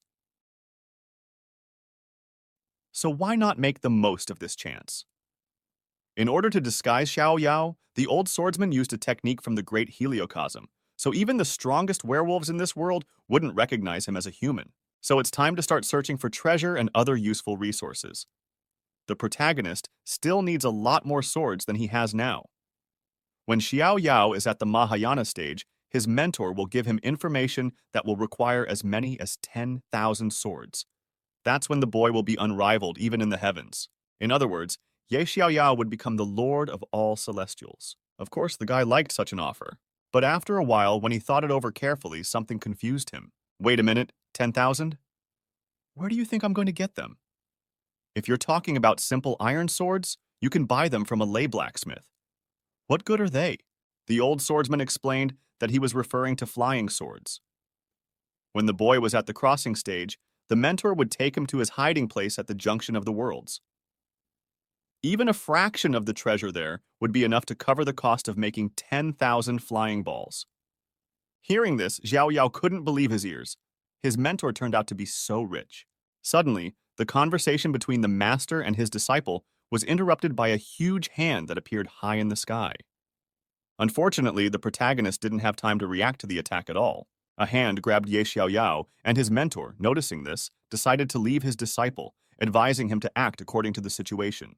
To make a long story short, a huge hand decided to take a brave little wolf cub lost in these scary places as his apprentice. Ever since Xu Fang's disciples had taken him out for easy prey at the bottom of the lake, he had stopped patronizing them heavily and let them develop on their own. He spent all his time making pills and battle dolls. His life was peaceful and serene, especially since Ye Xiaoyao hadn't bothered him for a long time. And so it's been a full 10 years since that day. Time flowed incredibly fast. Without realizing it, Xu Fan had already lived for 36 years. It seems as if only yesterday Wang Yuelong had his firstborn Wang Xiangqi, and today he is already part of Fang's daily life. Noticing the mentor sitting in the gazebo, Xue Yuexian asked him what he was sighing so sorrowfully about. Looking at the student in tears, the guy asked what would happen to him if he never broke through to the foundation stage in the next 100 years. Holding out Jiaoji to the mentor, Yuexian cheered him up, saying that there was no way that could be. It's not like he's not just breaking through, he clearly has a plan. Besides, even if he remains at the key tempering stage, the mentor is already superior to Uncle Wang in everything. Everyone already knows that Shufan will find a way to turn the sky upside down if need be. For Uxian, he will always be the strongest. Ha ha ha, really? You really think so? Fang inquired, grabbing the girl by her pigtails. Pushing that old rascal away, the indignant Uxian asked him to finally stop this strange habit of grabbing her pigtails. At the same time, Wang Yuelong walked up to Brother Shui. Seeing him, Fang asked why the inner sect disciples were not sitting in the inner sector. Why do they keep going to his house? By the clock in the back of his head, Yulong replied that not visiting an old friend for a long time is a real crime. And when Fang said that Wang Xiangqi had gone on a mission and Daddy wouldn't see him today, Yulong clarified that he really didn't come here for that. Realizing what his friend was getting at, Zhu Fan gestured for Gian and Uxian to leave for the time being. All the little devils are gone. You can talk about what you really came for, the guy muttered, looking at the pensive Yulong. It seems that a serious conversation is coming up. With a pitying look at Brother Shu, Yulong asked him to accept the son of one of his friends as a disciple. Putting on his glasses, Fang sat up to his buddy and wondered if this was a case where by friend one meant oneself. Covering his face with his hands, Wang Yulong asked the guy not to look at him with such disdain. Fang in turn asked him to tell him the details. It happened 7 years ago. Back then, a disciple from the Thousand Cloud sect had arrived as an exchange student, and the battle squad was constantly going on missions with her. On one of these missions, they came across a 7 wishes snake at the golden elixir stage. With their combined efforts, they managed to finish it off. But before it died, the snake managed to throw out a sexual desire-inducing poison towards the squad. Yulong and this disciple of the Thousand Cloud sect were both struck by it.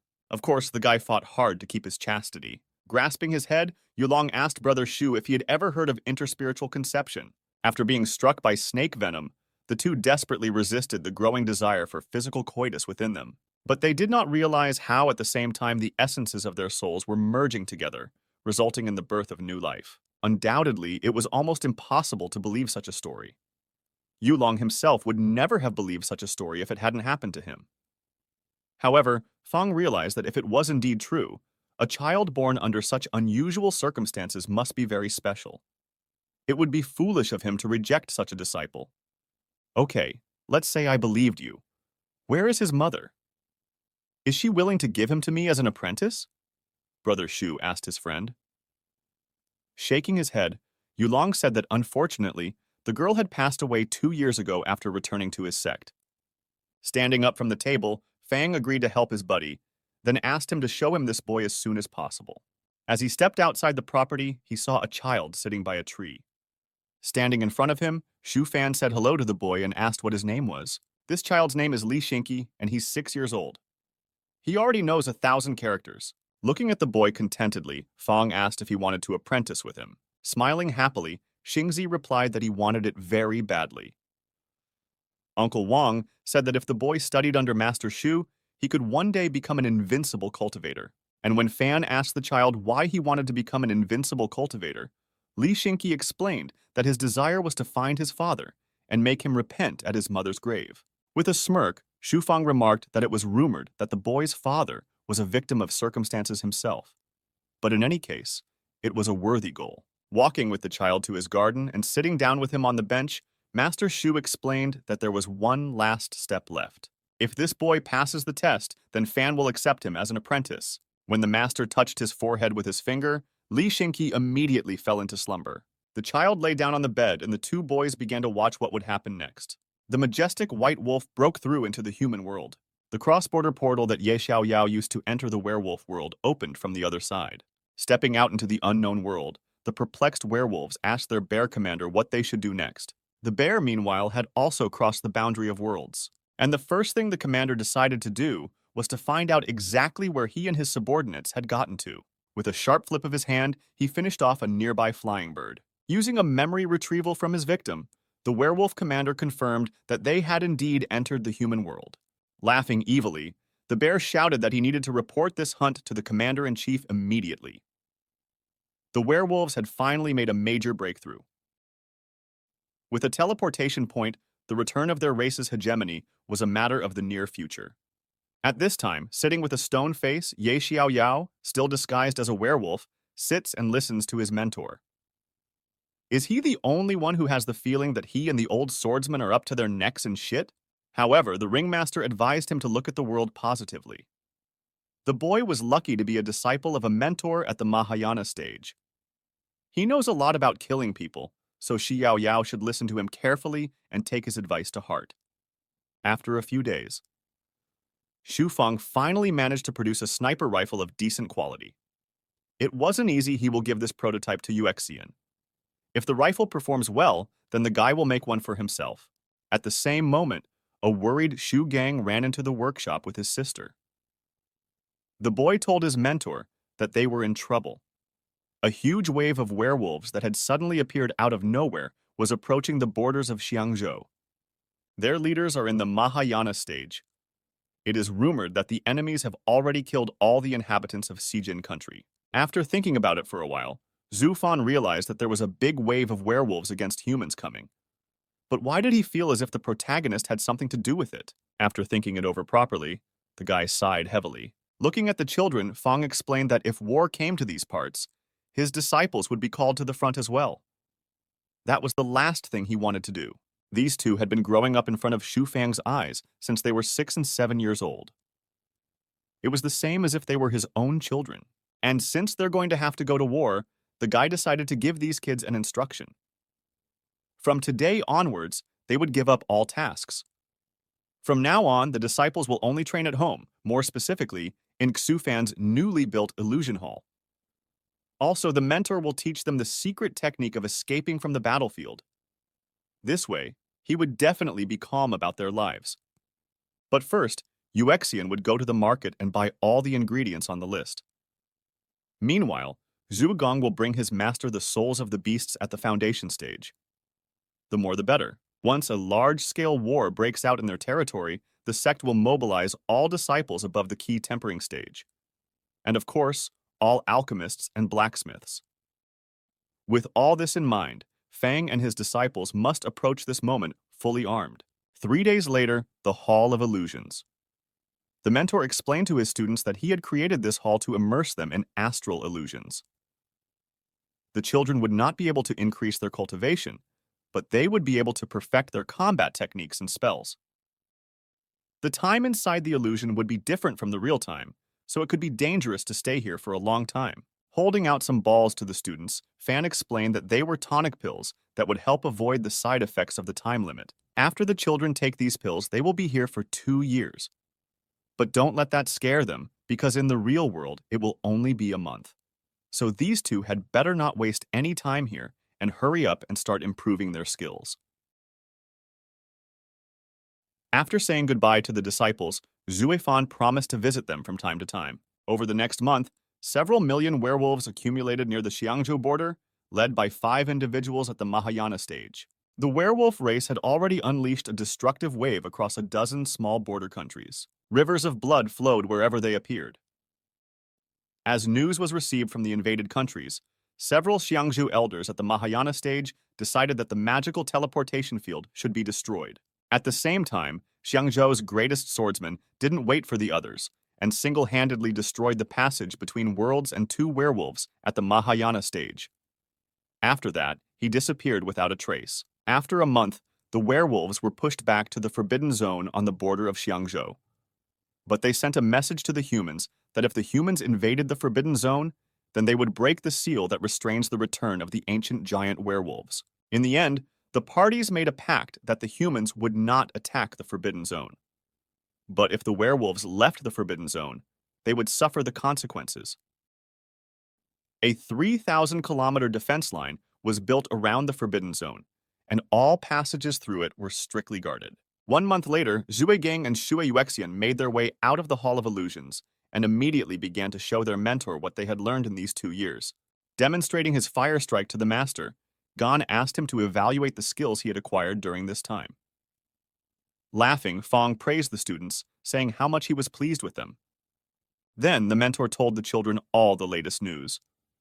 Although the werewolves were in a difficult situation, he felt that the end of the conflict was not yet in sight. Meanwhile, while the boy was explaining all this, he received a message urging him to go to the front lines with the cult mentors. At the same moment, a cheerful Sha Diao bursts into Fang's house, asking his friend if he got the message. Okay, the bulky guy already knows that his buddy is heading to the front lines, because he's the one who talked his mentor into taking Brother Shu with them. Looking at Diao in tears, the petrified Su Fan had no way of knowing what the hell this meant.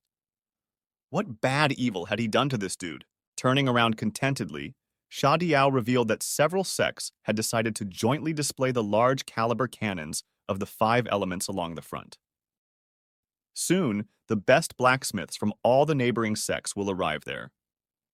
This is a major opportunity for him and his best friend.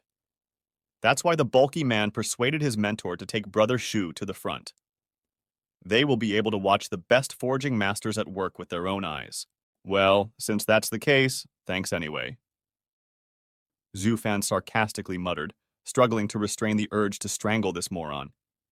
The next day, Fang and his disciples headed to the front lines in a flying ship. Standing beside her brother, Yuexian asked her mentor not to be sad, explaining that it wouldn't be that dangerous there. There were already 6 Mahayana stage warriors alone on the front lines. Looking down, Gon agreed with his sister and remarked that it was practically a tourist excursion. Then the boy pointed his finger somewhere, drawing his mentor's attention to the fact that he could already see the front line from here. Having also walked to the edge of the flying ship's deck, Zhu Fan lifted Gon by the scruff of his neck and looked sadly into the distance. What he saw next struck him incredibly. The front line really doesn't look dangerous at all. Placing a hand on his friend's shoulder, Diao asked if he thought there was so much noise around the werewolf invasion for nothing.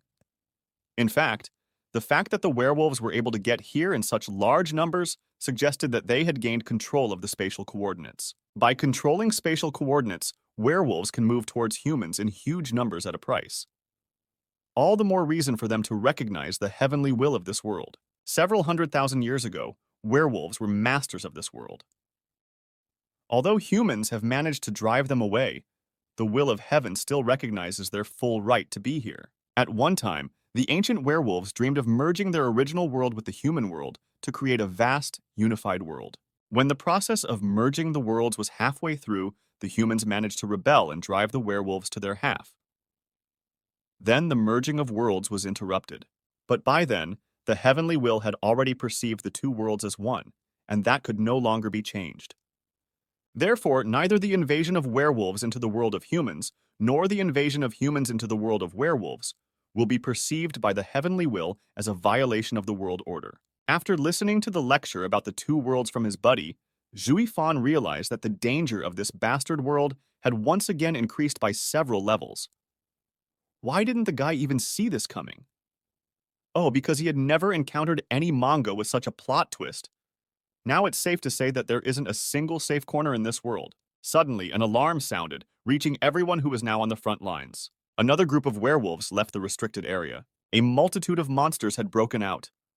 Had the werewolves decided to break the peace treaty and start a full-scale war again? And no, it seems it really was just a small bunch of enemies. Just one shot from the ship's cannon was enough to turn them all to ash. By the way, I forgot to say that the Heavenly Throne Sect's largest ship is also on the front lines right now. No wonder all these werewolves at once were killed by just one shot. Although, come to think of it, how much was that shot worth in spirit stones? While Fang was thinking about this, Shui Gang realized how great it would be to have a spell of the same power. He stroked the boy's head and promised that if he practiced well, he would achieve the same result in 1,000 years. Gan, who was dumbfounded, remarked that 1,000 years was not a long time. Are you the blacksmith who came here on Shayan's recommendation? Can you repair a 5th grade heavy armor? A 2-meter-tall jock came up from behind and asked. Confidently slapping his palm on his chest, Shu Fan promised to take on this job if the customer had his inner spiritual fire with him. If so, the man would have to stand by and help. Standing behind the guy's back, the jock put a hand on his shoulder. No problem, let's go, uttered the man, leaving the 2 children without their mentor. After a while in the forge, a thoroughly exhausted Fang sits staring hopelessly at the almost completely ruined breastplate. As he continued to inspect the breastplate from all sides, the guy said that he hadn't realized that when the customer asked if Fang could repair the armor, he didn't mean to repair it, but to practically make it anew. Was this big guy fighting some giant werewolf in hand-to-hand combat? And when the irritated customer asked the boy if he could still repair the armor or not, Fang replied that it would be easy if he could get unicorn bones and yellow crystal ore. Moreover, he would even be able to increase the strength of the breastplate by 20%. Surprised that repairing a grade 5 armor is easy for this guy, the jock asks the blacksmith if he's cheating. Actually, Zhu Fan is only at the 12th key tempering stage, so what's the catch? Heading towards the exit of the forge, Fang said that since the jock didn't believe him, he would be only too happy to spend his time on something else. But grabbing the guy by the shoulder, the customer stopped him, thus falling for Fanya's trick. The man pointed out that there were no random people here. If this blacksmith was at the front, there was a reason. The jock went to look for the materials he needed, while Shu Fan himself returned to the camp. After finishing his work together with his students, the guy began to masterfully fake fatigue. Of course, why would he be tired? He was using free labor in the form of Uxian and Gon. Anyway, in less than an hour, they managed to build their temporary nest. It was a long way from the front lines, which meant that there was no threat to them here. Just as suddenly, a portal appeared behind Shu Fan. A hand came out of it. In the next second, the guy disappeared in front of his loyal students. And they had just wanted to ask their mentor for some pills to restore their strength. Where did he disappear to? In fact, the boy was stolen by that jock who had already managed to get a unicorn bone and yellow crystal ore from somewhere. Pulling the boy out of the portal, the man told him to take command of the process, to which Fang asked him to simply provide him with an uninterrupted flow of his spiritual fire. Everything else the blacksmith would do himself. This was how a blacksmith at the key tempering stage started working on the 5th grade armor. With the help of the icy spiritual fire of this jock, Fan began to transform the yellow crystalline ore. He was fascinated by the process and remembered that he had never worked with this kind of power before. He had only read about icy spiritual fire in books. Without stopping his work, Fan shifted his gaze to the customer and asked what his name was. Looking at the guy, the jock replied that his name was Shan Shen. And puzzled the man was that this guy found time to chat while working. How does he do that? Why does he look like he's stirring soup with a spoon instead of repairing armor? With a sigh, the jock said that he had asked Balian's mentor about Shu Fan before he went to get the materials. The old man said that the kid was a real genius. Shan Shen was now convinced of this himself. At the same time, teacher Sha Diao sneezed somewhere. If Shan Shen was satisfied with the result of this blacksmith's work, he would gift him a piece of meteoric iron. Right now, Fang, being at the 12th stage of key tempering, was forging at the level of a skilled master. In that case, what will he become in a couple years? Realizing the power of this kid, the jock decided to befriend him by all means. Of course, Zhu Fan liked the suggestion of a piece of meteoric iron. At least there were some benefits to this damn mobilization. Meteoric iron is used to make divine weapons and armor. You can't buy such a thing at the bazaar. In addition, the guy will be able to pick up the rest of the yellow crystal ore. After a while, the blacksmith had almost finished the 5th grade armor. Even now, it looked even better than new. Wiping the sweat from his forehead, Fang suggested to the customer to equip the breastplate with a magical ability in addition to increasing its strength. This would require an ice element treasure. Feeling the power of the icy spiritual fire begin to fade, Fan perplexedly turned to look at Shen, who was at this time doing push-ups on one finger with a pair of nightsticks on his back. Hearing about the magic ability, the jock looked at the guy dumbfounded. He had never thought that his armor could be equipped with a magic ability. This kid really is a genius. Abruptly jumping up from the floor, Shen held out a chest of some sort to Master Shu. He told him that this was where all of his ice elemental treasures were stored, so the boy could choose what was best for the job. Zhu Fan in turn got very high on the fact that a dude in the Void Mastery stage called him a master. Pulling some object out of the chest, the guy said this would do. Looking over the blacksmith's shoulder, the jock told him that he had killed the ice dragon with his own hands. Then he asked what magic ability his armor would have. Noticing that this dude excitedly started frying the armor with all his might, Fang shouted to him to be more careful. During the discussion, it was decided to equip the armor with the magic ability of the Frost Field. When Shen was actively moving, the space around him would become icy. At the same time, his inner fire would be strengthened by the spirit of the ice dragon. Getting to work, Fan first reinforced the structure with a mixture of unicorn bone and yellow crystal ore.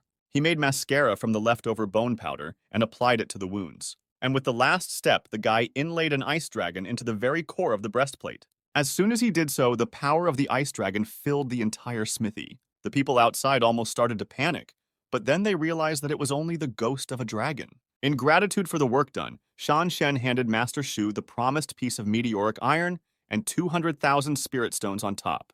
However, before he could do so, Zui Fan immediately fell to his feet. Now this guy is really tired. Placing the toll sack on the floor in front of the boy, Shen ran outside in his new armor. "Hey, bear cub, ready to fight me one more time?" the man shouted belligerently, moving out to hunt.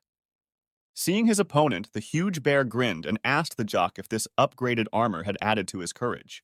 Activating the frost field, Shen told the monster to shut up. They would fight according to the old rules, surrender or death. And today, that nasty bear would die. Laughing even harder, the beast explained that he knew he couldn't kill Shen. But how does this man have the confidence that he can kill a bear? Why does he act as if they were at different stages of development? Well, it won't be long before the werewolf figures it out for himself. The next day, the battle between humans and werewolves raged with renewed vigor. Right during the battle, a huge worm-like monster emerged from the ground. Suddenly, an incomprehensible force blew his head to pieces. Turning around, the men saw the glare of a sniper rifle's scope in the distance. After Shan Shen killed the giant bear at the Void Mastering stage, werewolves began to cross the front line even more frequently in large numbers. This situation was a great opportunity for Daxian. Thanks to the werewolves leaving the Forbidden Zone, the girl will finally be able to practice shooting. The rifle her mentor created for her could finish off even a beast at the Golden Elixir stage with a single shot. Besides, the feeling of being able to finish off an enemy from 1,000 meters away was incredibly satisfying. The rifle became Daxian's favorite toy. In addition to this girl, her brother also participated in the battle. Unfortunately, since he was still a child, he was sent to the rear. However, the boy did not want to leave all the fun to his grown-up uncles. By rushing into the heart of events, Gan had violated his command. The others feared that the boy would run out of spiritual energy at the exact moment he was surrounded by the enemy, and so they kept him there. But Zhu Gang had a different opinion on the matter. Extending his arms in front of him, the kid activated the avalanche fountain. In the same second, a firestorm erupted in the sky above his head, which immediately released an avalanche beam into the ground.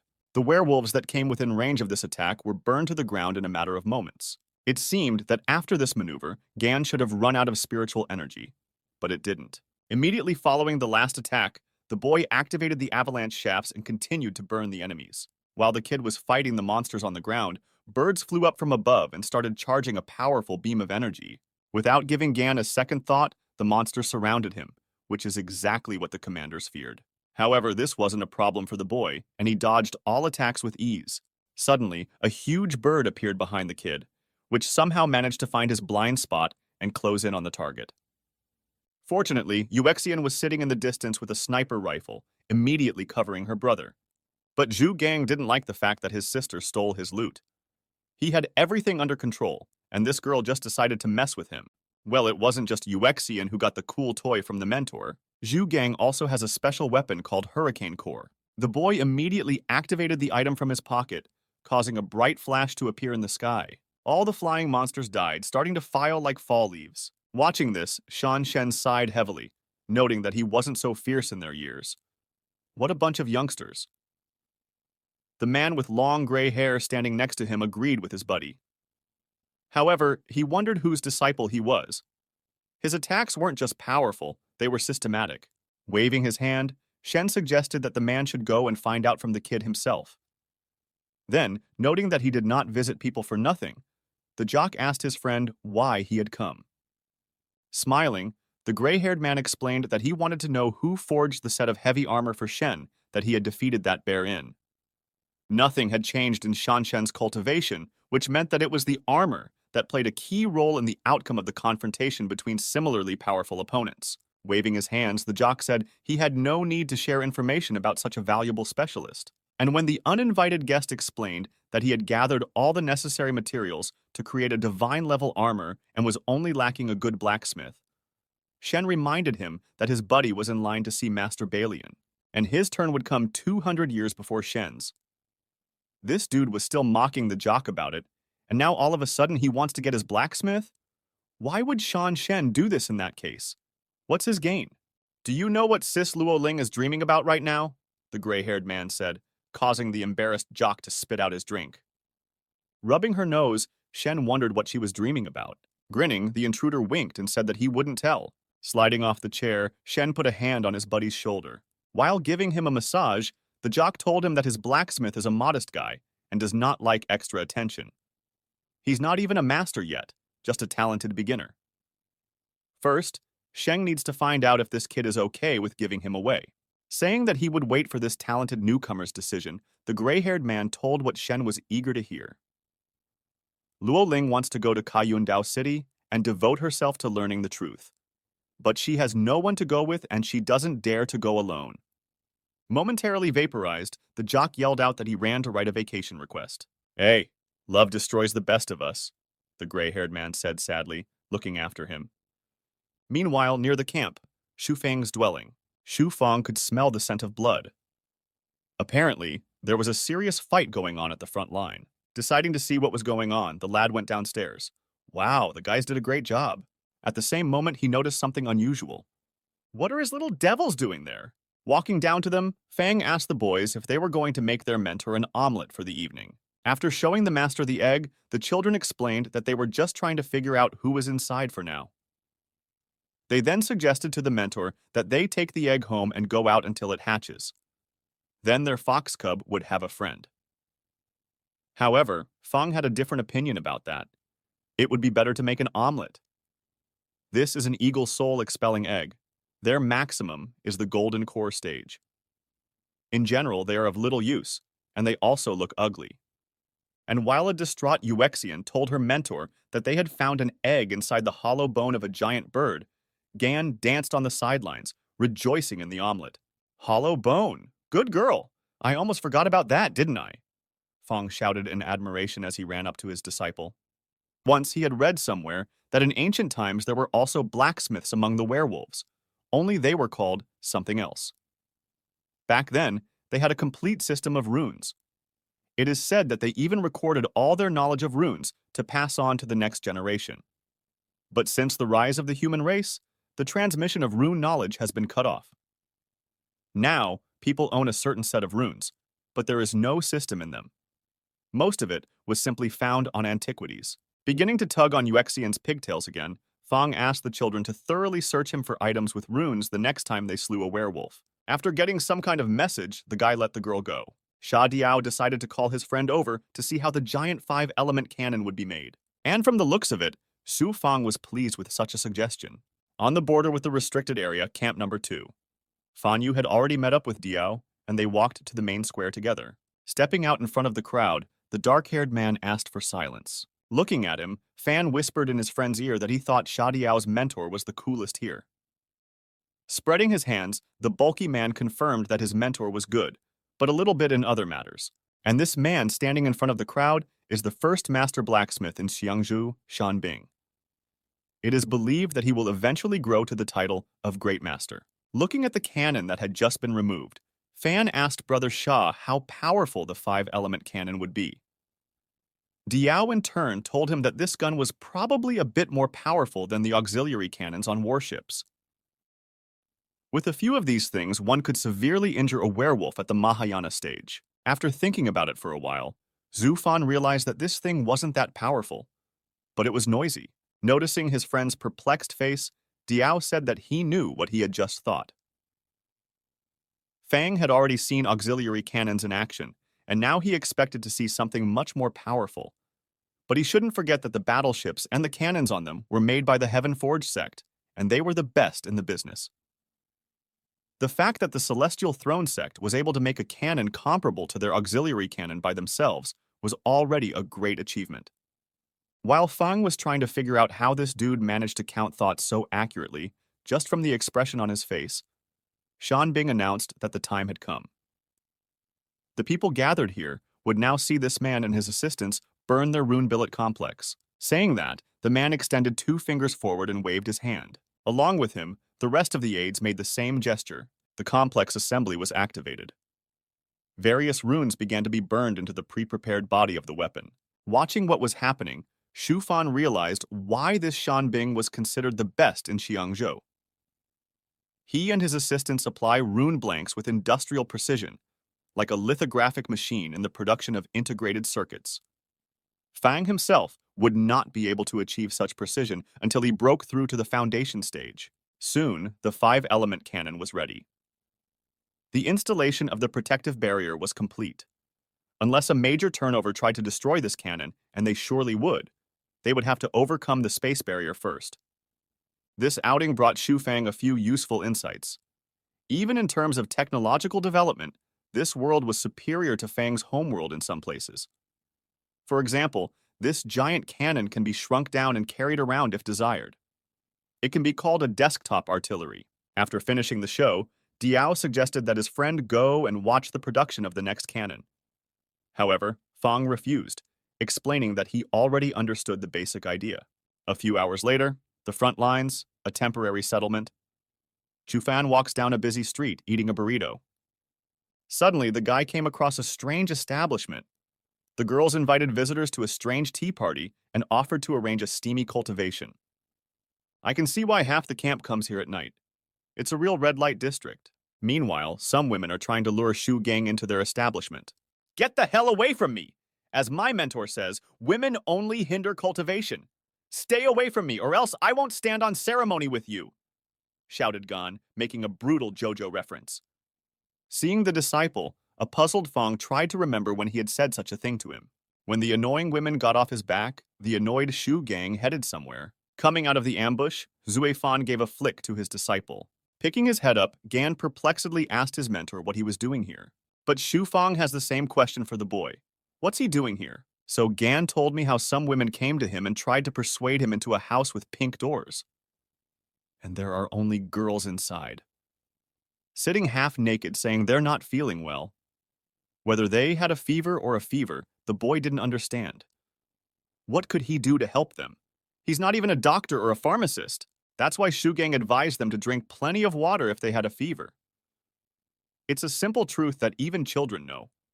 Anyway, he's not a doctor, so let them help themselves. The kid doesn't know what it was about, but these girls were angry. So he suggested they settle the conflict on the battle platform. Once I got up on the platform, I had 48 fights with girls in the groundwork stage. And I haven't lost a single fight. Mentor, I haven't dishonored your name. You can be proud of me. Suagong solemnly concluded his speech. In short, Fan had managed to raise a boy with not just low, but negative emotional intelligence. The next day, while walking down the street, Zhu Fan heard the indignant discussions of the girls passing by. A little farther away, the guy saw an announcement that the settlement had a real sick bastard in the laying out stage who had beaten up 48 girls in an evening. Below it was a caption advising citizens to run if they met this monster. Realizing that this could end badly, Fan ran home. Walking into the kitchen, he saw his students sitting around the table. Shu Gang, here's your mask! Put it on and don't take it off until we get home! Do you understand me? The angry guy yelled, holding out the mask to Gon. Fan also asked Yuexian to enlighten her brother on the topic of socializing with girls when she had time. With an awkward chuckle, Yuexian explained to her mentor that she had already tried, and unfortunately, Zhu Gang was hopeless in that regard. Because of Shu Gang's situation, Fang had to take his mind off the rune search and return. At least it wasn't too late. Walking through the shopping aisle, the guy spotted his old buddy Pan Fu. Did he decide to make money in the war too? After greeting his sad buddy, Fang remarked that their store was somehow empty. Upon seeing Brother Xiu, Pang Fu immediately threw himself into his arms in tears. He was now incredibly desperate. Pang Fu didn't realize that his first business venture outside the sect would be such a failure. The market has already been divided without him. Somehow, all the merchants here are buying goods at lower prices than this guy. In order to compete with them on price, he has to trade at a loss. After listening to this poor fellow, Fang realized that this was his chance. After shoving his friend away, the guy said that this was no reason to be so downhearted. Pang Fu is a businessman. Finding a way out of desperate situations is part of his trade. If this market is already occupied and divided, then you need to create a new market where you will be the pioneer and monopolist. Falling to the ground in tears, Pang Fu asked his buddy if he would really have to create a new market. Exactly. I've just got an idea of how it could be done. Are you interested? Fan suggested, sitting down on the bench. Starting to shake his friend by the shoulders, The excited Pang Fu shouted that if it would allow him to earn decent money, then of course he was interested. In addition, if Brother Xiu suggested a working scheme, the guy would definitely share it with him. Determined to help this poor fellow, Xu Fan told him that there were no less than 10 million mobilized people deployed along the entire front line now, and the length of the front line was about 3,000 kilometers. For only 4 million spirit stones, the entire front line could be connected to a network of communication towers. And another 2 million would be needed for one huge communications processing center. Once the towers and communication processing center are in place, you can start riveting the simplest devices consisting of 3 basic runes: optical rune, communication rune, and energy focusing rune. Cost: 2 spirit stones. Such a device can be used to receive text messages and images from the general staff, although only a message can be sent back. The main thing is to make these devices ubiquitous. After realizing the brilliance of Brother Su's idea, Pang Fu gained determination. Fan himself was surprised that this guy really understood everything. He thought he would have to chew on this for a long time. This is what it means to be a hereditary merchant. Falling on his back in joy, Pang Fu shouted out that Brother Xiu was literally his savior. The guy can't even express all his gratitude. For this great idea, he promised to pay Brother Xiu 10 million over the next 5 years. Rising to his feet, Pang Fu curled up into a ball and cartwheeled off somewhere. Scratching the back of his head awkwardly, Feng noticed that this kind of fast-moving technique suited his friend very well. I wonder how soon something on the level of early Motorola will appear in this world. Xu Fan may have started a revolution today that no one even knows about yet. Meanwhile, in the world of werewolves, many years had already passed since Ye Xiaoyao had moved to the werewolf world. If he knew that it could take this long, he wouldn't have become a favorite werewolf disciple at the Mahayana stage. Right now, it's already hard to jump off that spot. On the plus side, the guy had already broken through to the spirit birth stage. On the downside, he is now the third in the hierarchy of the Jiu Lands werewolves. The protagonist wasn't embarrassed by this until the Bear Clan reported the discovery of a teleportation fucking field. The werewolves could now travel to the human world in peace, which led to the plan to invade the human world earlier than planned. Fixing his beard, the ring mentor asks the boy if he blames himself for the werewolf invasion. The thought distracts Xiao Yao so much that he even forgets to hide his human ears. Then the main character recalled that the teleportation field was left open just after he jumped in. It's scary to even think about what horrors are happening in the human world now. Because of this, the guy feels like a traitor to his species. But the ringmaster thinks that Xiao Yao is worried beyond what is necessary. At this stage, werewolves won't accomplish anything in the human world. Most likely now, they are hiding in the Forbidden Zone, which should be the first stage of their plan. In response, the protagonist asked the old swordsman what he knew about the first phase of the invasion plan. However, the mentor said that if he started explaining, the disciple still wouldn't understand anything. All Xiao Yao needs to know is that a big war between the two worlds is coming, and since these are the worlds of the Middle Chiliocosm, victory will be for those on whose side the strongest wars will be. And the strongest wars are those who have been blessed by the heavenly will. Right now, the wars among the tribesmen, Xiao Yao was slightly superior to his werewolf vis-a-vis. But even if the strongest warriors of the human race fail, they still have a trump card up their sleeve, Ye Xiao Yao.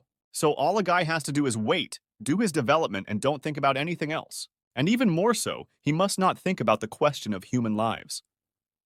Men are mortal, but the best of them can be reborn at the will of heaven indefinitely. After listening to his mentor, Ye Xiao Yao decided to trust him and focus on his cultivation. For now, he was still too insignificant to decide the outcome of the history of the human race. At the same time, Xu Fang's temporary dwelling, Wang Yulong came to visit his buddy.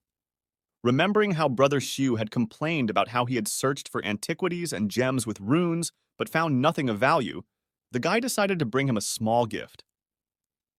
He found this gem by chance and immediately thought of his best friend. Looking at Yulong thoughtfully, Fang couldn't understand why he often got his hands on interesting things.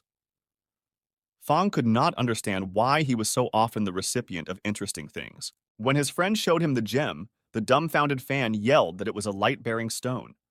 He didn't even expect to get his hands on something like this. The boy had read about it in books. On its surface, there are runes of the sun and moon, which can be used to control the passage of time. And since this gem has such rare runes on it, Wang Yuelong allowed his friend to keep this pebble for himself. Distrustfully shifting his gaze from his buddy and back to the light-bearing stone, Fang asked if he felt bad for just giving away such a treasure. Laughing, Yulong reminded Shufeng that they were old friends, almost like brothers. When he found the gem, he immediately realized that it was something special, but he didn't know what to do with it. He thought about it and realized that the best solution was to give it to his best friend. Besides, Brother Shu is the mentor of Yulong's two sons, so it can be considered a gesture of gratitude. Sighing, Zhu Fan explained to his friend that if he brought the gem to any master blacksmith, he would be able to exchange it for a heavenly level weapon. And if the guy took the gem to the Heavenly Forge sect in the central continent, they would make a Mahayana stage warrior out of it. But if Wang Yuelong gave the light-bearing stone to Feng, he would receive a sincere thank you as a reward. "What thanks? Why are you like a non-native?" Yulong shouted, grabbing his friend's hand. "Just stay my loyal brother, that's all I need." After saying that, Yulong said goodbye to his buddy and flew away. This stone was like a spring in the middle of the desert to Xu Fang. What a noble fellow this guy is, after all. This is an act that Fang will never forget. Inside the light-bearing stone, there are runes that are mandatory for Xu Fang's next project. They are so hard to find that the guy was just looking for something similar, but even then, he couldn't find anything. Lately, all he had been thinking about was this project. It would be the way out of his situation. Previously, the boy thought that he would quietly and peacefully live up to the upper limit and make a breakthrough in due time. But after Shuigang and Yuexian had already broken through to the foundation stage, Fang was finding it too difficult to accept his situation. He can let the disciples be a stage above him, but the speed of their cultivation is too fast. Very soon, if Fan continues them normally, these kids will greatly overtake him. In a couple decades, Suigang and Yuexian would be at the golden elixir stage. By then, even Xianqi and Xinzi will have broken through to the groundwork stage. If even then Shufan remained at the key tempering stage, he would become the weakest mentor in history. That kind of shame is going to be very hard for him to live with. So the guy wants to cheat time to break through to the dream-laying stage earlier than he should. And now it's real, he just needs to build a time room.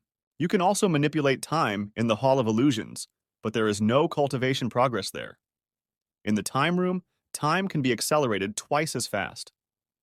In other words, with the help of such a room, Fan would be able to be at the foundation stage in just 60 years. In order to influence the basic laws of time in a single space, time runes are required. They are very rare, but Wang Yuelong found them. That's right, this gem does contain the runes of time. Plus, some of the best are the sun and moon runes. You must first extract the runes from the stone and apply them to a pre-made drawing for safekeeping. Then retreat into the Shudder and internalize these runes. After all the previous steps, Shufang would finally manage to build the time room and break through to the groundwork stage. Right now, being at the key tempering stage, the guy could handle an opponent at the foundation stage with his own strength. Using third-party items, he could finish off a beast at the golden elixir stage, and when Fang made his long-awaited breakthrough, everyone would finally see what he was truly capable of. Half a year later, the Heavenly Throne sect, on the Exufang Mountain. Sighing heavily, Fang rumbled and placed some papers on the table. Since he and his students had returned home 5 months ago, he had spent 3 months mastering the runes of the sun and moon, and another 2 months studying the construction and long-term operation of the time room. But without much success. There seems to be only one way left.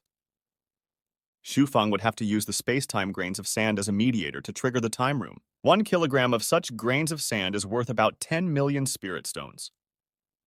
This will only allow the time room to run for 10 years. In that case, the guy has to get 120 million spirit stones somewhere. Realizing this, the annoyed boy swept everything off the table. In addition to all other options, space-time grains of sand are mined in space, and only the strongest sects of the central continent are capable of doing so. Also, there is a high demand for such a unique commodity, so it will be difficult to buy them without communication. Fang had just begun to think of himself as a wealthy man, and now he would have to sell off all of his hard-won possessions. Tonight, he would dream of all the missed opportunities to earn spirit stones. Walking out of the workshop, a yawning Fan saw some disciples outside. Looking at Wexian with interest, he asked what they were doing. Had they decided to learn spells with Xiangqi? Grinning, the girl asked her mentor if he knew what spell Xiangqi was best at. He creates light and shadow images better than any of the other students. With a pat, Daxian asked the boy to show his mentor what he could do. Folding his hands, Xiangqi made several lightning-fast gestures. At the same moment, dragons, birds, and flying continents appeared in the air. Looking at this in surprise, the mentor asked his disciple if he had seen these images before, or if he had invented them himself. Xiangqi laughed and explained that this was how he imagined the celestial world to be. With a wave of her hand, Daxian asked the boy to show his mentor how to hide. Good. With a sinister smile, he replied, putting 2 fingers to his mouth. A moment later, Xiangqi disappeared without a trace. With an awkward grin, the mentor praised his disciple. Yes, at this rate, in a couple of years, Fong wouldn't be able to find this boy in front of him. In 20 years, he would look inferior against his background. In that case, Fan decided to give Xiangqi a trial. Taking some sort of device out of his pocket, the guy adjusted the wind strength to weak. There was a slight breeze outside at once. Clicking the button once, Fong increased the strength of the rain to medium. At the same second, it started raining, and Daxian, who was standing opposite the mentor, took out an umbrella to take cover. Pressing the button on the device again, Fan raised the vegetation level. Eventually, the whole yard became overgrown with mushrooms and grass. This boy is only 7 and he's hiding, blending in with his surroundings. After praising the disciple, Zhu Fan allowed him to go down. He then asked the boy if he was afraid of being beaten by his sister for doing so. Laughing, Xiangqi scratched the back of his head and remarked that the mentor was indeed hard to outsmart. And while Daxian was angry at the boy for riding her, Fan extended his hand, activating the spiritual energy. After that, he called out to Xiangqi. Xiangqi, create a hair projection with the light beam. Shuifan spoke, materializing a huge tiger beside him. The boy did not contradict his mentor and created a hare in one motion. When the hare landed on the ground, he saw a bloodthirsty tiger in front of him. As soon as the huge beast roared, the hare cried out in fear. Taking out that remote control again, Fang decided to make the task more difficult. Since the hare was white, it must be winter. Watching the tiger and hare chase, the delighted Daxian remarked that this scene looked incredibly real, as if it wasn't just a play of light and shadows. Meanwhile, Xiangqi had already utilized all the computing power. Eventually, his CPU overloaded 100%. Falling to the floor, the boy shouted to his mentor that he couldn't take it anymore. After dispelling the illusion, Fang praised his disciple, explaining that this was not a bad result for a 7-year-old child. He then asked Xiangqi if he liked playing with light shades. I love it very much because with them, I can create a world with my mom in it. I know she's dead, but this way I can bring her back to life, explained the boy, sitting on the ground. Such words touched Shufang's heart. It's time to get used to the fact that your family is now me, Shuigang, Daxian, and Xiangqi, the guy muttered as he hugged his student. In addition, a strong dramatic denouement awaits Wang Yulong's family in the future. A few minutes later, the training room. Sitting at the table in front of his disciple, Fang produced several scrolls. He suggested that Xiangqi choose which of these spells the boy would like to learn. It was important to take your time and choose wisely. In the end, Xiangqi chose the pupil blurring spell, enchantment, soul touch, spirit summoning, 5-element spell, 5-element trap, and heavenly shadow. Well, the kid decided to take the dark path, which suits his bright and innocent face very well. When a person's appearance goes against his techniques, it always takes the enemy by surprise. He is not only talented, but also as savvy as Zhu Fan. Finished with his narcissism, the mentor allowed Xiangqi to take these scrolls with him and study them thoroughly. Humming a song cheerfully, the boy with the scrolls in his arms walked out of the training room. At this time, a creepy guy with bright yellow eyes stared back at him. Also entering the training room, he stood in front of Zhu Fan, still sitting at the table. Mentor, that's so unfair. I want to learn the coolest spells too, Xiangqi shouted indignantly. In 5 minutes, in the Hall of Illusions. First of all, Xiangqi activated the ball spirit transformation. The key moment of the training session has arrived. Wang Xiangqi is hardly ever at home, either going on sect missions or spending time with his father. As soon as he returned, he became jealous of Xiangqi. That's okay.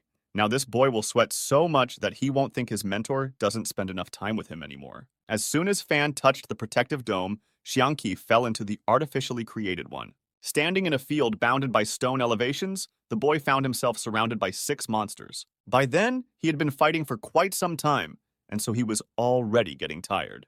But that was only a plus for the monsters. They're not going to wait for this boy to rest. Abruptly, the enemies attacked the Xiangqi standing alone in the field. Thundersword, answer my call! Shouted the boy, holding his blade out in front of him. In the same second, a protective barrier appeared around him, stopping the opponent's attack. Suddenly, a wind sword appeared from nowhere and flew out of the protective dome. Raising two swords into the air, the kid crossed them in space. This technique is called wind and thunderstorm fusion. As soon as the sword blades touched each other, a powerful energy blast rang out. Lowered into the protective dome, Xiangqi snapped out of his seat. Intangible hurricane is what this technique is called.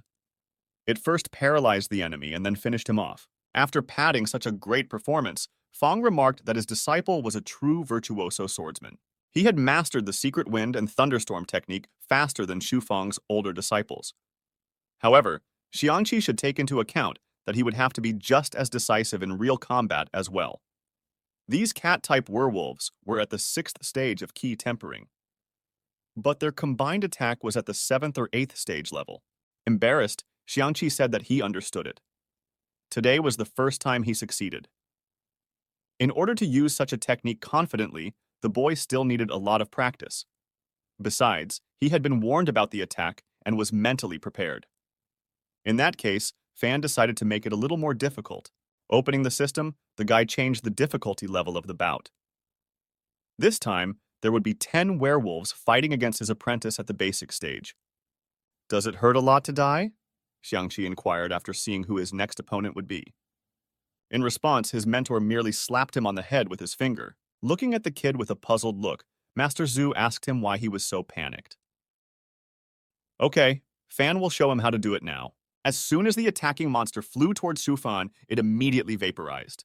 At the same moment, a faint breeze began to blow around the werewolves' faces, causing them to relax. After a while, Fang landed on a rock. The mentor had just shown his student what a true intangible hurricane is. Now, Xiangqi must have finally understood the meaning of this secret technique.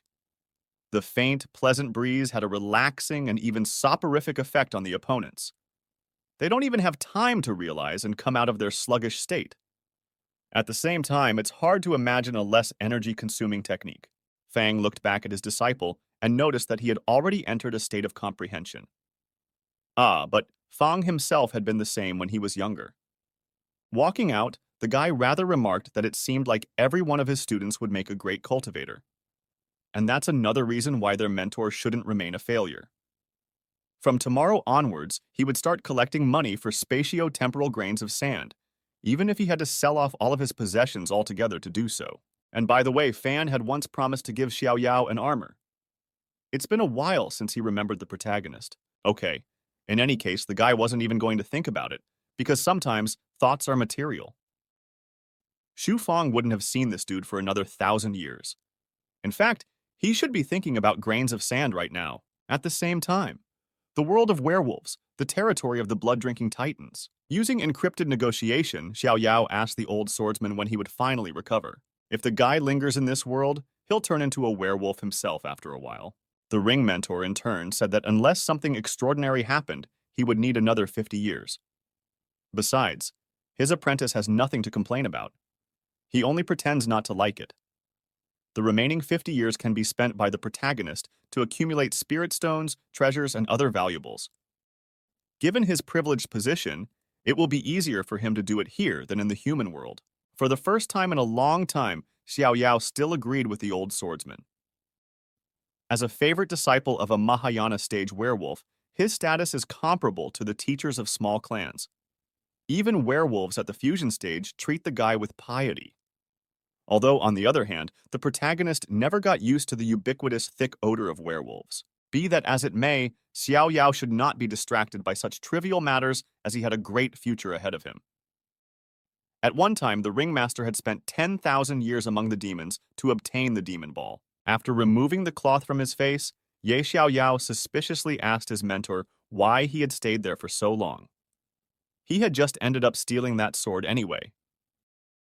Laughing, the ringmaster explained that it wasn't stealing if you did it for cultivation.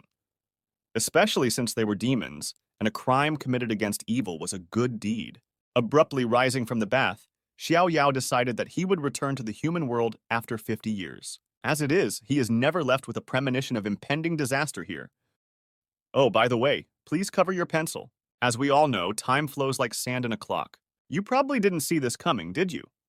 But it's been 50 years since then. As soon as the cuckoo announced it, the mentor showed himself.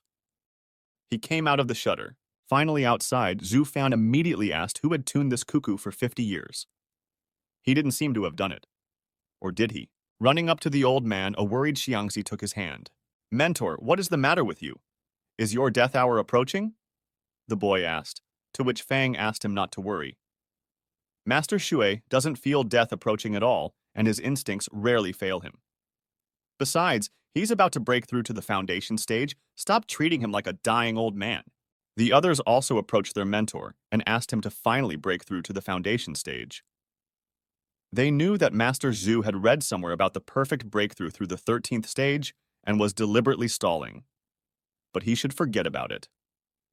The disciples begged him to drink it, handing him the elixir. It would rejuvenate his body and extend his life by 100 years. Waving it away, Fang said that he didn't need it. He had drank so much energy and resources to bring this moment closer, and these kids want to set him back? No way. However, a lot has changed in the last 50 years. Shu Gang and Yuexian are already at the golden elixir stage, while Xianqi and Xiangqi are at the foundation stage. Fan is very proud of them, except that we've hardly grown at all, Su Gang sadly remarked. But as he came closer, Fan only gave his disciple a flick. Well, that's wonderful. Others can only dream of such a long childhood. In a way, Fan even envies his students. They are all moving in the right direction, and so the mentor is calm about them. And let these kids not be embarrassed by Shu Fang's appearance, because he is close to making a perfect breakthrough. However, the disciples were not satisfied with this option. The mentor must either make a breakthrough or drink the rejuvenating elixir right now. He needs to let go of the dream of a perfect breakthrough, or else it will kill him. And it's also apparent that he's on death's doorstep. But even despite their entreaties, Fang said that he had everything under control. Besides, the elixir might be useful to the children in the future, so they should save it. Unwilling to put up with it, Yuexian got up from her knees and tied up the dumbfounded Master Xu. Mentor, we're going to have to make the decision for you. You may think you have everything under control, but we need more assurances. The girl uttered in tears as she held Shu Fang hostage. What were those little brats up to? If only they knew how much effort Fang had put into aging twice as fast as he did to keep himself from dying. After apologizing to her mentor, Yuexian toppled him to the ground. Noticing that the girl was going to give him the elixir, Fang panicked and started yelling that he had everything under control, and she would only ruin his plan. He had chosen this path himself, but Yuexian cried out in tears that they didn't care about the path of the mentor. The important thing was that he should live. Slapping the master's cheeks, the girl paralyzed his face into position. Tilting the jar of elixir, she began pouring the contents into her mentor's mouth. And lo and behold, a drop of solution almost touched Sufan's tongue. Just as suddenly, someone came up from behind and grabbed Yuexian by her pigtail. Rising from the ground, Fan asked the disciples if they thought that since the mentor had grown old, they could no longer obey him. Fortunately, the old man had saved the puppets at the peak of the golden elixir stage. When the doll let the girl go, Zhu Fan said that he understood his disciples' worries, but they should not forget who their mentor was. After shaking off the dirt on his knees, Master Zhu explained that he needed another month. If he didn't break through to the foundation stage in that time, he would drink the rejuvenating elixir himself. Sighing, Fan looked lovingly at his disciples. Asking them to stand up, the mentor asked the children if in so many years they had never realized what kind of person he was. Shu Fan never takes risks. If he goes for it, he is sure of success. Last day of life, the training room. A key moment had arrived for their mentor, and so the children must be on guard. Right now, it was Yuexian's duty to rush into the training room and pour the elixir straight down their mentor's throat if anything went wrong. Xiangqi must use his spells to confuse Master Shu. Shuegong himself and Xiangqi will take on the battle puppets. They will have to act with clarity and determination, as their mentor's life is at stake. Approaching the door leading to the training room, the students prepared to rush inside. Meanwhile, Zhu Fan sat in the room and prepared for the decisive cultivation. What if the system fails? It's never been very reliable. In general, all it did for Fang was notify him when outsiders entered his territory. Well, the guy has no choice but to rely on the system. Here we go, 30 minutes to go before the upper limit is reached. This is such a crucial moment, As long as the loving disciples didn't burst in, Fan wouldn't be able to hold them back. Maybe once you level up, additional features will open up in the system. Maybe some sort of store with skills or weapons. Or at least a lottery. Yeah, it's a good time to dream. At the same time, in the world of werewolves, Ye Xiao Yao has spent a whole 60 years among the werewolves. Finally, he returns home. Before the protagonist enters the portal, the ringmaster asked him if he was sure he didn't want to stay. Xiao Yao's position among the werewolves would continue to grow. One day, he could become the lord of the werewolves and help the humans destroy their entire race. The guy would become the greatest hero. However, although this proposal is pretty good, Xiao Yao has a lot of unfinished business in the human world. And realizing the old swordsman's plan could take forever. Xiao Yao's parents are waiting for him to return. He still hasn't washed away the shame of his cancelled engagement. Besides, Brother Shu must be bored. That's why you can't stay here anymore. And in the war with the werewolves, he sees himself fighting in the open as a noble hero, not a backstabbing schemer. Moreover, the protagonist has already figured out how to explain his absence to others. He will say that he discovered a portal to a treasure-rich land and spent 60 years there. In this case, the old swordsman did not deny his disciples' wish to return. But before helping him to move back, he decided to say one more thing. Some events look random, but they would have happened anyway. Xiao Yao could have been anyone.